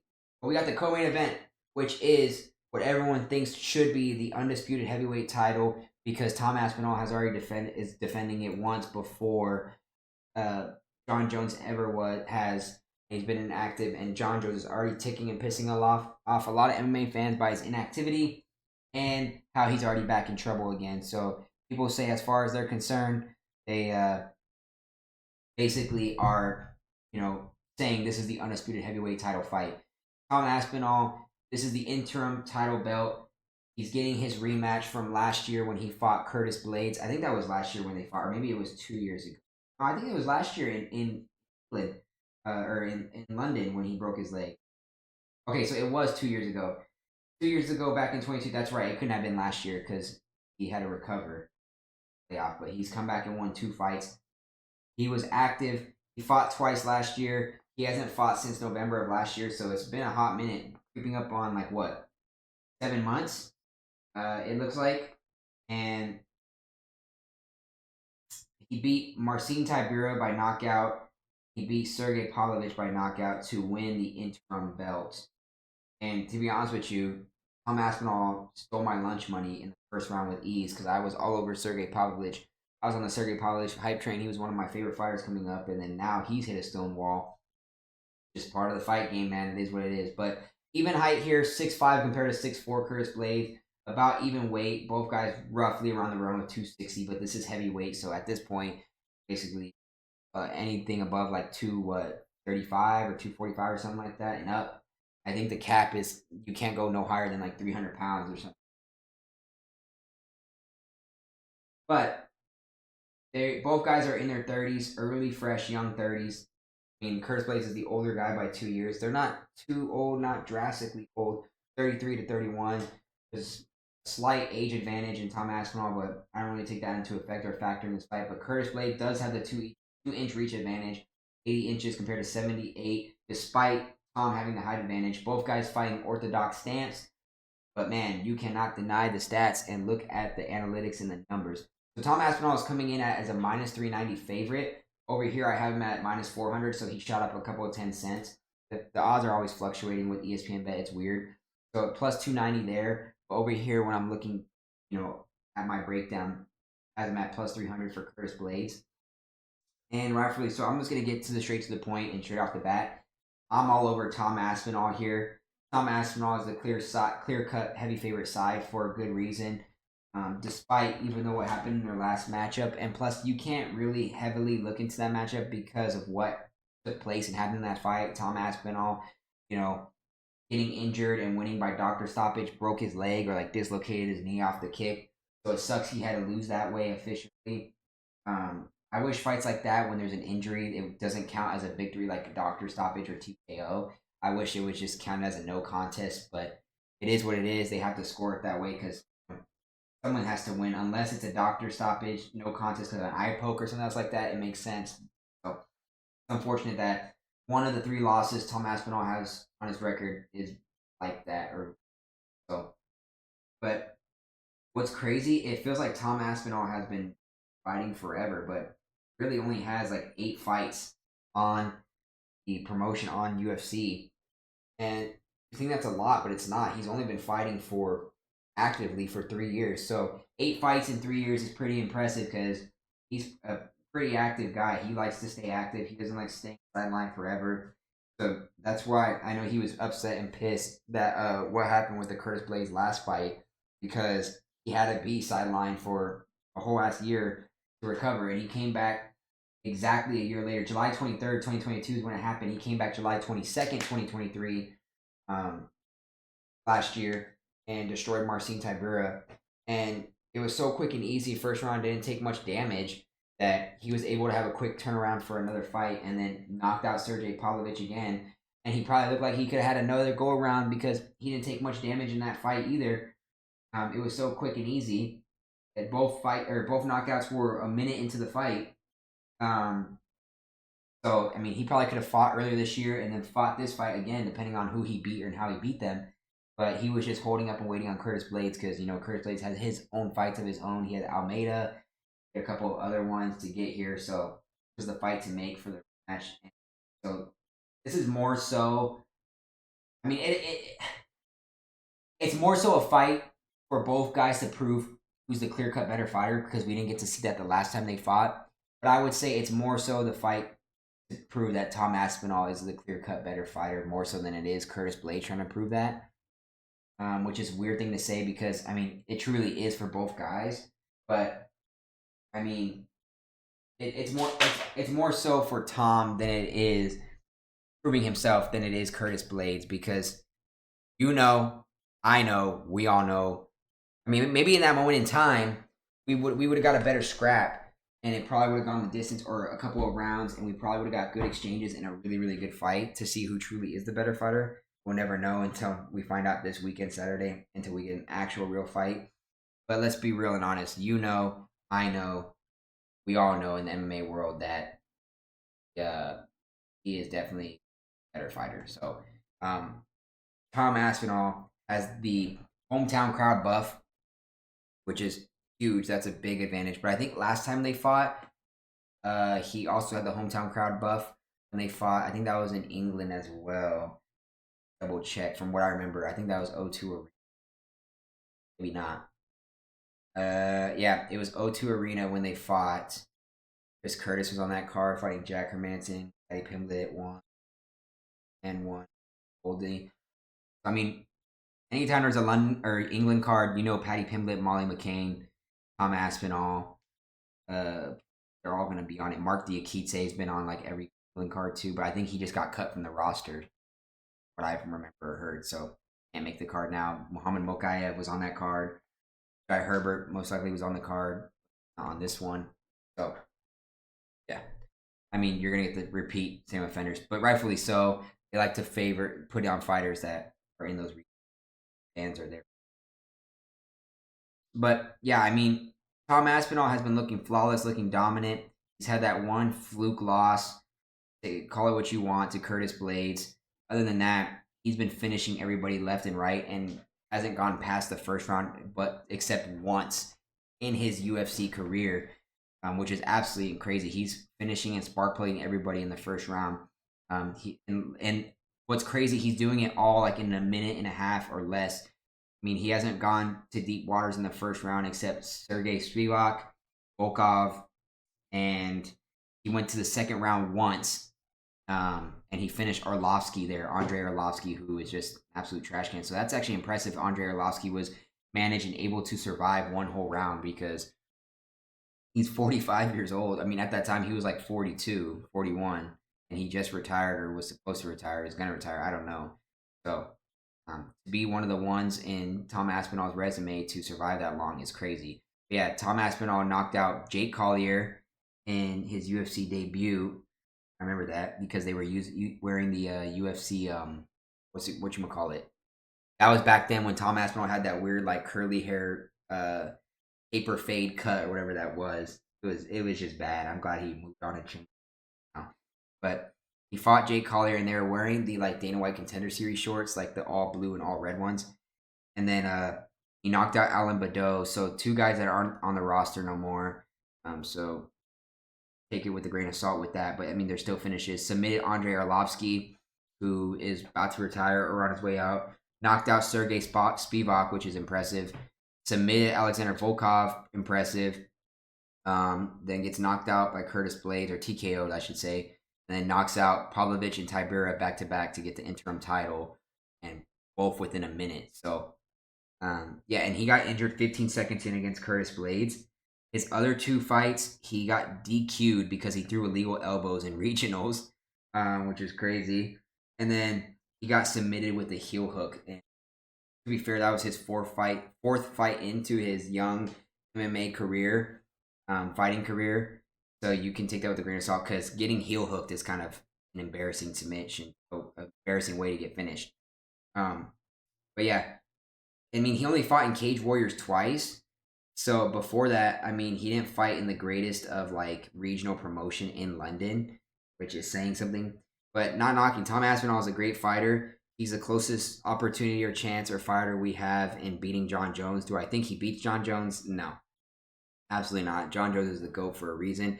And I know people are going to come in here and trash me for saying that. And come in the comment section. It's like, oh, then why is John Jones not actively fighting? He's ducking, blah, blah, blah. He should be fighting Tom instead of Stipe. Where it's like, you got to respect Stipe because he's been wanting that fight with John for years, and Stipe is the heavyweight GOAT as well. So that's the fight to be made. But after that, anybody and everybody can get it. John Jones knows that. You know that. He can put the works on anybody. Does Tom Aspinall definitely have a fighter's chance against John Jones? Yeah, absolutely.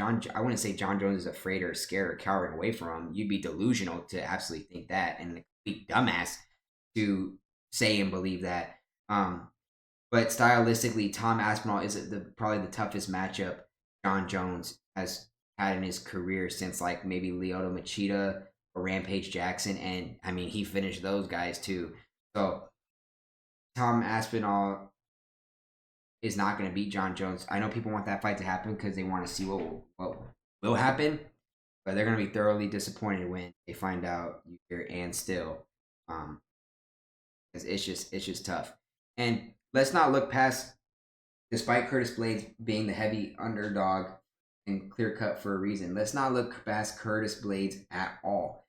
Because I'm not the biggest Curtis Blaydes fan. A guy that I watch thoroughly, who's another handicapper in this sport, Liam Picks Fights. He faded Curtis Blaydes, one of his fights.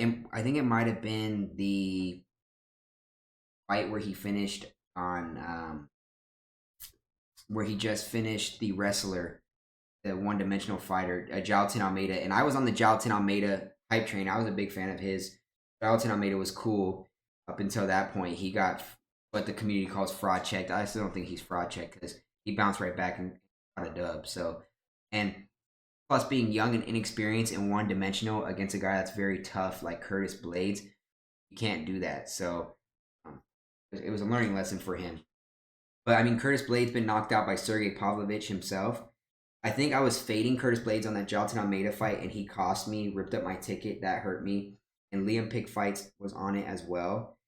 And the other thing with Curtis Blaydes too is there was a knockout loss he had. Maybe it was Sergey Pavlovich or Derek Lewis. It might have been Derek Lewis. But if you know, Curtis Blaydes has a speech impediment. He has a stutter. I don't think he's dyslexic or whatever. So he has a little bit of semi-learning disability, but not all the way. So he's a little bit challenged in that aspect. But when he got knocked out that one time, I think it was either Derek Lewis or Sergey Pavlovich, he got knocked out so hard he was laying face first on the canvas, face first on flat, and he was groaning. He was like, like groaning. And when I hear a fighter do that, where they're hit so hard that they're groaning and like they're in pain and hurt and they're aware that they are, like they're so concussed and hit hard bad, that's not a guy I want to back. And I'm stealing that handicapping out of Liam Pick's Fights page book, because that's what he said himself going into that fight. And sure enough, he got clipped again and knocked out by Sergey Pavlovich. So it's like he's knocked out Chris Dawkins. It's like, okay, whatever. He's like an okay fighter. You went to the distance with Jairzinho Rosenstruck, who Jairzinho Rosenstruck is a tough fight. He's a solid fighter, but again, he's like hasn't been hot until recently. You beat Alexander Volkov, which is impressive, but if they were to fight again, Volkov would work him. Junior Dos Santos, you knocked out, okay. But I mean, Curtis Blaydes has been fighting on the UFC roster and promotion for quite some time now. He has 17 fights into the UFC promotion, and he's been victorious 17 of those actually wait, excuse me, take that back. He's been victorious 14 out of those 17 fights. Okay, he's 18-4 record, so he has a good resume in 22 fights. 18-4 is a very impressive record. Can't knock that. 13-4 by way of knockout. Technically, I would count one of those wins not by knockout because it was an injury. So realistically, 12-4, and he's never won or lost by submission. So he's hard to take down, which is funny because for how much has hard hands and knock people out, his true strong aspect is his wrestling. Is what people say. He's very strong on the ground, but he has heavy hard hands and can hit. That's why you can't, look past Curtis Blaydes, and you got to tread lightly with hailing Tom Aspinall here, because does he have the home crowd buff? More pathways to victory, yes, but Curtis Blaydes up until this point isn't no slouch, and he already has beat Tom once, despite it being an injury stoppage. So you can never out factor or discount the outlier out of the realm of possibilities of it possibly happening. You know what I mean? Like, it definitely could happen, and we just don't know. So it's hard laying chalk juice. Like, I'm even scared myself. I'm gonna be nervous. Am I confident in Tom Aspinall? Absolutely, but I'm not knocking or looking past Curtis Blaydes at all. Oh, his UFC debut was against Francis Ngannou, and he got demolished, flatline. I think that was that might have been the fight where he was groaning on the ground. Then he fought Ngannou again and got knocked out again. So, I mean, to be fair, anybody and everybody can get knocked out by Ngannou. That's probably the guy with like the heaviest hands in the division. Shit, I think Ngannou, they never fought, but I think Ngannou could beat Tom Aspinall too. So, it's like, you can't knock him for those two losses. But yeah, he's been in the promotion since 2016, so he has a longer resume and more fighting experience. So that's what also helps Curtis Blaydes. He has veteran experience in the UFC. He's been here for a while, since 2016, so about 8 years roughly. And Tom Aspinall has only been here for like 3-4 years, so in half the time. And he's already skyrocketed and had similar success. So that helps that helps Curtis Blaydes in that experience aspect. But yeah, I think, let's see. And then he knocked out Cody East, trash can, not even on the roster. Milstead, but this was so long ago. No contest against Milstead. Daniel, I don't even know how to pronounce that name. Went the distance, not even on the roster no more. Trash can. He knocked out Dr. Savage Alexei Olenek, not even on the roster no more. Went the distance with Mark Hunt, Mark Hunt's decent. He's solid. He knocked out Alistair Overeem. That was when Alistair Overeem was no longer dangerous anymore, and he was off the roids. But that's also an impressive win. Then he was on the hype train. They said, okay, you're on this hype train. Let's see what you're really about. Send him to the Wolves, which was Francis Ngannou. Gets knocked out. Let's see. Distance with Justin Willis. Knocked out Junior Dos Santos. Shamil Amr Imov. I don't even think he's on the roster anymore. So yeah, the guys he's knocked out are not on the roster anymore. And then when he loses, he's getting knocked out by the clear-cut better fighter. Now, I know a lot of people, based on the betting odds, they're going to look at Tom Aspinall ITD. And Tom Aspinall ITD is minus 290 from what I hear on the books and what I've seen on DraftKings. So that's definitely a parlay piece. You can't straight bet that with that still that much heavy chalk of juice. Excuse me. And I mean, the books aren't even factoring out that Curtis Blaydes can knock out Tom Aspinall, which is funny, but they like Tom Aspinall by knockout, and his submission odds isn't too far behind. I kind of would look towards over 1.5 rounds, even though with the way Curtis Blaydes is either finishing people or getting finished, and the way Tom Aspinall in his last 4 fights has finished people in the first round every single time within like a minute, I could see why people think this is going to finish within the first round, in the first 5 minutes. Very, very possible, but I'm taking a different angle here in a different aspect. So I'm obviously, my pick here is Tom Aspinall. Tom Aspinall ITD is a safe prop. But if you want the angle that I'm taking, I know since the UFC's partner with DraftKings, they allow you to parlay stuff. Other books don't do that. FanDuel doesn't let you do that, which is so stupid and annoying. They don't let you do same game parlays. Hopefully one day they can fix it. FanDuel, fix it. But I know a lot of people are going to take under 1.5 rounds.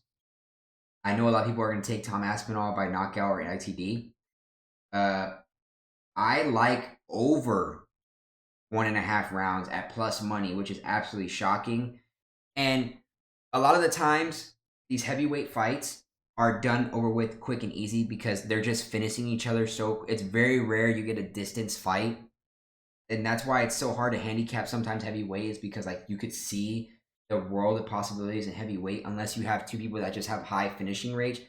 And it's just like clear cut done first round, like first 2-3 minutes or maybe even a minute. The betting odds, the books always like to, have under 2.5 rounds favored, under 1.5 rounds favored, whatever. Because by, resume wise, by history shows that heavyweight fights just get finished so quickly. And I like over 1.5 rounds because I think Curtis Blaydes can manage and do enough to survive past the first round. I think he can linger and find a way to hang on and survive past Tom Aspinall hands. Even though Tom Aspinall throws in barrages, heavy combos, heavy output, throws wild like a madman. He chases after you and goes crazy and tries to close the distance. Curtis Blaydes doesn't really actively look for a counter. Like when you get Curtis Blaydes on his heel or on his feet and you damage or hurt him and he's cowering or running away around the octagon, he's not cowering, running away, and then going dink and hitting you and clipping you on the counter. So it's like with Tom Aspinall closing the distance, going after him, he's got to be careful too because he knows the power that Curtis holds and he has a reach advantage. So I don't think Tom Aspinall wants to overextend. I think both guys are going to fill out each other, exchange a few punches, not too heavy or crazy, maybe some body shots. One or each other is going to look for an active takedown, get a takedown, lay on somebody for a little bit, and, try to survive past the first round. And then after the first round, we'll get some action.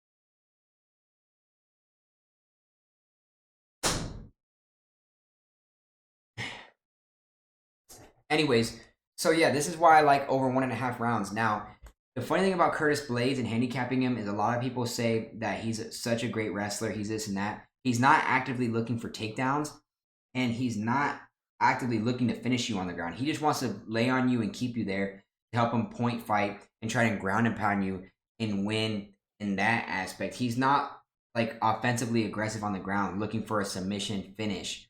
And I highly doubt he submits Tom Aspinall, because I don't think Tom is going to let that happen. And Tom is pretty good on the ground. He's more well-rounded than I would say Curtis Blaydes is. Curtis Blaydes is just such heavy hands and more powerful than, you know, what's it called? Than Tom Aspinall. Tom Aspinall has hands. Can he clip people and hit people hard? Where his strength lies is because he's so quick and has quick hands. And this is where my knock on Curtis Blaydes. I know people are gonna call me a dick or an asshole for making fun of like Curtis Blaydes being, you know, intellectually challenged. I was making fun of like his stutter and stuff like that. But I'm sorry, guys. It is what it is. It's the truth. And Curtis Razor Blaydes isn't the highest IQ fighter, right? He has a great record. He has a great resume. Has a long tenure in the UFC. Has been one of the top heavyweight ranked guys for a while now.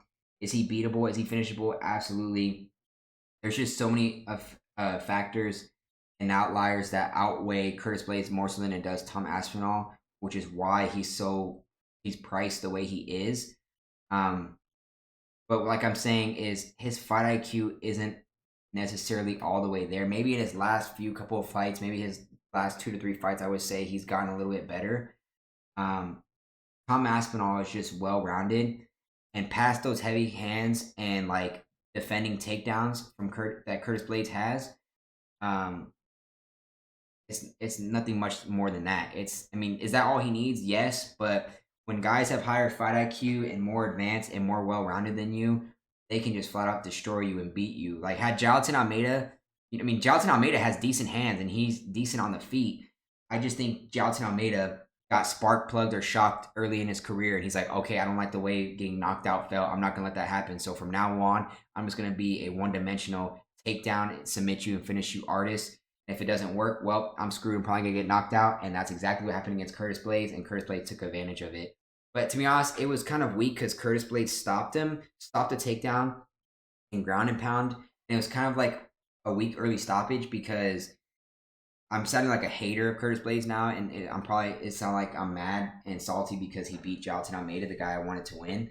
But it's like in all reality, like he ground and pounded him and he wasn't even all the way out. And some of the hits he had was like close to like the side of your head to like the back of your head. And I'm not saying they were illegal strikes, but they weren't all the way totally clean either. So I'm pretty sure he threw in a couple of elbows that were straight down, 12-6, which is now being lifted in the rule book. It's no longer going to be illegal in October or something like that. But I'm just saying. Anyways, I like over 1.5 rounds, but the heavy prop, and I was arguing with my boy about this. Shout out to him. He knows who he is. We be texting and talking shit about MMA and arguing all the time, and he's always want to be Mr. I'm so right and all this stuff. He knows who he is, not sharing his government name for security purposes, but if he wants me to shout him out, I will. But I told him that I really like Tom Aspinall by submission, and here's why. And here's how I project and seeing the fight playing out and seeing it, right, visionary wise. And he laughed at me. He goes, Tom Aspinall by submission, bro, like, what? He hasn't shot a takedown in like 3-4 years. Well, he has shot a takedown in actually 2 years, and that was against Volkov, and he beat him by sub. So let's slow our roll. Let's chill out there, okay? And just because he's not actively seeking out a takedown doesn't mean he can't or shouldn't or wouldn't or couldn't. It's just that he had that fluke accident after his submission, and if you really think about it, he had that flurry. So he came into the UFC and had back-to-back knockout wins, right? But after that, 2 of his next 3 fights before his last set of 3 fights, he won by submission. So it's not out of the realm of possibility. And his 2 fights in his career coming up, that's what he was known for. He was more so like a little bit of a submission artist than he was, a striker. He's 4-1 by submission, 10-1 by knockout. So all his fights, he's won by finish, which is why I can see the price towards under 1.5 and the finish. Well, this fight's not going the distance. If it goes the distance, then unicorns are real. Mermaids are real, okay? If this fight goes, I would be shocked if it goes the distance. It's not happening. But to say it can't go over 1.5 rounds is not entirely crazy to say. But yeah, I mean, he was getting his submissions in there, and like I said, people are talking a big game about Curtis Blaydes' ground game. It's really not all that. All his ground game it's defensive ground game. It's not offensive based. All he does is stop takedowns. He's hard to take him down. He has like one of the greater takedown defenses in the whole entire company and all the UFC, and probably the greatest in heavyweight. He's hard to take down, but once you take him down and get him down, he's beatable. He's that's his weakness. I mean, they have him listed wrestling striker, but he's a wrestler because he's strong. He can pick up and body slam people or stop takedowns, but he's not a well-rounded, like a ground game guy. He doesn't have the Brazilian Jiu-Jitsu aspect of it, like the finishing. That's why he doesn't finish people. He's just defensive base. Okay, Tom Aspinall is, I would say, more well-rounded on the ground and very proactive. So my buddy was knocking me. He's like, yeah, you're crazy. He hasn't shot a takedown like 2-3 years. Well, he hasn't had to. He's knocked out people in the first round. Had these fights gone longer than the first round, or if people survive his knockout punches and his power, you're telling me Tom Aspinall wouldn't actively look for takedowns?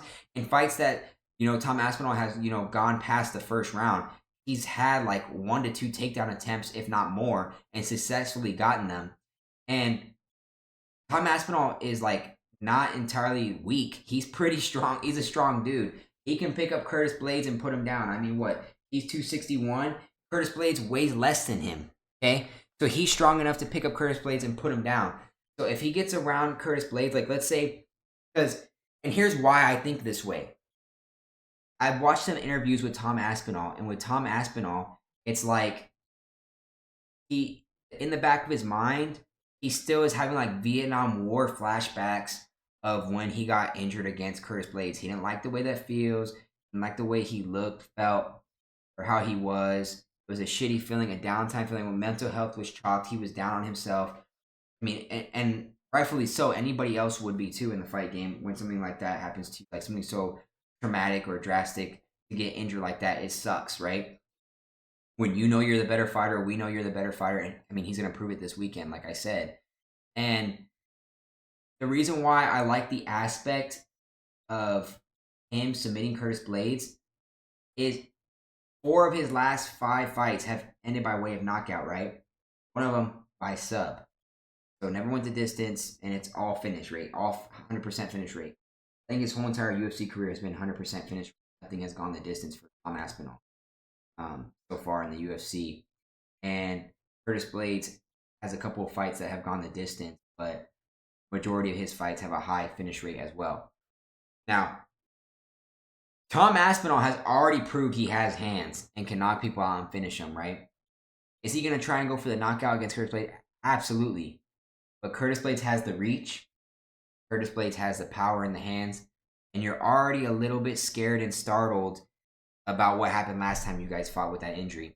And I've seen some videos of Tom Aspinall, hanging around, lingering around, some interviews. And you can see it in his eyes visibly that he has those Vietnam War flashbacks. I don't know if it's me, the only one pointing out and can see it, and no one else is seeing it or what.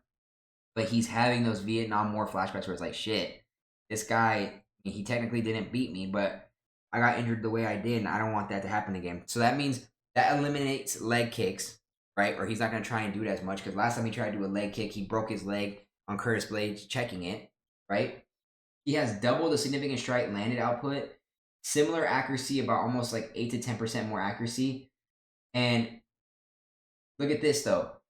The takedown advantage favors for his Curtis Blaydes because he has the higher average, right? And I think Curtis Blaydes, both guys respect each other's knockout power. So to say Curtis Blaydes isn't going to shoot for a takedown isn't a bad idea, right? But his takedown accuracy is only 53% against guys who have been trash cans for his UFC career, whereas Tom Aspinall has good takedown defense and offense. Like I said, he's well-rounded. And look at, even though Tom Aspinall has less takedown average, it's still not far off from Curtis Blaydes. but he's 100% accurate, and he's more active on the ground offensively, looking for the submission than Curtis Blaydes is. And Curtis Blaydes is 100% submittable. 100% submittable. Never been done yet. And, you know, it would be cool to knock him out, but I think in the back of his mind, Tom Aspinall is still a little bit shell-shocked. He's still a little bit scared. He's aware and conscious, like, hey, I don't know about standing on the feet with this guy, dude. And with the, you know, it's just so many outliers on the ground game. I just think the clear-cut advantage for Tom Aspinall to win this fight is to win by way of sub, and you can take advantage of it on the betting market because, dude, it's plus 400 to win by submission. You're going to lay chalk already with money line. You're already paying heavy juice favorite for a knockout, which, is it possible? Yes, because Curtis Blaydes' chin is testable. It's just Curtis Blaydes can match him on the feet, so getting there is going to be tough, right? And to be fair, he can also take Curtis Blaydes down and ground and pound and win that way as well. That's very much so a possibility. But why not sprinkle or look at a submission prop? And it's plus 400 for a reason, compared to a plus 3,000 Curtis Blaydes, who's supposedly this all-world wrestler. Look, Tom Aspinall in his mind's like, I've already knocked a lot of these guys out. I've knocked them out, beat them. It's fun. It's cool. Maybe in his mind it's a little bit boring, a little bit shell-shocked from what happened last time in their matchup. He's like, yeah, I don't know if I can do that knockout business. Hey, Curtis Blaydes stuffs takedowns. He stopped him. How cool will it be to prove myself? Say, hey, everyone says this guy's a top-tier wrestler. He's top-tier ground game guy in the heavyweight division. Now, what if I go in, take your boy down, who's supposed to be this top dog in wrestling, and I submit his ass and finish him that way? How more impressive on your resume is that? How much more cooler is that? You can say you submitted Curtis Blaydes than anything else in the world. So, submission ain't out of the realm of possibility. I know people are going to call me crazy and be like, but it's plus 400 for a reason. If Curtis Blaydes wasn't submittable, if Tom Aspinall couldn't submit him, why wouldn't the submission prop be like plus 800 for a guy who my buddy told me hasn't been actively, looking for takedowns or going for takedowns in 2-3 years? Just saying, that's a very fishy price. If Tom Aspinall is not actively looking for a takedown and getting one, shoot, if there's any books out there, right? If both guys can survive past the first round, right? They get past the first round, they get into the second round. I like Tom Aspinall in round 2. I think Tom Aspinall gets it done in round 2. That's where he finished. But if anybody has a sports book out there, I don't even know if Prize Picks has a prop up. I'm going to have to double check. I don't even think it's out yet. Because normally they have the takedown props on Prize Picks. But if you have a sports book out there, like at Hard Rock, I know they have weird UFC props like that where you can get a guy to get like one knockdown or score a knockdown or score a takedown. If you have a book that does that, then I would definitely look at that, because if you can get plus money on Tom Aspinall just to score one takedown or get a takedown, bro, I'm telling you, you guys are gonna be calling me a betting guru and MMA god. Now, I don't want you guys trashing me and thrashing me and be like, you're a dumbass, and attacking me and be like, I told you so, he's not gonna get submission or go for a submission or go for a takedown. It's like, bro, it's plus 400 for a reason. It's called a sprinkle. So if you're coming here and attacking me like a dumbass for trying to target an angle on a plus 400 prop, you're the dumbass, okay? You're the crazy one, the delusional one. I'm just saying there's a lot of value there that we have to look into with so much angles, and that's just the vision I have of seeing this fight playing out. Is both guys feel each other out, be some punches and throw exchanges. I don't think anybody's going to overexhaust himself and overextend and try to finish each other. The only way is if like Tom gets a good hit on him, and we've seen Curtis Blaydes rattle a little bit and like stumble, and then Curtis Blaydes does what he did to Pavlovich and just pieces him up, and Curtis Blaydes like on his back and just bam, bam, bam, ground and pound, right? Very possible. But I just think Tom Aspinall's like, okay, maybe Curtis Blaydes throws a kick, and when he throws a kick, I grab it and take him down and catch him off guard. Something like that. I just picture more of Tom Aspinall actively looking for the takedown more so than you guys think. So, plus 400 on submission. You guys can laugh all you want. I'll sprinkle there. Tom Aspinall money line is going to make my official pick. Safe parlay piece. I'm going to do a parlay with Tom Aspinall ITD. I'll probably do Tom Aspinall in round 2 finish. Sprinkle some on round 2 sub. and Aspinall by sub. So that's my official pick for this fight. On to the next and final fight on the card. And we did it. We are finally here. The last and final fight of the card. If you've made it all the way here, please, please, please, I would appreciate it if you throw a thumbs up. I greatly appreciate it. But we are here to the main event, co-main event, another title fight for the welterweight division, the 170 weight class. We've all been waiting for this. All have been waiting for this. At least I have. Because now I'm going to come across a little biased and people are going to hate me for it. But I am not the biggest Leon Edwards fan. I'm actually the biggest Leon Edwards hater. I was never really high on him. He's cool. He's whatever. But I'm just coming clear cut straight to the point. It's officially time. It is time for remember the name Muhammad, baby. It's his time. He's coming up. He's up next. He's been deserving this title shot for so many years now, for so long, and he's finally what got his wish and what we all been waiting for. At least there's Belal Muhammad haters out there. I don't know why there's Belal Muhammad haters.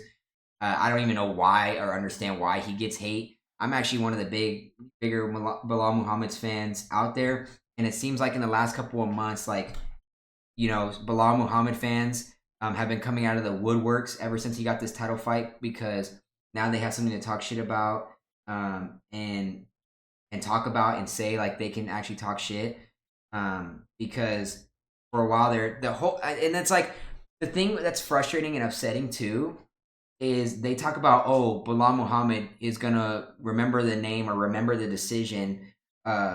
He's a boring fighter and it goes the distance all the time with him. He's not all that. He's not all there. I'm sorry, I cannot be laying a -2, whatever he is, -260 favorite for Leon Edwards. And the only reason he's there is because of the hometown crowd buff. That's literally why he's such heavily juiced favorite. Other than that, if this was a regular fight card, Leon Edwards might be like -180.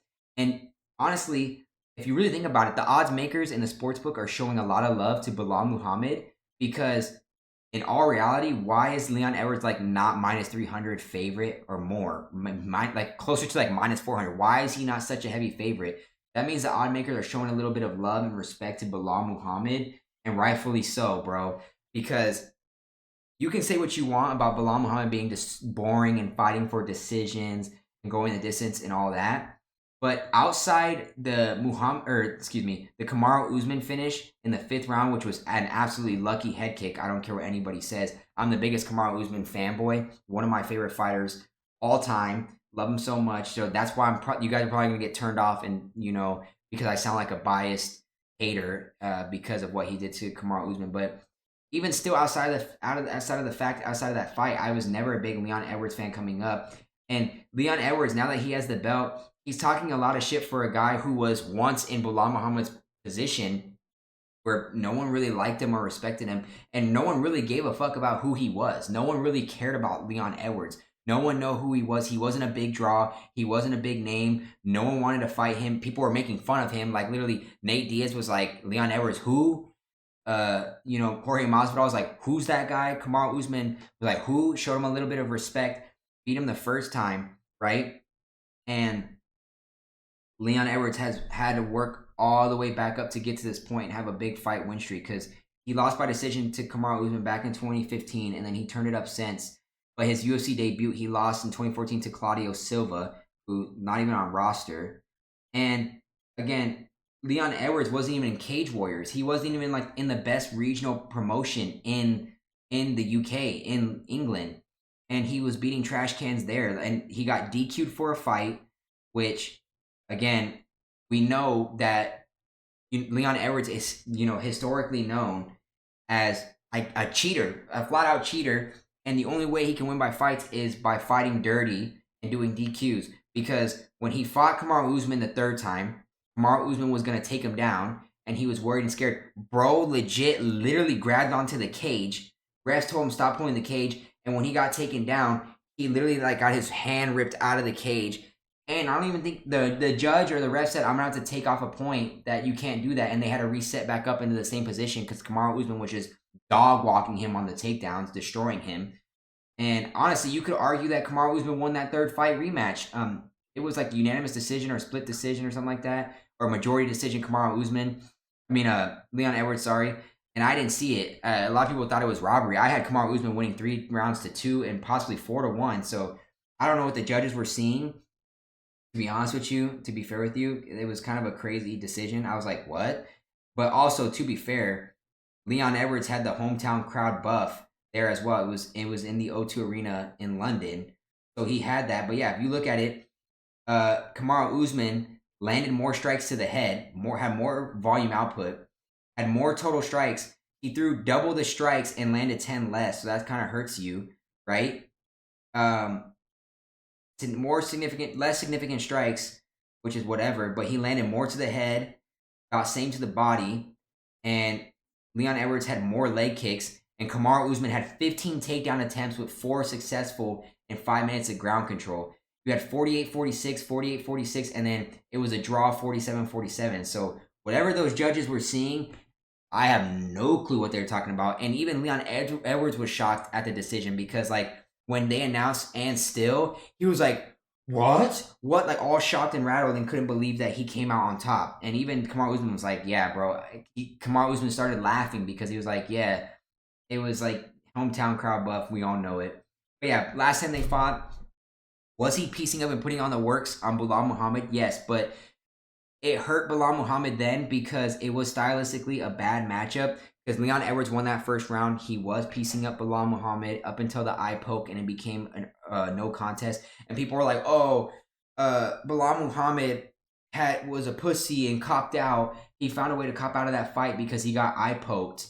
And dude, he got poked. That was one of the eye pokes that's respectable. He got poked in the eye so hard, his eye swelled up like a balloon. Like literally, his lower eyelid and his upper eyelid was just like boom, like a vacuum seal. Like literally, poof, you blew into his eye and that shit was puffy from the eye poke. It's not like he eye poked, and then he said he literally couldn't see, so he poked him good enough to where he hit him probably good on the eye, probably cut his eye lens or whatever you want to call it, his retina, whatever you want to. I'm not an eye doctor, so I can't tell you like the technical terms, but so that's a respectable, like, no decision, no contest, eye poke.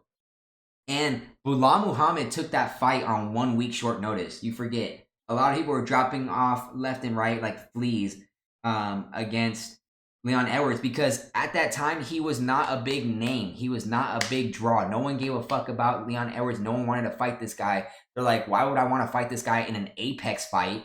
He doesn't bring any money value towards me. Like, that's what I'm trying to tell you. These Leon Edwards fans that are coming out of nowhere are coming out of here because of his one lucky ass head kick in the 5th round of Kamaru Usman. Other than that, this guy ain't shit. He defended the title against Colby Covington. And for everyone that wants to talk shit and trash about Belal Muhammad, bro, Leon Edwards couldn't even finish Colby Covington. No matter how bad he was whooping his ass and putting the works on him, he could not even finish Colby Covington in a dominant win. He went the distance with this fool. All right? So, look at this. So, let's see.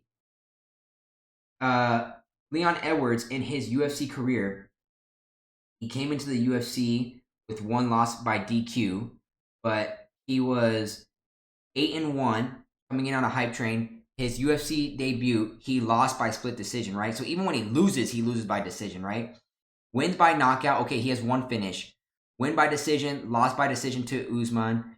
Win by decision, all unanimous outcomes. Then he submits a trash can, Albert Tumanov, that's not even on roster. Okay, so 2 guys that he's finished aren't even on roster anymore. They're literally trash cans.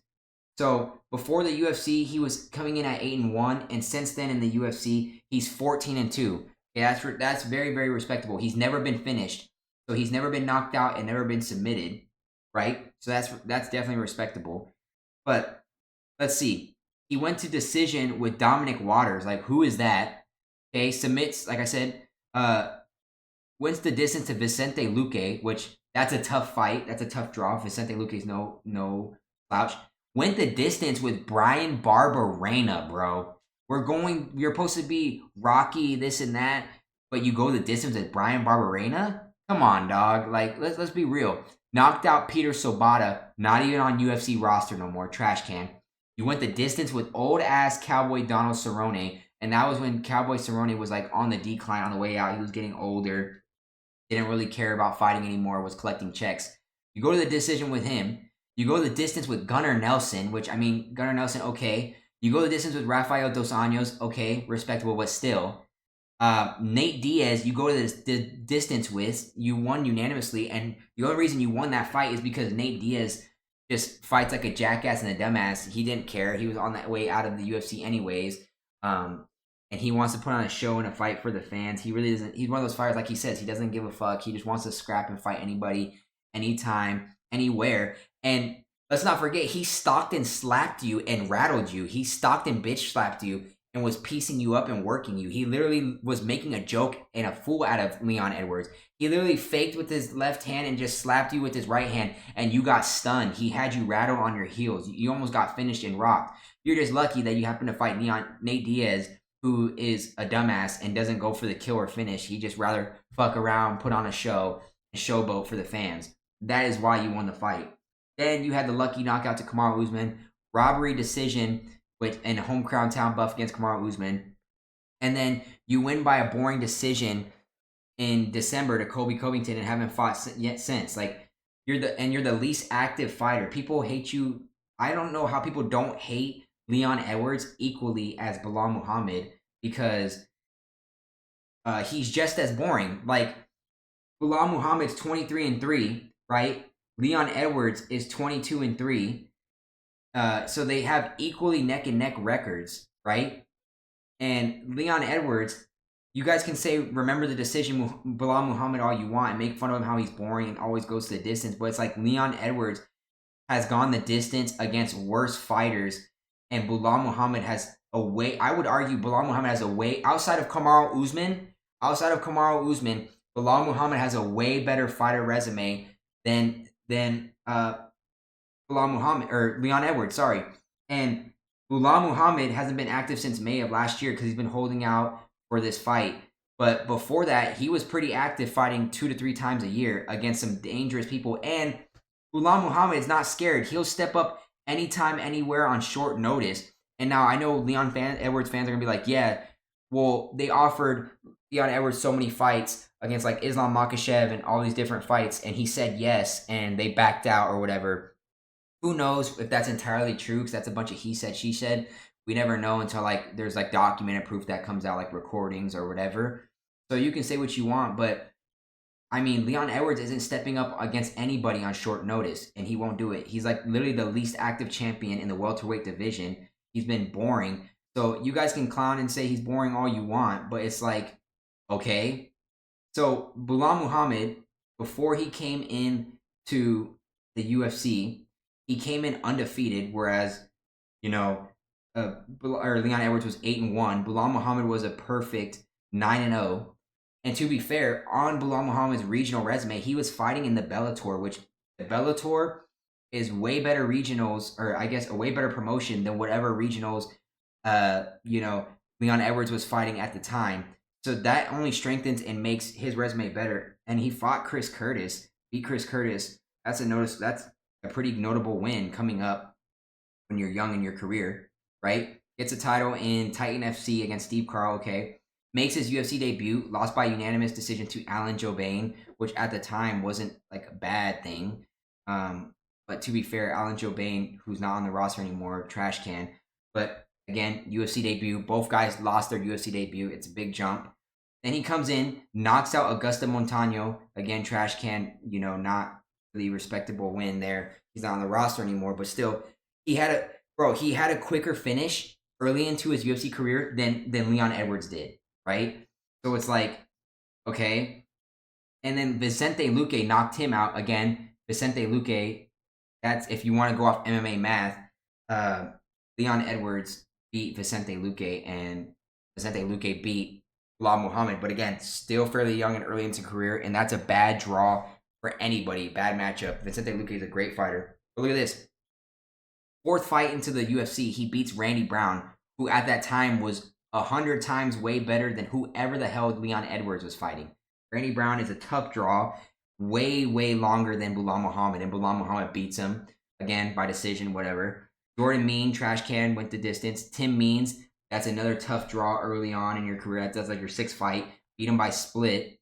Chance Rencontre, he went the distance with him as well.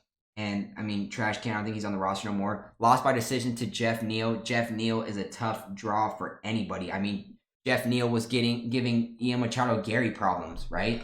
So it's like, you can't really knock that.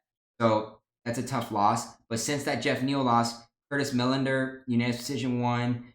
That's a trash can win, whatever. Takashi Sato won by sub in the 3rd round. Takashi Sato, who's actually a well-rounded ground game person, and out of Kill Cliff, Takashi Sato is tough as nails to submit against anybody. I mean, he's a trash can now. He's still on the UFC roster, but he's probably going to get cut. His last fight, he just lost by unanimous decision to Themba Gorimbo last year in May. But to be fair, there was a lot of motions for Themba Gorimbo there. And Themba Gorimbo's a hungry fighter. And Themba Gorimbo is not even that bad either. So, but yeah, Takashi Sato, he's a scrapper, and he is tough to submit. Belal Muhammad submits him, so that's a solid win. Lyman Good, okay, won by decision, trash can. Diego Lima, won by decision, trash can, whatever. Then he had the Edwards fight, short notice, whatever. Damian Maia, tough draw for anybody. Look at his last 5 fights compared to, what Leon Edwards has done entirely. Bro, the resume in Belal Muhammad's last 5 fights is way more impressive than anything Leon Edwards done. And if you say that, if you're laughing at me, you're saying that's crazy to say, then you're delusional. Damian Maia, decision. Okay, that's a tough scrap. Fight Stephen Wonderboy Thompson, who would be stylistically a bad matchup for Leon Edwards. Won't fight Stephen Thompson for whatever reason. Been ducking him. He beats him. Vicente Luque gets his revenge on Vicente Luque. Comes back, beats him. Decision. Knocked out Sean Brady. And Sean Brady is one of the fighters who's on the lower end of the rankings. I think he's 10th right now in the division, weight division. And he's a tough draw for anybody. Sean Brady will bring a fight to anybody and can scrap. Has heavy hands and made Sean Brady look easy like clockwork, bro. Was piecing him up. You could argue Sean Brady has similar stylistically like striking as Leon Edwards. As dynamic of striking. I would say he has heavier hands than Leon Edwards. Leon Edwards is more like a finesse style, point style fighter more than it is knockout power. And Sean Brady has knockout power, and Belal Muhammad put the work on him. And I don't even think Sean Brady has fought Leon Edwards either. I mean, well, he really can't because Leon Edwards is a title holder, and Sean Brady's not really a title contender. He's close there, but not yet. And then beat Gilbert Burns. Now, to be fair, Gilbert Burns got hurt in that fight. You could say he broke his hand or wrist or whatever, forearm. But he made easy work of Gilbert Burns, who's a tough fight for anybody and was a top dog in the division and was a contender for a long-ass time. Again, another fight that would be a tough stylistic matchup for Leon Edwards and wouldn't fight him either and was ducking him. So it's like majority of the people Leon Edwards was ducking along the way or nobody wanted to fight Leon Edwards. Belal Muhammad was taking those opponents and then beating them.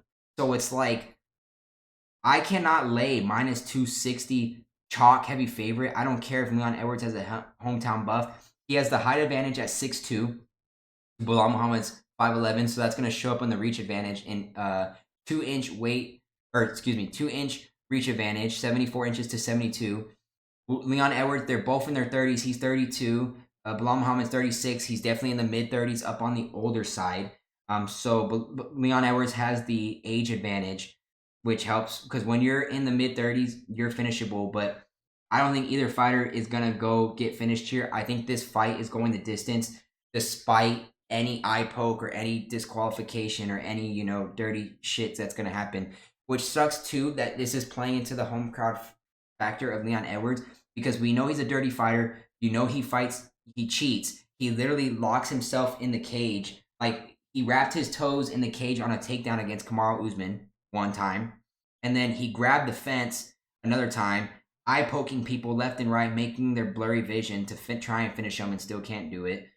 So it's like, if Nate Diaz can, make Leon Edwards wobbly off of a Stockton slap, it's like, Belal Muhammad, who has decent dynamic striking, why can't he do it? You know what I'm saying? So he lands more strikes per minute, right? He has higher volume. He's just not as accurate as Leon. And honestly, the accuracy is favoring Leon and going higher for Leon because he throws a lot more leg kicks than Belal Muhammad. Belal Muhammad doesn't throw a high volume of leg kicks. Can he and will he? Absolutely. Why wouldn't he? And they had the same takedown accuracy, but Belal Muhammad has more takedown, average. He's averaging 2 to roughly Leon Edwards' 1, and they both roughly have the same submission average. I mean, Belal Muhammad is the more well-rounded fighter, more polished, and let's not forget to factor in Belal Muhammad for like the last year or so and a half. He's been taking his fight camp and training camps to Khabib. He's been fighting over there with Khabib's team in Eagle, whatever they're called, over there in Dagestan. And he's been putting a lot of work in on the wrestling ground game. And it's becoming sort of, the strong suit to Belal Muhammad's game. Both fighters, could they finish each other? Yes. Do I doubt it with the way both of these guys go to the distance? Yeah, probably it's going to go the distance. And rightfully so. I think the fight odds have this minus 220 over to 4.5 rounds, minus 190. The fight goes the distance. Yeah, so, I mean, and the finishing props for both sides, I mean, the only reasonable finishing prop is Leon Edwards by knockout. And do I see that happen? No, because I don't think Belal Muhammad's going to stay on the feet for long or let himself get in an exchange where he gets clipped by Leon Edwards. I think he's going to be aggressive on the takedowns. I think he's a better wrestler up until this point than Colby Covington. And Colby Covington had his struggles because Leon Edwards is just so much longer and can keep his distance. I think Belal Muhammad, who's closer in height and closer in reach advantage, can find a way to keep his distance, or not keep his distance, but stay comfortable within the pocket and not let Leon Edwards pick him apart and have an equal, spatial awareness to keep it clean and have like no clear-cut advantage or disadvantage. He'll keep it even there. And Colby Covington tried to take it to the ground against Leon Edwards. He was shooting for a lot of takedowns. And I don't know what Colby Covington was thinking, if he thought winning on the ground or on the feet was going to work, because that was definitely not his strong suit to try and winning that fight. If he thought standing and banging with Leon Edwards, who's a dynamic striker like that, it was never going to work. I don't know why he thought it was. But, I mean, if you look at that fight, Colby Covington literally shot 10 takedowns and got 2. Leon Edwards had 3 takedowns. And, that's why he shocked a lot of people in that fight. He definitely improved and impressed a lot of people with his ground game. But shot 3 takedowns. It was successful with 2 of them and got 2 submission attempts on Colby Covington. Colby Covington had more ground control and more ground time, which is, respectable. And let's just say Colby Covington was plus 125 odds to pre-fight to Leon Edwards minus 150. They gave Colby Covington a fighting chance, which absolutely no way in shape or form. So they're trying to say Colby Covington is a better fighter than Belal Muhammad, right? When Belal Muhammad would put the works on Colby Covington, both on the feet, and they're honestly about even on the ground, in my opinion. So for it to get such a drastic price change and a guy whose last fight was the clear-cut better fighter and the underdog was only plus 125, and now I'm getting, if you want to work the MMA math angle, I'm getting a guy in Belal Muhammad who's the way better fighter at this point than Colby Covington at a plus 210 dog price. How can you not lean that way and go that way? So my official pick and official play here is Belal Muhammad. He might be underdog of the year. When this fight got announced like months in advance, like 3 months ago, and this card wasn't even fully filled out yet or completed, and we knew this was going to be happening for a while, I literally told my brother, I literally told my friend, everyone, that we are going to be hearing and knew that coming this Saturday happening. And there's a lot more riding for Belal Muhammad because, both fighters want to prove that they're the better fighter, right? Because their last fight, it went no contest, and it went so they didn't really get a chance to prove who was the better fighter. But if you look at that fight, Leon Edwards was the better fighter. He won the first round up until that happened. He was piecing him up. He was probably going to be on pace to win. But then again, Belal Muhammad was on short notice. I don't know how many times I got to remind people of that. they seem to forget. So people think we're gonna get a boring fight here, probably, because you can say what you want for as much you guys shit talk and hate on Belal Muhammad being a boring fighter and going the distance in decision, Leon Edwards is not that far off from being the same stylistic, same boring decision fighter. And I think Belal Muhammad wins more on the points here. I think he does enough on the feet to win points wise. He's not going to take much damage. He can inflict more damage.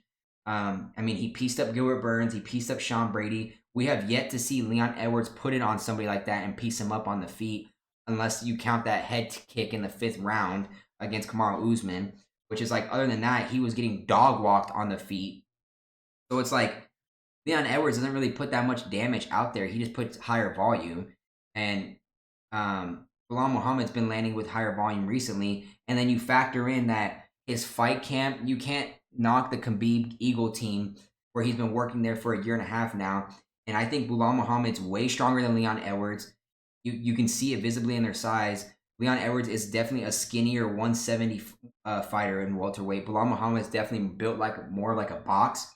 So if he gets a hold of Leon Edwards, if Kamaru Usman can take him down 20 million times, if Colby Covington can shoot for 20 million takedowns, why can't Belal Muhammad be effective and take him down like 3-4 times and keep him there and stay there? Because I would say Belal Muhammad is the strongest wrestler since Kamaru Usman, and Kamaru Usman, to me, had pretty fine success. So we will be hearing and new. I'm not worried about the age differential, even though in the welterweight division they say fighters 35 and up fighting in a title fight, there's a curse where they don't win. That doesn't really shy me away or shock me, because I'm going to be going with the better fighter here in Belal Muhammad. I'm a Belal Muhammad fan. I'm a Leon Edwards hater. Say what you want. I'm partially biased. You could say I'm betting with my heart and not my head. But to be fair, I am betting with my head because this really is a truly pick'em fight. Plus 210 Belal Muhammad. You're getting plus 350 on Belal Muhammad by points. This fight is obviously going the distance. I would sprinkle there. Over 4.5 rounds, I would sprinkle that. But yeah, and new, we will be hearing that come Saturday. Belal Muhammad will have that belt around his waist. Leon Edwards can go cry and cower into a shell, and he's going to be crying for a rematch instantly. And if I was Belal Muhammad, I wouldn't give him shit. I would just move on and give the title fight to other fighters that deserve it. Even if Leon Edwards does defend this title, right, he's not going to hold the belt for much longer because there's a man coming in the woods out of, we all know and love him, Shavkat Rakhmonov would put the works, to be fair, on either of these guys. I think he would destroy. Shavkat Rakhmonov is the inevitable future welterweight champ, and he'll probably be the welterweight champ for a really, really long time. So, despite who wins this, and if Shavkat Rakhmonov, the rumor fight is that he's supposed to fight Kamaru Usman. If he gets past Kamaru Usman, he's undoubtedly going to be the next title contending fight, and Leon Edwards will lose that fight without a doubt, 100%. And people are going to be like, oh, you're a hater. You're saying Belal Muhammad should have beat him. You should have said Kamaru Usman should have beat him. And he keeps, withstanding the odds against, me doubting, Leon Edwards. And people are going to say, oh, you're going to keep doubting him time and time again. And I will keep doubting him and keep being a hater of his because he will not beat Shavkat Rakhmonov, whatever they say. But the winner of this belt or this fight, it'll probably be fighting Shavkat Rakhmonov without a doubt. So, yeah, Belal Muhammad probably loses to Shavkat. I'd probably be surprised if he won that fight. With Leon Edwards, I'd be surprised if he won that fight. So basically, what I'm saying is, regardless of who wins this fight, Shavkat is coming to take the throne anyways, without a doubt, from either of these guys. But yeah, we are going to be hearing and new Belal Muhammad money line. Take it to the bank. Straight bet it. Will be the parlay. Now, to be fair, I will warn you guys. For the last, I would say, main cards like this, numbered cards, main events, 303, I was on, who was the main event of that? I was on Yuri Prochazka, who was the underdog and got knocked out. UFC 302, I was on Mokaev. I wasn't an idiot there. And then, UFC 301, I was on Steve Erceg, and he lost. And then UFC 300, I was on Jamal Hill. Even though I wasn't that confident in Jamal Hill, I just did it because I was an Alex Pereira hater. I still am an Alex Pereira hater, and I will continue to fade him. I don't give a damn. But yeah, so 3 out of the last 4 main events on the number cards, I've been 1-3. or yeah, I'm 1 for 4 on those. So take that with a grain of salt. But to be fair, I've been tailing last 4 cards. I've been tailing the underdog, and it's just because it's like you keep giving me good odds on fighters that shouldn't be heavy underdogs like this.